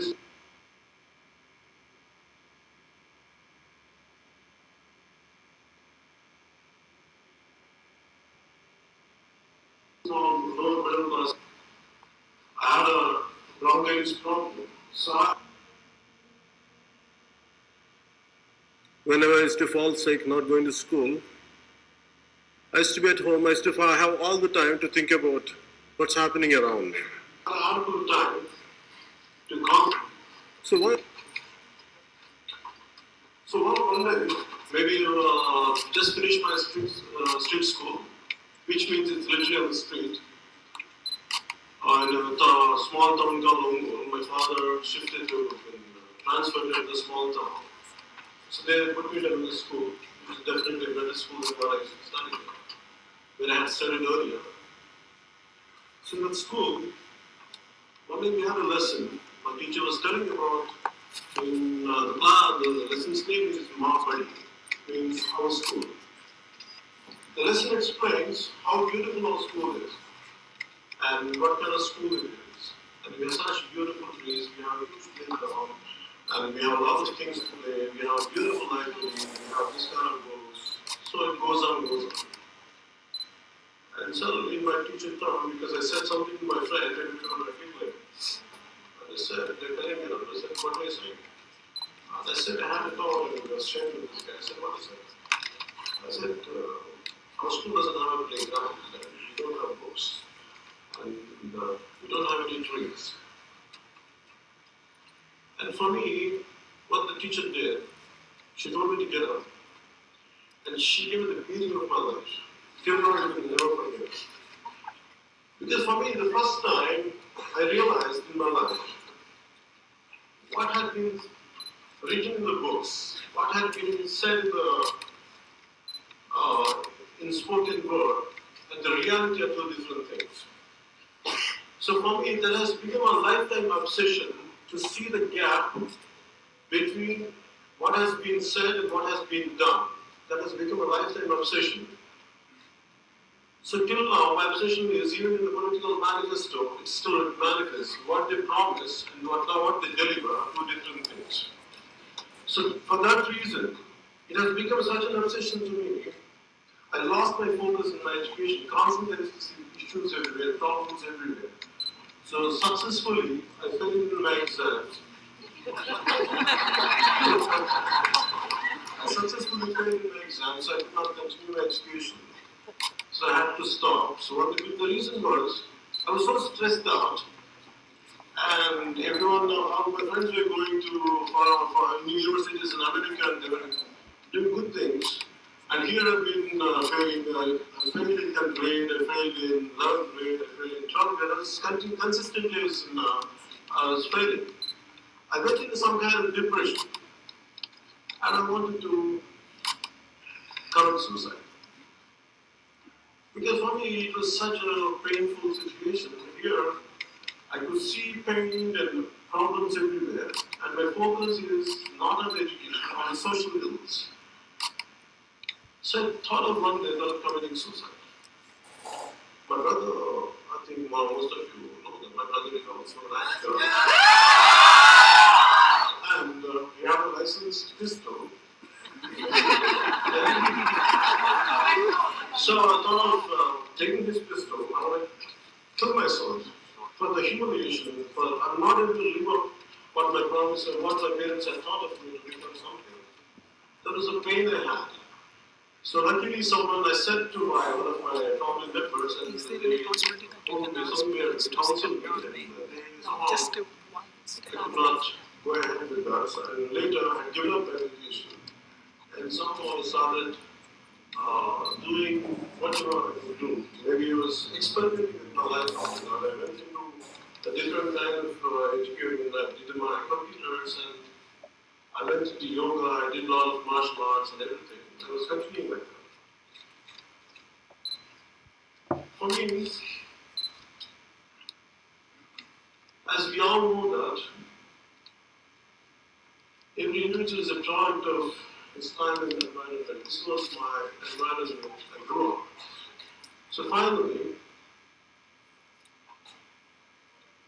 what annoyed me and what irritated me was to come into politics after being an actor. For me, to get into acting in the first place, I was not at all interested in acting. I wanted to be a yogi. And because for me, I was completely wanted to be away from this materialistic life. I was deeply in yoga. I was doing a lot of meditations for a few hours. And I used to give a lot of nice spiritual lectures to everyone in my family. So one day my brother was quite a hard worker, and he used to work day and night. He used to come home completely tired. Here I said, I used to tell him what life is all about. One day he was so irritated with me, and he said, idiot. And he called me. Whatever you say, I agree with you. Can you be the same guy and same person even something, after creating something, after getting to something, make something concrete and achieving something, could you be the same thing when I listen to you?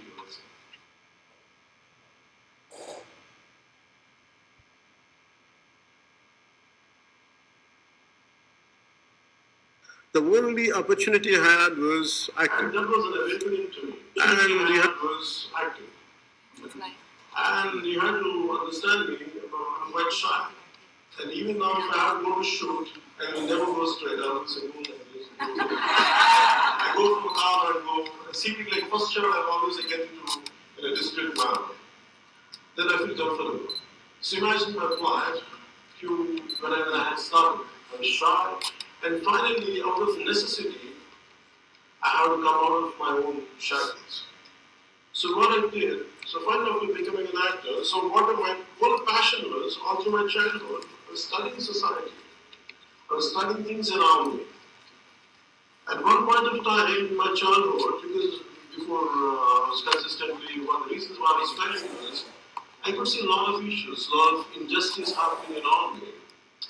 I wanted to get into some kind of extremist outfits like Naxalites and all.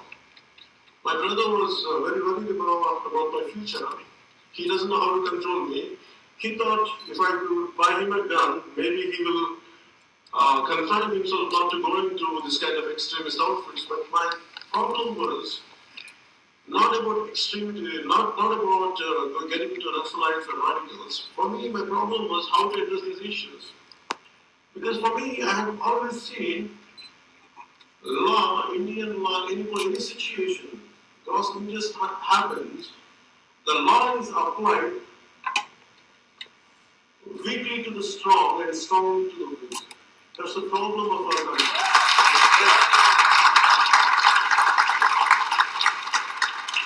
So for me, somehow I was very upset.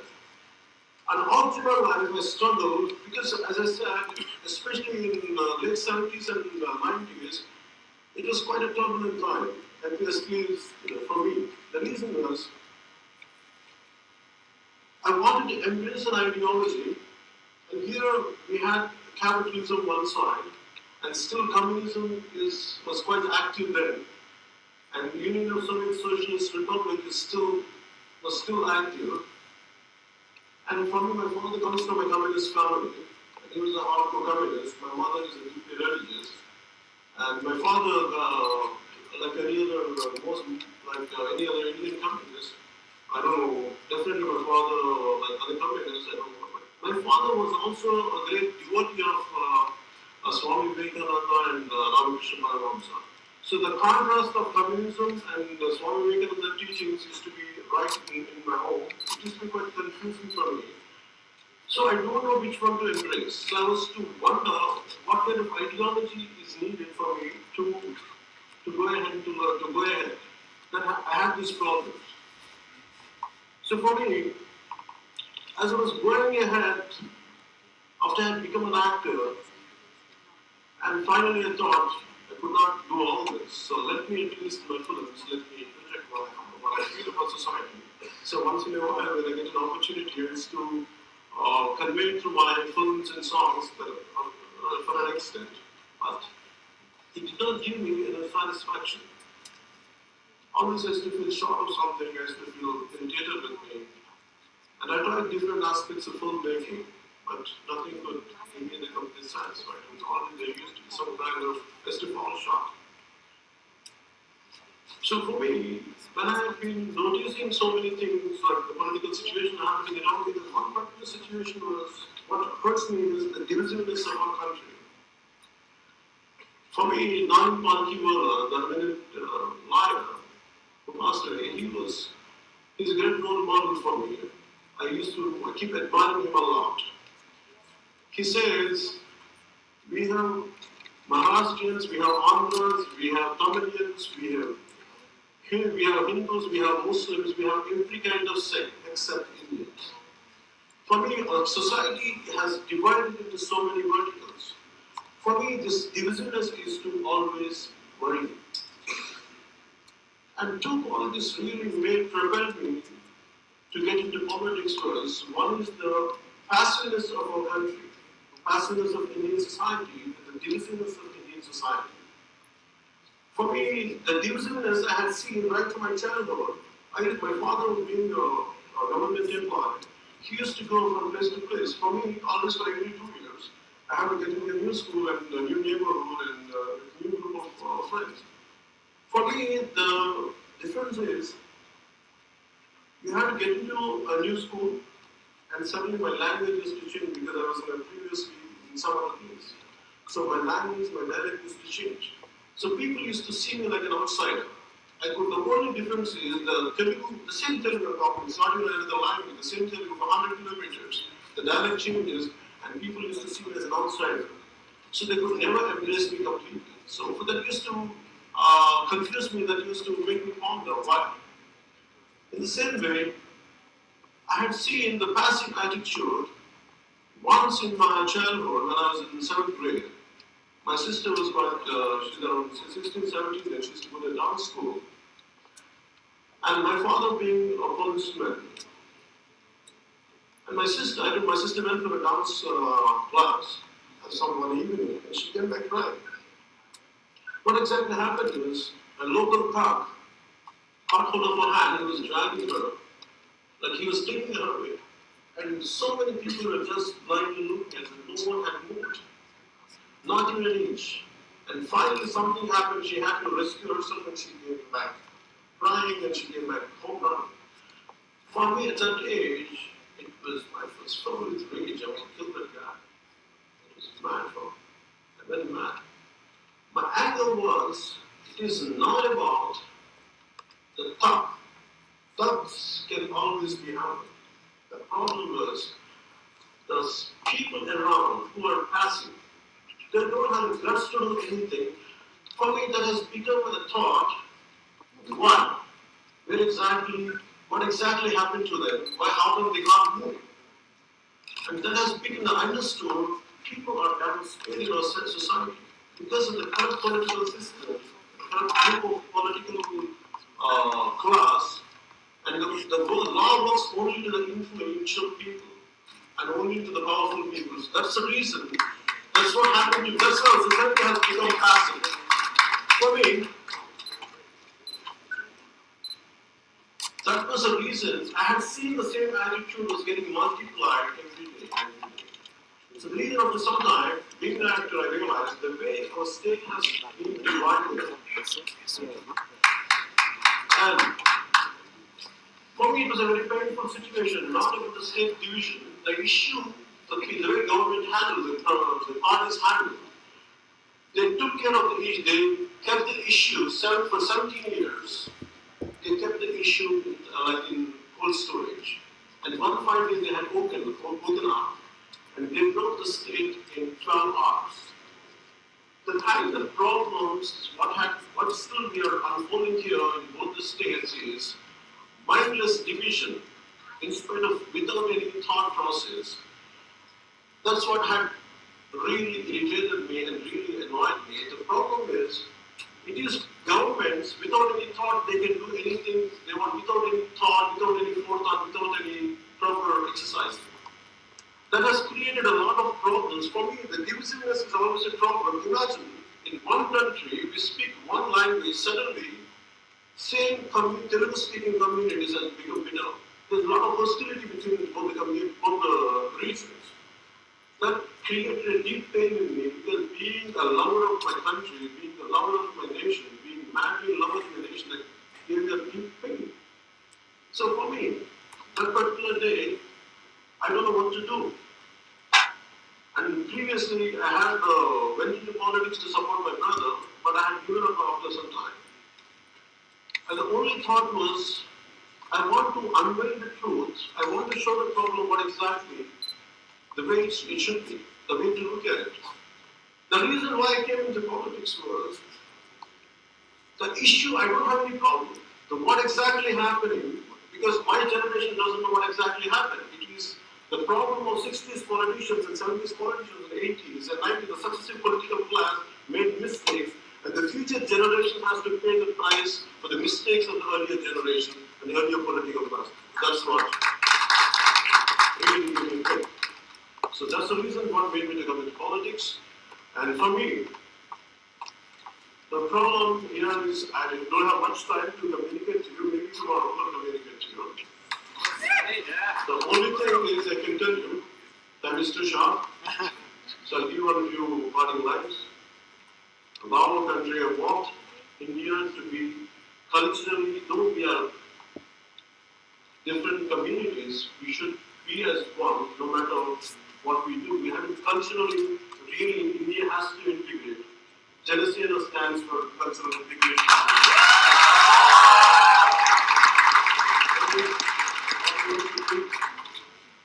What to say?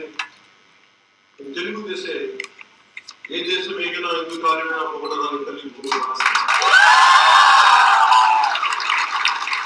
Whichever country you go, wherever you step into, without praising your motherland, you are dead. Jai! Jai Hind! And also because the short, the lack of time, they're not able to extend the time for question and answer, so we'll see you tomorrow. Sure. Thank you.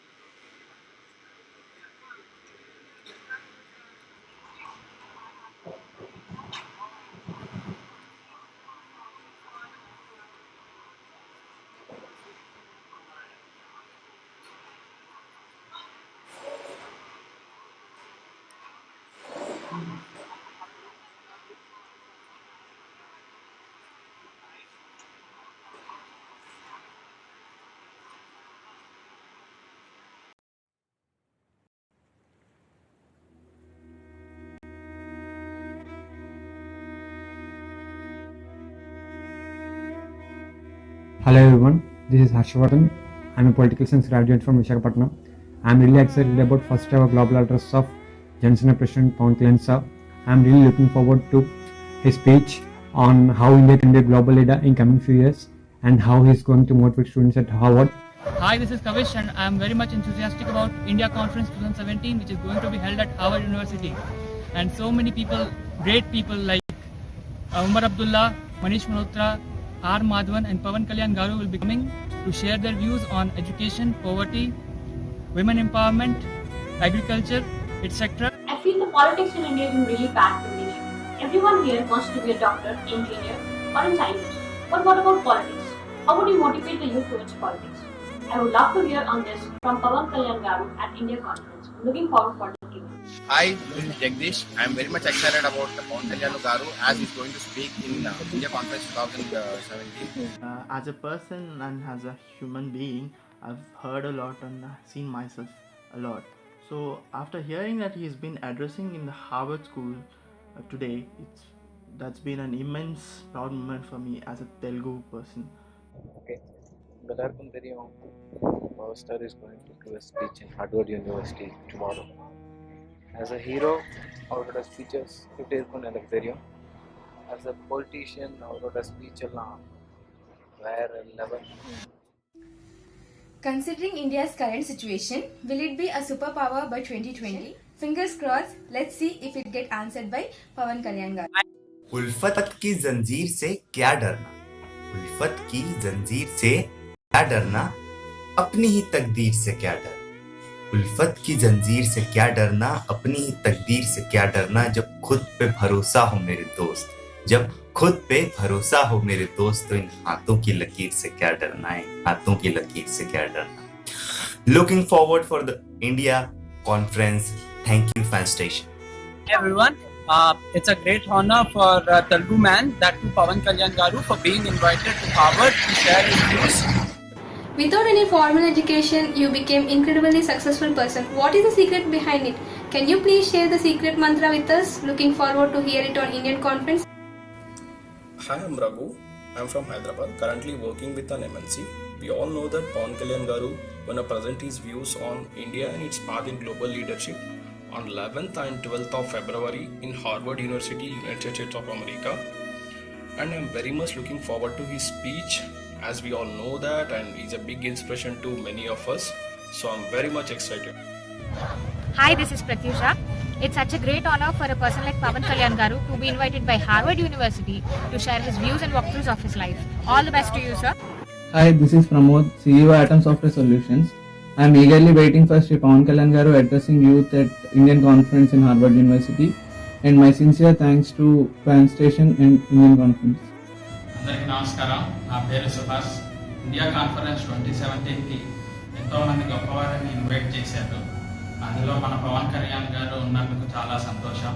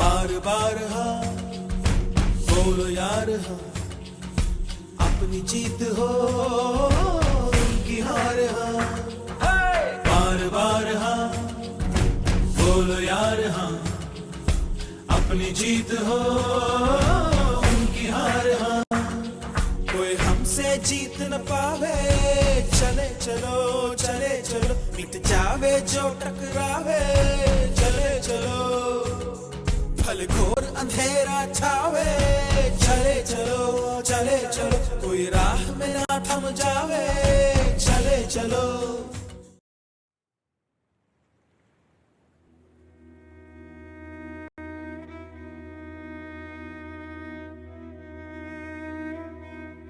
Hello everyone, this is Harshvardhan. I'm a political science graduate from Visakhapatnam. I'm really excited about first ever global address of Johnson President Pawan Kalyan sir. I'm really looking forward to his speech on how India can be a global leader in coming few years and how he's going to motivate students at Harvard. Hi, this is Kavish and I am very much enthusiastic about India Conference 2017, which is going to be held at Harvard University. And so many people, great people like Umar Abdullah, Manish Malhotra, R. Madhavan and Pawan Kalyan Garu will be coming to share their views on education, poverty, women empowerment, agriculture, etc. I feel the politics in India is in really bad condition. Everyone here wants to be a doctor, engineer, or a scientist. But what about politics? How would you motivate the youth towards politics? I would love to hear on this from Pawan Kalyan Garu at India Conference. You need your blood to save a life. Is he German? Yes. I understand English, but I have a problem, you see. You have jaundice? No, not that. Tetanus? No. Nervous? Yes. Such a big man like you to be nervous. Come on! कौन है वो लड़की? अबे डराता किसको है हाँ? चला गोली. உடை கொடு எங்கள் நாடே கடல்வாசல் தெளிக்கும் வீடே பனமரக்காடே பறவைகள் கூடே மறுமுறை ஒரு முறை பார்ப்போமா உண்மையில உயிரை வச்சிருக்கோம்.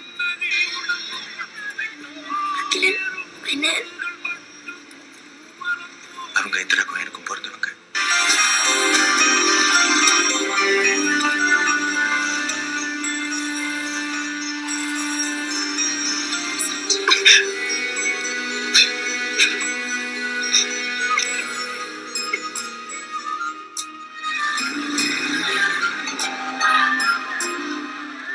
आपके लिए जो भी करूंगा दिल से करूंगा। आज तक मैंने आपकी हर बात सुनी है, आज बस एक बार मुझे अपने दिल की बात सुनने दीजिए।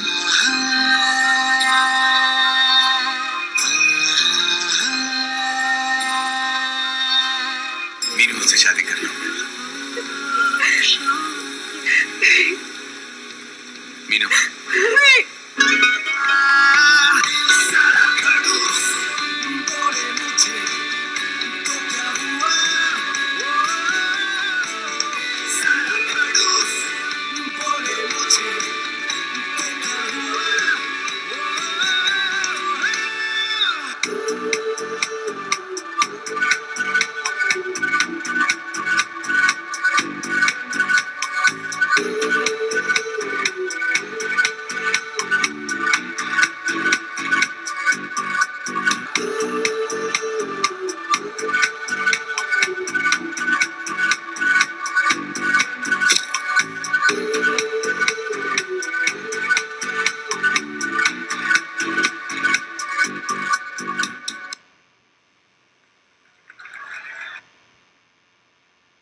సరే ఈలోపు అది వీడేదో చర్చ చేస్తున్నాడు, ఈలోపు వాడు డేసిడల్లా కూడా చేసేద్దాం. Of the masses by participating in grassroots politics. In a country where election strategies are still developed on the lines of caste and religion, Mr. Kalyan, wow, I'm forgetting. I'm just getting stressed, sorry. So Mr. Kalyan has basically developed a new strategy and he's reaching it. I'm sorry guys, it's just too much stress. But it happens, I know. Yeah, so I've often heard him say, I have no caste, I have no religion, I'm just an Indian, right? Just yesterday, there was a rally of more than 500 cars, which happened in Nashua in Mr. Kalyan's honor. So taking no more time, I invite Mr. Pawan Kalyan. Sorry, sir. I couldn't do better.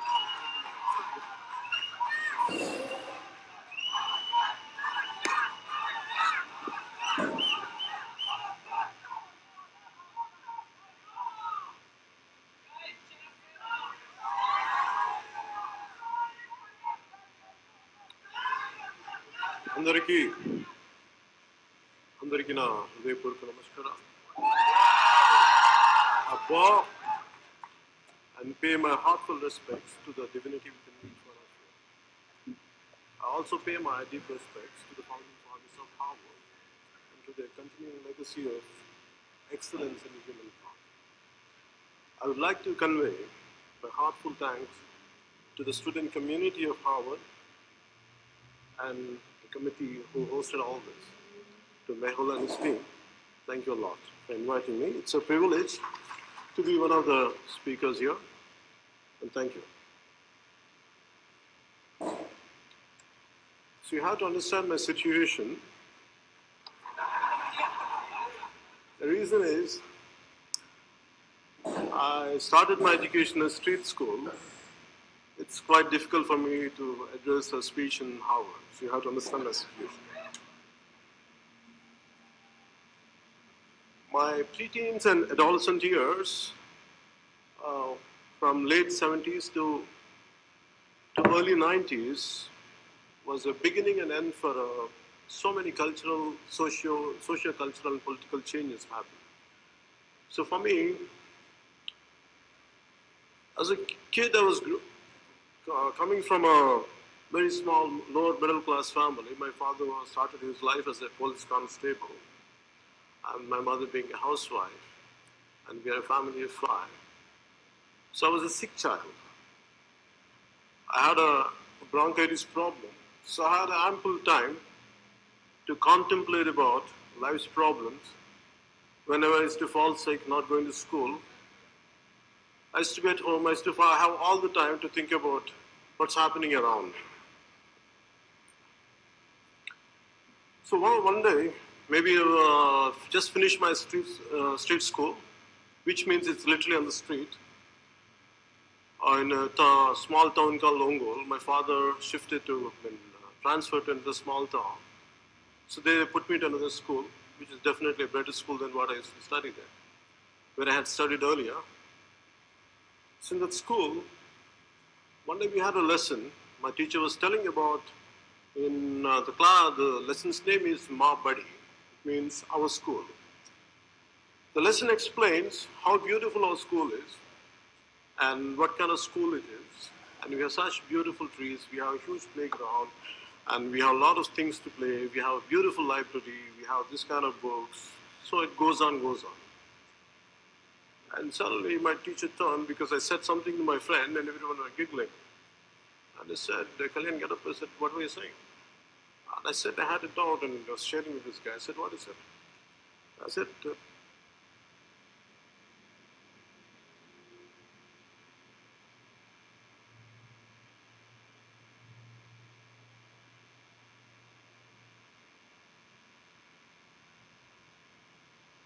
the ground. People I've met in villages in Rajasthan, Gujarat, Tamil Nadu, all over. So yes, there are a lot of smart people at Harvard, but I have to say the people I've met the most innovation, the most creativity are often those, the grassroots leaders that we heard Ms. Kalki talk about, Megan talk about, and we're honored to have you here. So thank you. Thank you. So this is the format for today. We're going to, I know this is the last session, and this is what separates you from having a dinner or, you know, the evening off. This is a sign. So I'm going to ask a few opening questions, and then we're going to open it up to the audience. I would love for us not to have parallel conversations. It's really hard to hear, both for the speakers as well as for others in the audience. We're going to take folks at the different mics, and we would ask that your question be phrased as a question with a question mark at the end. So it's not a long statement. It's not a profession of your beliefs, values, film interests. It's really a question. In the interest of time, we have very little time this evening. So I will say vanakkam. Thank you. Welcome. I think I got selected for this because I'm probably the one who's least starstruck at the Harvard Kennedy School, it seems. Or maybe it's because I'm the only Tamilian here, or the only vegetarian. So we heard in the introduction you've been described as an actor with pan-Indian appeal. In fact, I've seen your followers on Twitter from the Philippines. You have 1.83 million followers, probably many hundred more after this evening. So tell us a little bit about how you arrived here. What was your journey? We heard such inspiring journeys earlier this evening through the Inspire series and even from Rajat Sharma and others. So share a little snapshot as to how you became this amazing actor, versatile, who has really flourished both in the South and the North. Money. That's why. Well, good evening, ladies and gentlemen. Thank you very much for this honor. I believe we're being telecast live. People are watching at home. I'm sure mom is watching me at Harvard, thinking I would have done much better for a wife than the one I have. But hey, no, I'm the luckiest man. The strange bit is that I never wanted to be an actor. I have always thought that I would live the dream that my parents had for me, be an engineer, get into IIT, IIM, and then either go abroad or like good Tambram, come and join the Tata companies and live in the same house that my father lived in. And at a very young age, I knew that I knew what I didn't want to be. And I knew that I didn't want to be an engineer who would do a job day in and day out, 9 to 5, the same place, because I would probably end up killing somebody. So I told my dad that. I said, I'm not going to be an actor. I'm sorry, I'm not going to be an engineer. I know I don't want to be an engineer. I do not know what I want to be. And it was, I think, destiny that made me into an actor, because I studied electronics, masters in advertising and public relations. And I was conducting classes on public speaking and communication skills. And I was actually walking down the streets in Bombay when somebody met me. And I was just out of NCC, which means really short hair. And I was walking down the street, and this guy came and said, hey, I'm doing a series. It's a love story. Would you like to act in it? And I said, how much money will you pay me? Because I didn't fancy myself as an actor. I didn't look at it as an opportunity. And he said, I'm giving you a break, so no money for you. I said, I don't need the job. So I said, no, I'm very serious. We're doing this series called You Love Stories. And, we're playing, it's a love story between a convict and a blind girl. So I said, what do you want me to play? He said, I want you to play the convict. I said, why? He said, you look like one. I said, fair enough. How much money will you pay me? He said, okay, well, I'll give you nominal. I'll give you 2,000 rupees a night. It's 2,000 rupees a night. What do you have in mind, my friend? And he said, no, we are shooting at night. And so that's what he was offering me. That's how it started. So, if I was to, people keep calling me to college and say, please tell us how to guide people into becoming part of this industry. And I can tell you my story is not one to go by at all. Because I was doing that series, I had no idea about acting. He said, come and stand there. I stood there. They put some makeup on my face. They said, wear these clothes. And they said, look at that place and say this line. I said, fine. They said, go there and hug the girl. I said, gladly, with that, everything.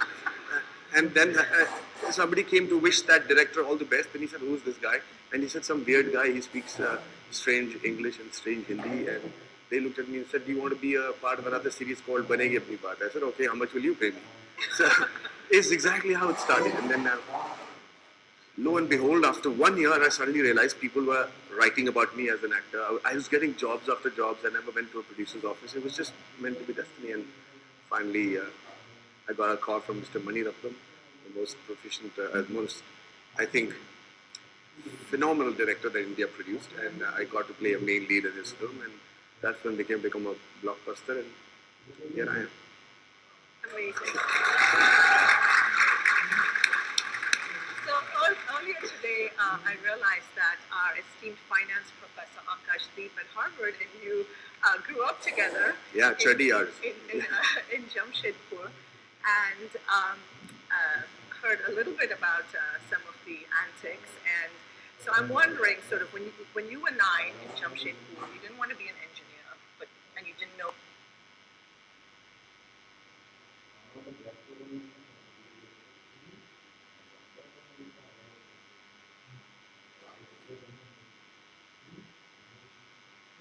About being an actor, what was your Small town city called Jamshedpur, with every facility available to, we could play kancha, fly kites, we could, catch tadpoles at the same time, had computers at disposal.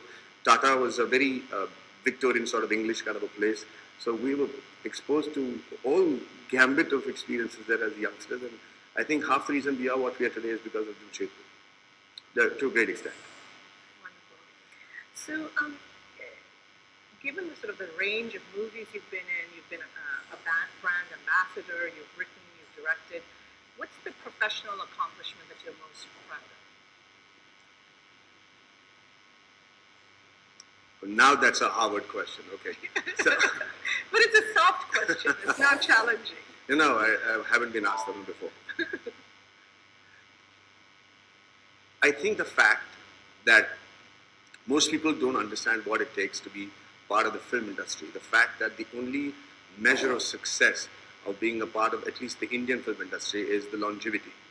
I think the biggest success, therefore, is somebody like Mr. Amitabh Bachchan, who continues to be relevant at the age of 75 after being in the industry for almost 40 years.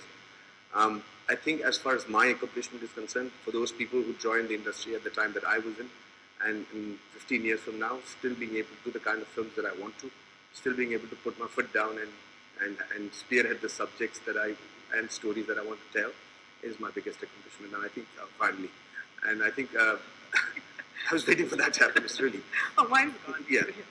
So and also to be relevant, also to be able to be the alpha male on the set after so many years and doing different varieties of films is one of the biggest assets that I have going for me. And have you ever had failures, disappointments, Oh yeah. challenges? Oh yeah. Because from the outside, people don't always see that. Yes, of course. I mean, it is. I think the film industry is the only industry in the world where the industry decides whether you can be part of it or not. All other businesses you can choose to be part of it, but this creative film industry, you could be the son of the most handsome star, most good-looking heroine, or you could be from the most elitist film family, and you'll still not be accepted by the public. So there is a certain magic that only happens to a few, and very few. And I think that's one of the things that makes it so unique. And I think all my life I've been prepared to for this particular job that I hold right now. I mean, I had a gambit of professions before I became an actor. I was, I was with the defense for a while. I was teaching. I was an engineer.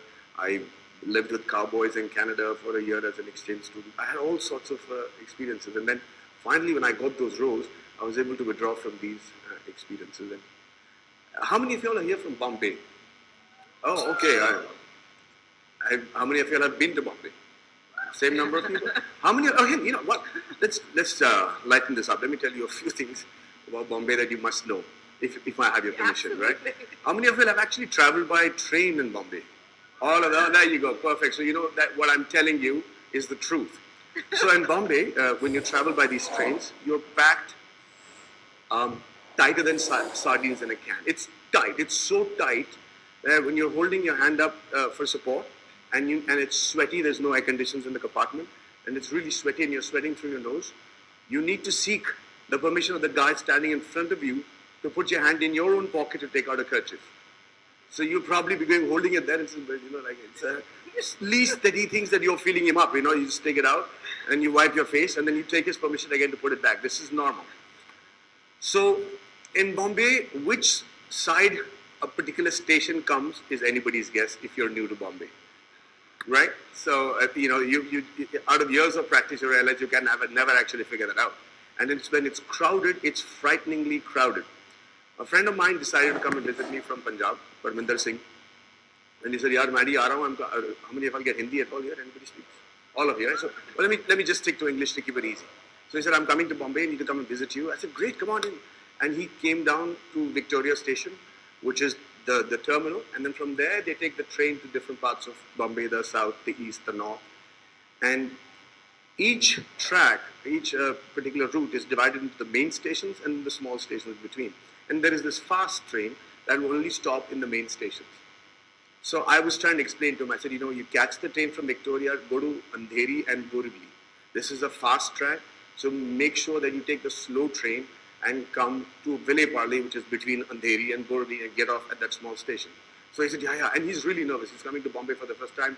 Everybody looks like somebody who's going to mug him. He's really frightened, a little nervous. So he's got this bag and he's in the train. And he, as expected, takes the wrong train. So he's taken the fast train that's not going to stop between Andheri and Borivali. But he's already flabbergasted because everybody's advising him. They're very friendly. So in Bombay, you have to be very careful about who you take help from because it's an extremely helpful city. Very helpful. So once he's in the train, he said, Bhai, I have to get off at Vile Parle. Which side do I stand? He said, Vile Parle? This train's not going to stop. You know, you're going to stop in Andheri and then you have to go for 1 more hour and then come back for 1 more hour because you've got onto the wrong train. So he said, what do I do? It's already 11 o'clock in the evening. So they said, you know, there's one chance. There is some construction going on between the two stations. So on the Vile Parle side, the train is going to slow down on the left-hand side of the compartment. So when the train slows down, just jump off the train. Now this very nervous friend of mine already, he's like, are you sure it's okay to jump out? He said, yeah, I have no other choice because if the train goes to the end, it'll take you another 2 hours and you know, Bombay is dangerous at night. People are having fun at his expense. So now he's got his bag, he's worn it tight around and they said, then everybody's telling him, listen, when you jump off the train, make sure you run in the direction of the train or else you'll fall on your face and then you hurt yourself. So now he's even more nervous. So he said, acha. What do I then? They said, you know, hang on to the side and as soon as the train comes to Vile Parle, goes really slow, we'll tell you, jump and run. He said, okay. So now he's taken all the God's names that he knows, is standing by the doorway and sure enough, the train slows down at Vile Parle, comes in like really slow because of the construction. And the guy said, are you ready? I said, yeah. And they said, jump and run. So this guy got off the train, started running really hard. And like that, okay, good. And he started running so hard, the train actually slowed down quite a bit. And now he's running slightly faster than the train. And the people in the front gate, they look at him as, Aja, they're calling him, right? So this guy doesn't know what's happening. He thought maybe a dog, but he started running. So they caught hold of his hand and put him back into the train. I saw him the next day at 9 o'clock. That's helpful Bombay for you. So, you have to be very careful who you take assistance from in Bombay, and that's a hint of how the city functions for you. You know, we don't have to ask you any questions. You can just tell us stories. I think that would be terrific. Fine. But I actually have a serious question. Okay. Because we heard earlier that you are a vegetarian and you are a PETA brand ambassador. And for people who follow the news, you know that Jallikattu has been in the news. And everybody I know from the South has a very strong point of view. They're either pro or anti. So I wanted to get your point of view on this. Is this culture? Is it cruelty? Is it something? Is there a middle ground? What are your thoughts as someone who's obviously involved with PETA? Right. So I've been given the boot a lot because I was part of PETA, and I just want to clarify my stand on that. Even before PETA, I was a pet lover. I loved animals. We are a family that adores animals. We're vegetarians because of that, and also because of our culture.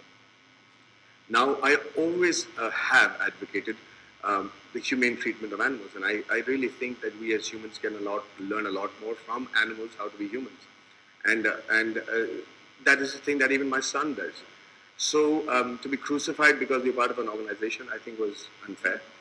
Just to say that I supported everything that is cultural about our country, and culture is not just something that gives you an identity. The culture and tradition, and I believe this, I'm going to speak about it tomorrow.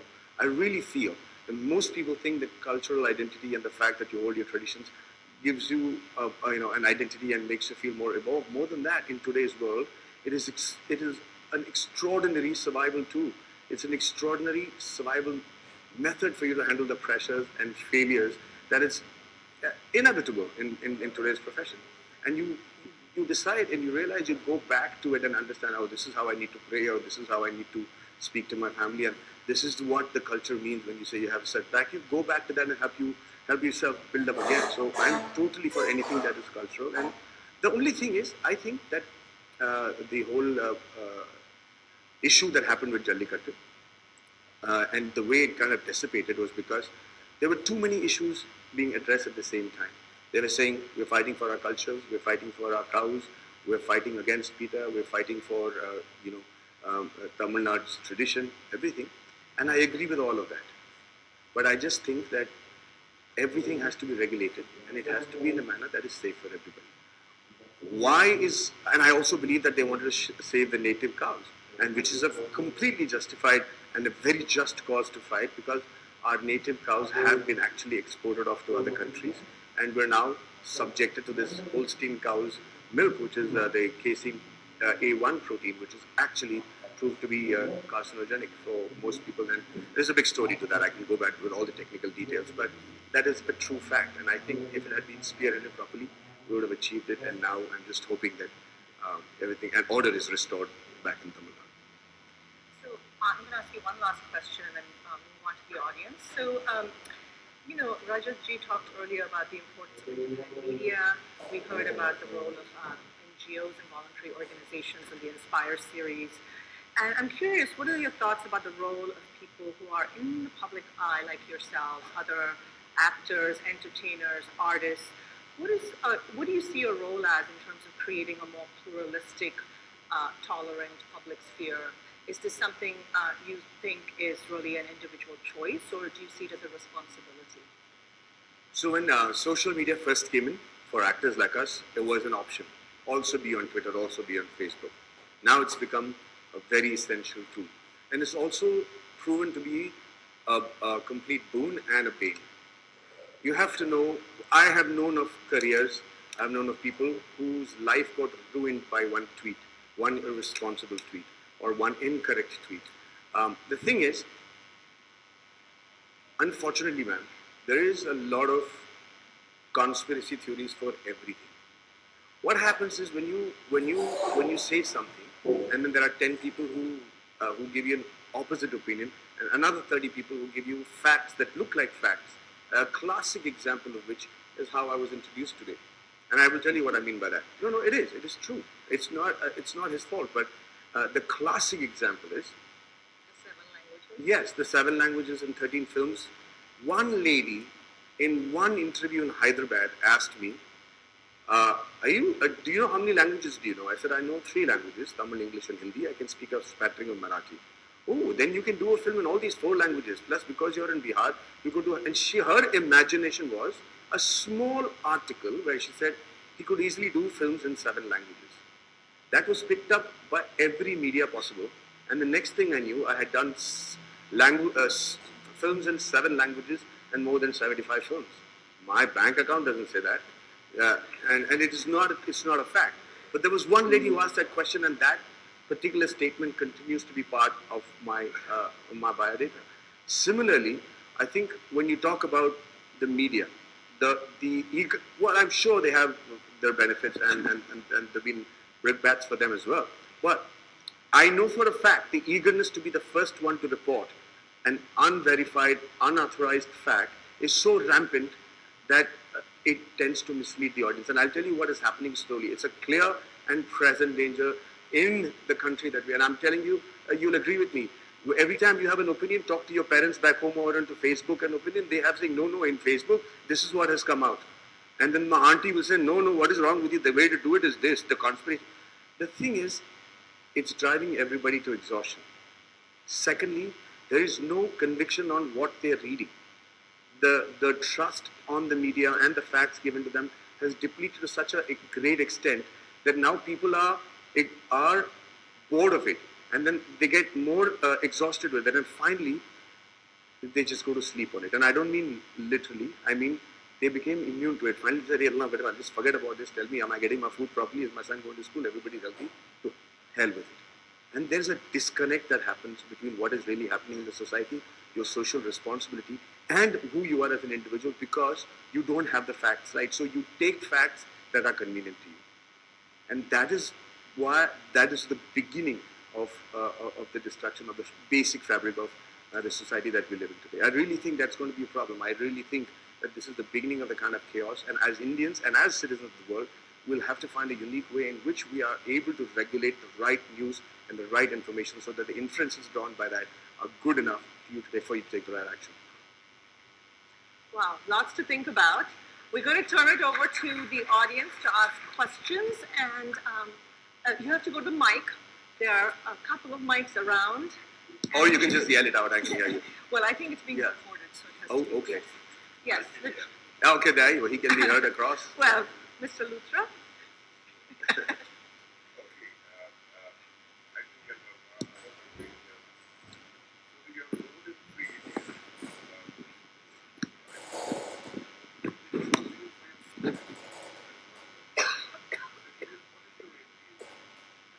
Good. Oh, wow. Okay. I think, yes, I was about to. Thank you, gentlemen. I was going to say. He asked me whether the reason I was selected for Three Idiots was because of who I was as a person. You mean as an idiot? Yeah. Okay. Right. Okay. Right. So, yes. So, I really think that it was, I hit jackpot with that film. There was no reason for them to cast me. I think there were very talented actors in Hindi who could have done that role as well. But I was in Chennai, and for some reason, Rajkumar Hirani thought of calling me, and I'm not going to look at the gift horse in the mouth and wonder why, but it was right down my alley. I know I had that conversation with my father, so that script looked like it was going to be a blockbuster, and sure enough it was. The second question was, what is my end game? Strangely, for the past 3 weeks, I have been thinking exactly that. Honestly, in all sincerity, I'm telling you, I was trying to define to myself what my idea of success was. And the more I thought about it, the less it involved money.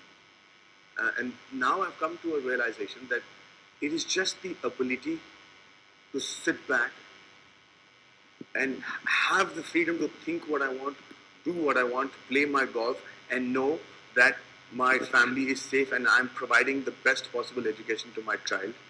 And then just live there without having to worry about all the stuff that I'm worrying about today.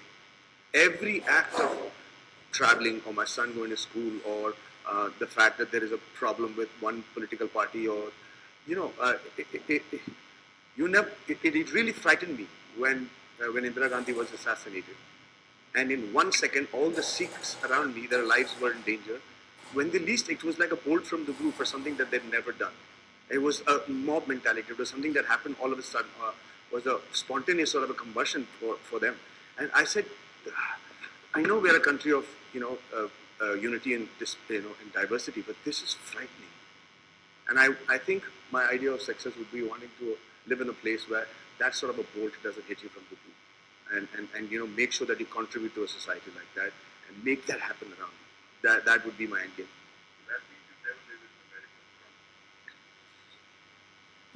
Abraham Lincoln said that nobody from outside America can actually, this is actually his quote where he said, nobody from outside America can actually destroy America. If he were to fail and falter, then it is only because we destroyed ourselves. So,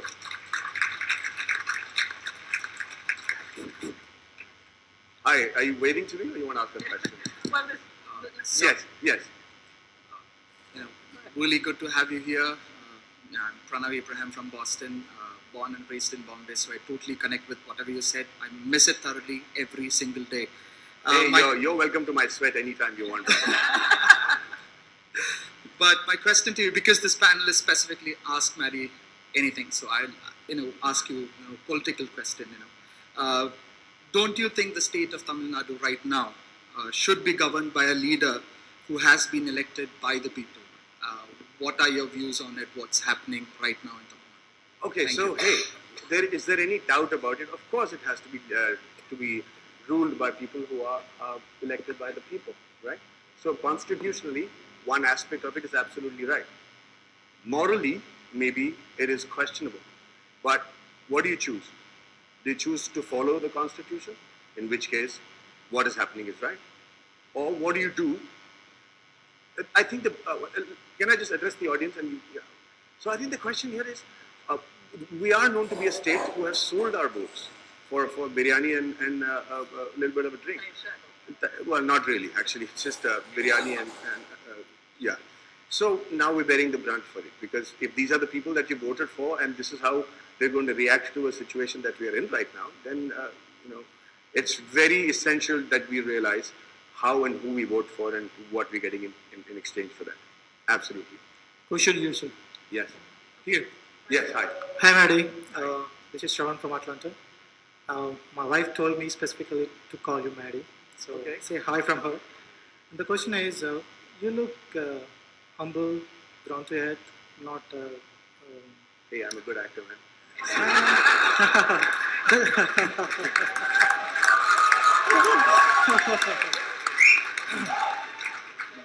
That's where I'm coming. Like, if I look into your eyes, or if you look at you, I can see that you're down to earth, to be frank. So, but if your movies like you are, no one can replace you. I can't hear you.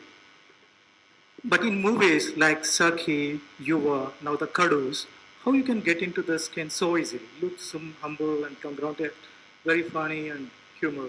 And it's not that easy to say or feel. As an IT engineer for the past 15 years, for me changing a platform is like, no, I'm going to stay here and settle down here, something like that. But really, we need to appreciate it. So how? So the question, I think, if I can get you correctly, is that because I look amicable, it's how do I play all the wild guys and the bad guys that I play in the movies? I think that honestly, everybody has a wild side to us, and we all know we do. We choose to let it out at times when nobody's looking at us, or when everybody's looking at us through the camera, for instance. For me, I was born and brought up in Bihar. Being amicable was one quality. Also, having the ability to turn back and bite right back to survive was another. Those instincts have been subdued for the longest time, but it's not left. So when we do movies, you actually withdraw from your real life experiences to do the things that you do. And that's part, because I'm not a trained actor, I don't even think I'm actually, honestly speaking, and not being humble here, I don't really think I'm such a good actor. I'm just a clever guy because I'm able to withdraw directly from my life and apply that to the characters that I'm playing. And therefore, I choose characters that I have been before at one point in my time, in my life or the other. So be it Three Idiots, be it Yuva, be it Alai Payade, all those aspects have been a real part of me. So if I were to play a rocket scientist tomorrow, I don't know how I'll do it. Right there? Hi. I'm sharing the feeling of awesomeness like everyone here to have you today. I'm Karthikeyan Ramu. Thank you for supporting Jallikattu, being part of PETA. In Harvard, Department of South Asian Studies provide regular instruction on a variety of South Asian languages like Hindi, Urdu, Sanskrit, and so on. South Asia, as it emerges as global cultural, economic, and political power, a study of this language also essential for developing a critical understanding of the diverse cultures, histories, and literatures of South Asia. There is this great initiative, Harvard Tamil Chair. They're trying to set up a Tamil research study in Harvard. There are $6 million required. So far, they have raised up to two millions. So, by being a celebrity and knowing the value of Tamil literature and language, would you vouch for this cause? And today, would you pledge and extend your support and requesting everyone for this noble cause?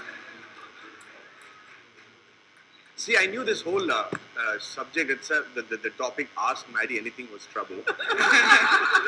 But yes, to answer your question, yes, of course I will support it. There is no reason why anybody who will not support something like this. Tamil is one of the oldest languages in the world. It's been proven many times that half the philosophies explained in Tamil has been modified over and over again, owned by different civilizations and re-quoted as their own. But absolutely, I think if you're able to get an insight into Tamilians, the South Asian community, through this language, then by all means you have my wholehearted support, and I will do what I can to help you get that 6 million. Thank you very much. Yeah. So on that note, we're actually out of time for today. But Hey, I get 10 minutes more. Okay, hang on. Yeah, see? Yeah, we started late, thanks to Mr. Paul. Okay. Thank you. Yeah. Very quick question. Your statements about the railways brought back memories of traveling from Dadar TT to Churchgate. So that was very evocative. Just following up on a question I had a chance to ask Mr. Rajat Sharma earlier, where when I asked him, I said, I find it disheartening that there's a real lack of freedom of speech, particularly freedom after speech. And he responded by saying that he thought there was plenty of freedom of speech. In a recent incident, Sanjay Leela Bhansali was roughed up and his set was broken because there were elements who thought that in his movie Padmavati, he was going to have a romantic dream sequence between Alauddin Khilji and Padmavati. And I would ask you, even if he had chosen to fictionalize and take some artistic license, should he, a creator, a powerhouse like Bhansali, have the right to introduce things in his movies that are not historically true, but add to the creative thrust of his film? Wouldn't that be an exercise of freedom of speech? And do you think, what are your views on the fact that he was silenced and there's been such an outcry against his film, really focusing on the freedom of speech issue underlying that incident? Thank you.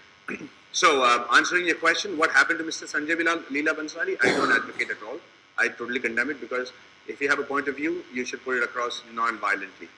Taking a bunch of goons there and physically beating him up or manhandling him is not the solution. It's never going to yield a constructive or a positive dialogue between the two parties. Having said that, we are a country, so we should know when freedom of speech is also responsible freedom of speech. Okay, just merely because I want to say anything that I want to does not allow me to say something infuriating that would actually challenge the stability of the society around me. Having said that, I'm not saying Mr. Sanjay Leela Bhansali was trying to say that. I'm just saying with every culture, the freedom has a different definition, and one has to be sensitive towards that. And I think, by and large, mixing this up is what is causing the imbalance. And I would like to tell you in detail about what I think as far as this is concerned. But we are a very emotional society. You can't help it. You saw how lovingly Mr. Pavan Kalyan was received today. That's how we are. That's how we do it. There is passion in how we treat our leaders. There is passion mold in everything that you do as a South Indian. You just have to be sensitive to that. I have seen many instances of communal violence where I was born and brought up, the Hindu-Muslim fights that happened, the murders that happened in the name of religion. And it all started because somebody thought it was smart enough to exercise the freedom of speech at the wrong time. That I don't advocate. I know you have the right, but say it properly. I'm not referring this to Mr. Sanjay Leela Bhansali. Even as film actors, for instance, when we do films in Tamil, I'll give you a big example. When we do films in Tamil, we can't name political parties. There are only two. So I can't, in Malayalam, there is a film where the guy says, you're part of the Congress and you guys did so and so for so many years. That was allowed. In Tamil Nadu, I can't do that. It will merely instigate a whole new set of problems at the cost of me making a movie. Similarly, in Tamil industry, I don't know how many of you all watch Tamil films here. How many of you? Yeah, okay. So tell me if you agree with me. In Tamil cinemas, it's really okay for you to condemn women and say and sing the kind of songs that they do, demeaning them, saying, yeah, you always break guys' heart, you guys want everything wrong, and kind of just saying that, boys are being victimized is a very predominant feeling in Tamil cinema. You'll never see a film like that happen in Hindi, which is successful. It's culturally totally different. But then if you address it at the wrong time, it becomes a problem. So I just think, coming back to your original question, I totally disagree the way he was treated, and he should be given the freedom of. The worst part was nobody really knows what the script is. It was assumed, it was imagined, and it was an action was taken on it, which is even more irresponsible than the freedom of speech. Should we take a break? Say that again. Yeah, we have how many minutes now? Say that again. No. Okay. Okay, Maddie. So my last hi everybody. My name is Sumin Solanki and I am from Delhi. And I am not very aware about Jallikattu and all that. And you are a part of PETA as well. And then there are so many celebrities who are a part of PETA. And the irony of this all that is that we are the country that we are number one in the world in the beef export. So I can't hear you. Sorry. we are the country in number one in the world in beef export. Okay. So what PETA is doing and what other activists are doing for this concern, and they are behind the Jallikattu and other different festivals. So you have a very valid question, brother, but I'm not the one to answer that. In the sense that I'm not part of PETA in that sense. I'm advocating the cause of vegetarianism and humane treatment to animals.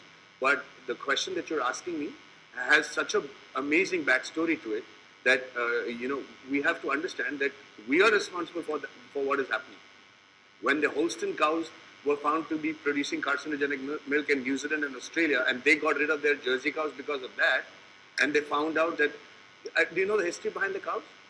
So basically, there was surplus of these cows that had in Europe, where they were producing 80 liters of milk instead of the 21 liters of Jersey cows and 8 liters of the Desi Sehwal cows and all the cows that we had. So those cows were imported to India thinking that's the best thing to do to solve the milk shortage problem that we were having in India, not realizing that milk had the worst protein possible, and that's the reason why diabetes became such a big issue in India, where type 2 diabetes, type 1, all sorts of diseases.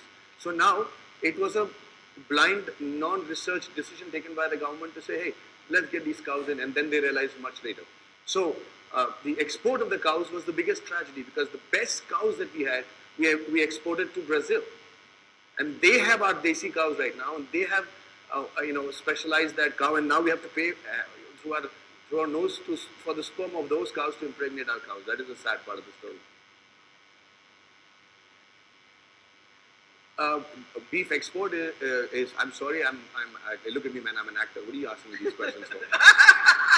I'm just saying that I have no information on the beef export. I don't even eat it, and I am against it. So here's the best part: don't have beef. That's all I can tell you. Thank you. Let's move on over that. 0 minutes. Huh? Sorry. Yeah, sorry. One more. How does it feel to elope with brides in movies? That is wrong on so many levels, brother. Whose bride are you talking about? My bride?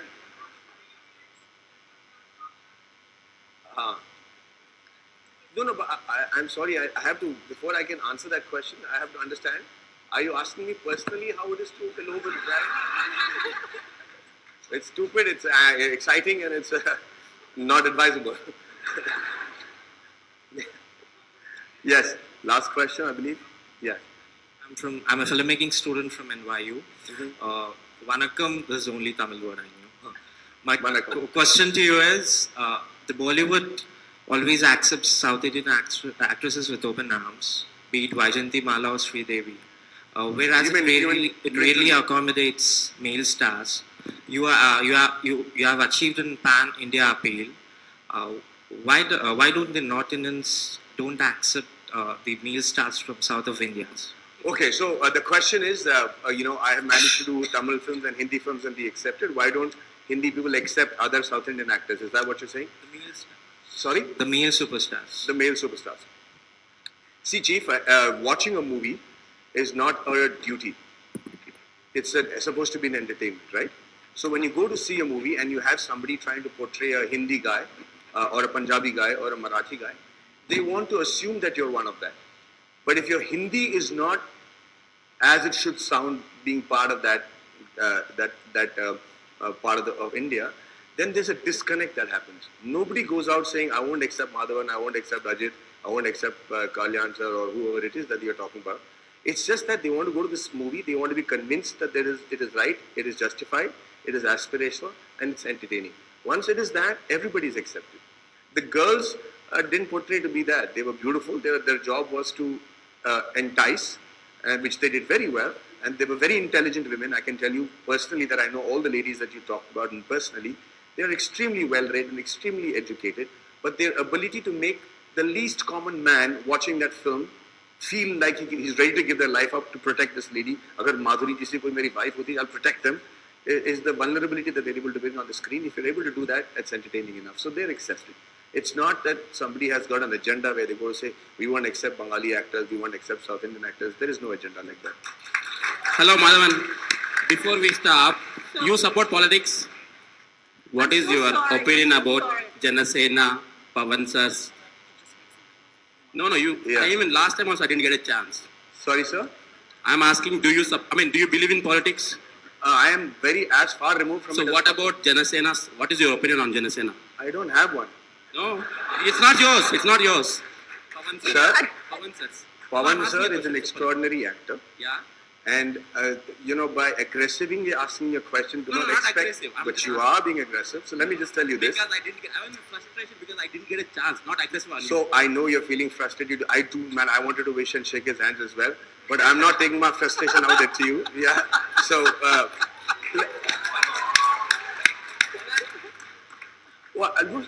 you know what? I'm still going to be giving you, give us 2 minutes, my man. Thank you. We'll all be happy and loving right now. I will take it from you after this one. Please.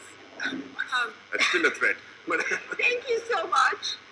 Thank you so much. It was lovely having you here, and I'm sure we'll continue the conversation tomorrow. So Thank you. Thank you so much. Thank you, guys.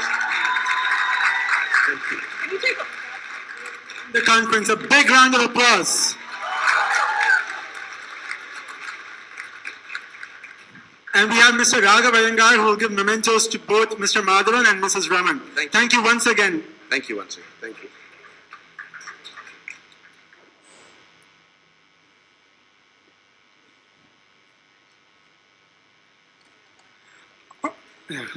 Okay, wait.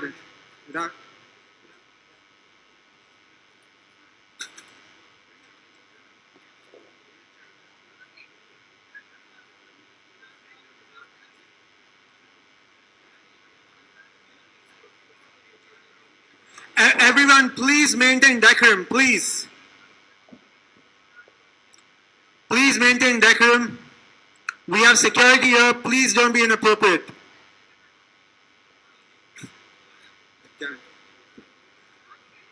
All right. It's an end of a long but fantastic day. But I want to remind you that we have day 2 coming up tomorrow across the bridge at the Harvard Business School. You'll have Madhavan, Mr. Pavan Kalyan, and a host of other fantastic speakers talking tomorrow as well. However, at the end of today, I have to take some time to thank some people. May I please invite on stage my 7 fellow co-chairs, Himakshi Meghani, Ranjavati Banerjee, Dinesh Chand, Arvind Krishnan, Apur Bansal, Saket Goenka, and Raghav Iyengar. And all our volunteers and team members, please stand up and raise your hand. This is a momentous effort. It's 8 months, my friends. 8 months of hard work. They deserve a big hand. And just to complete, thanks to all our sponsors, our speakers, media, HKS staff, and above all our guests. It's because of you that we organize these conferences, and we'll see you tomorrow. Thank you.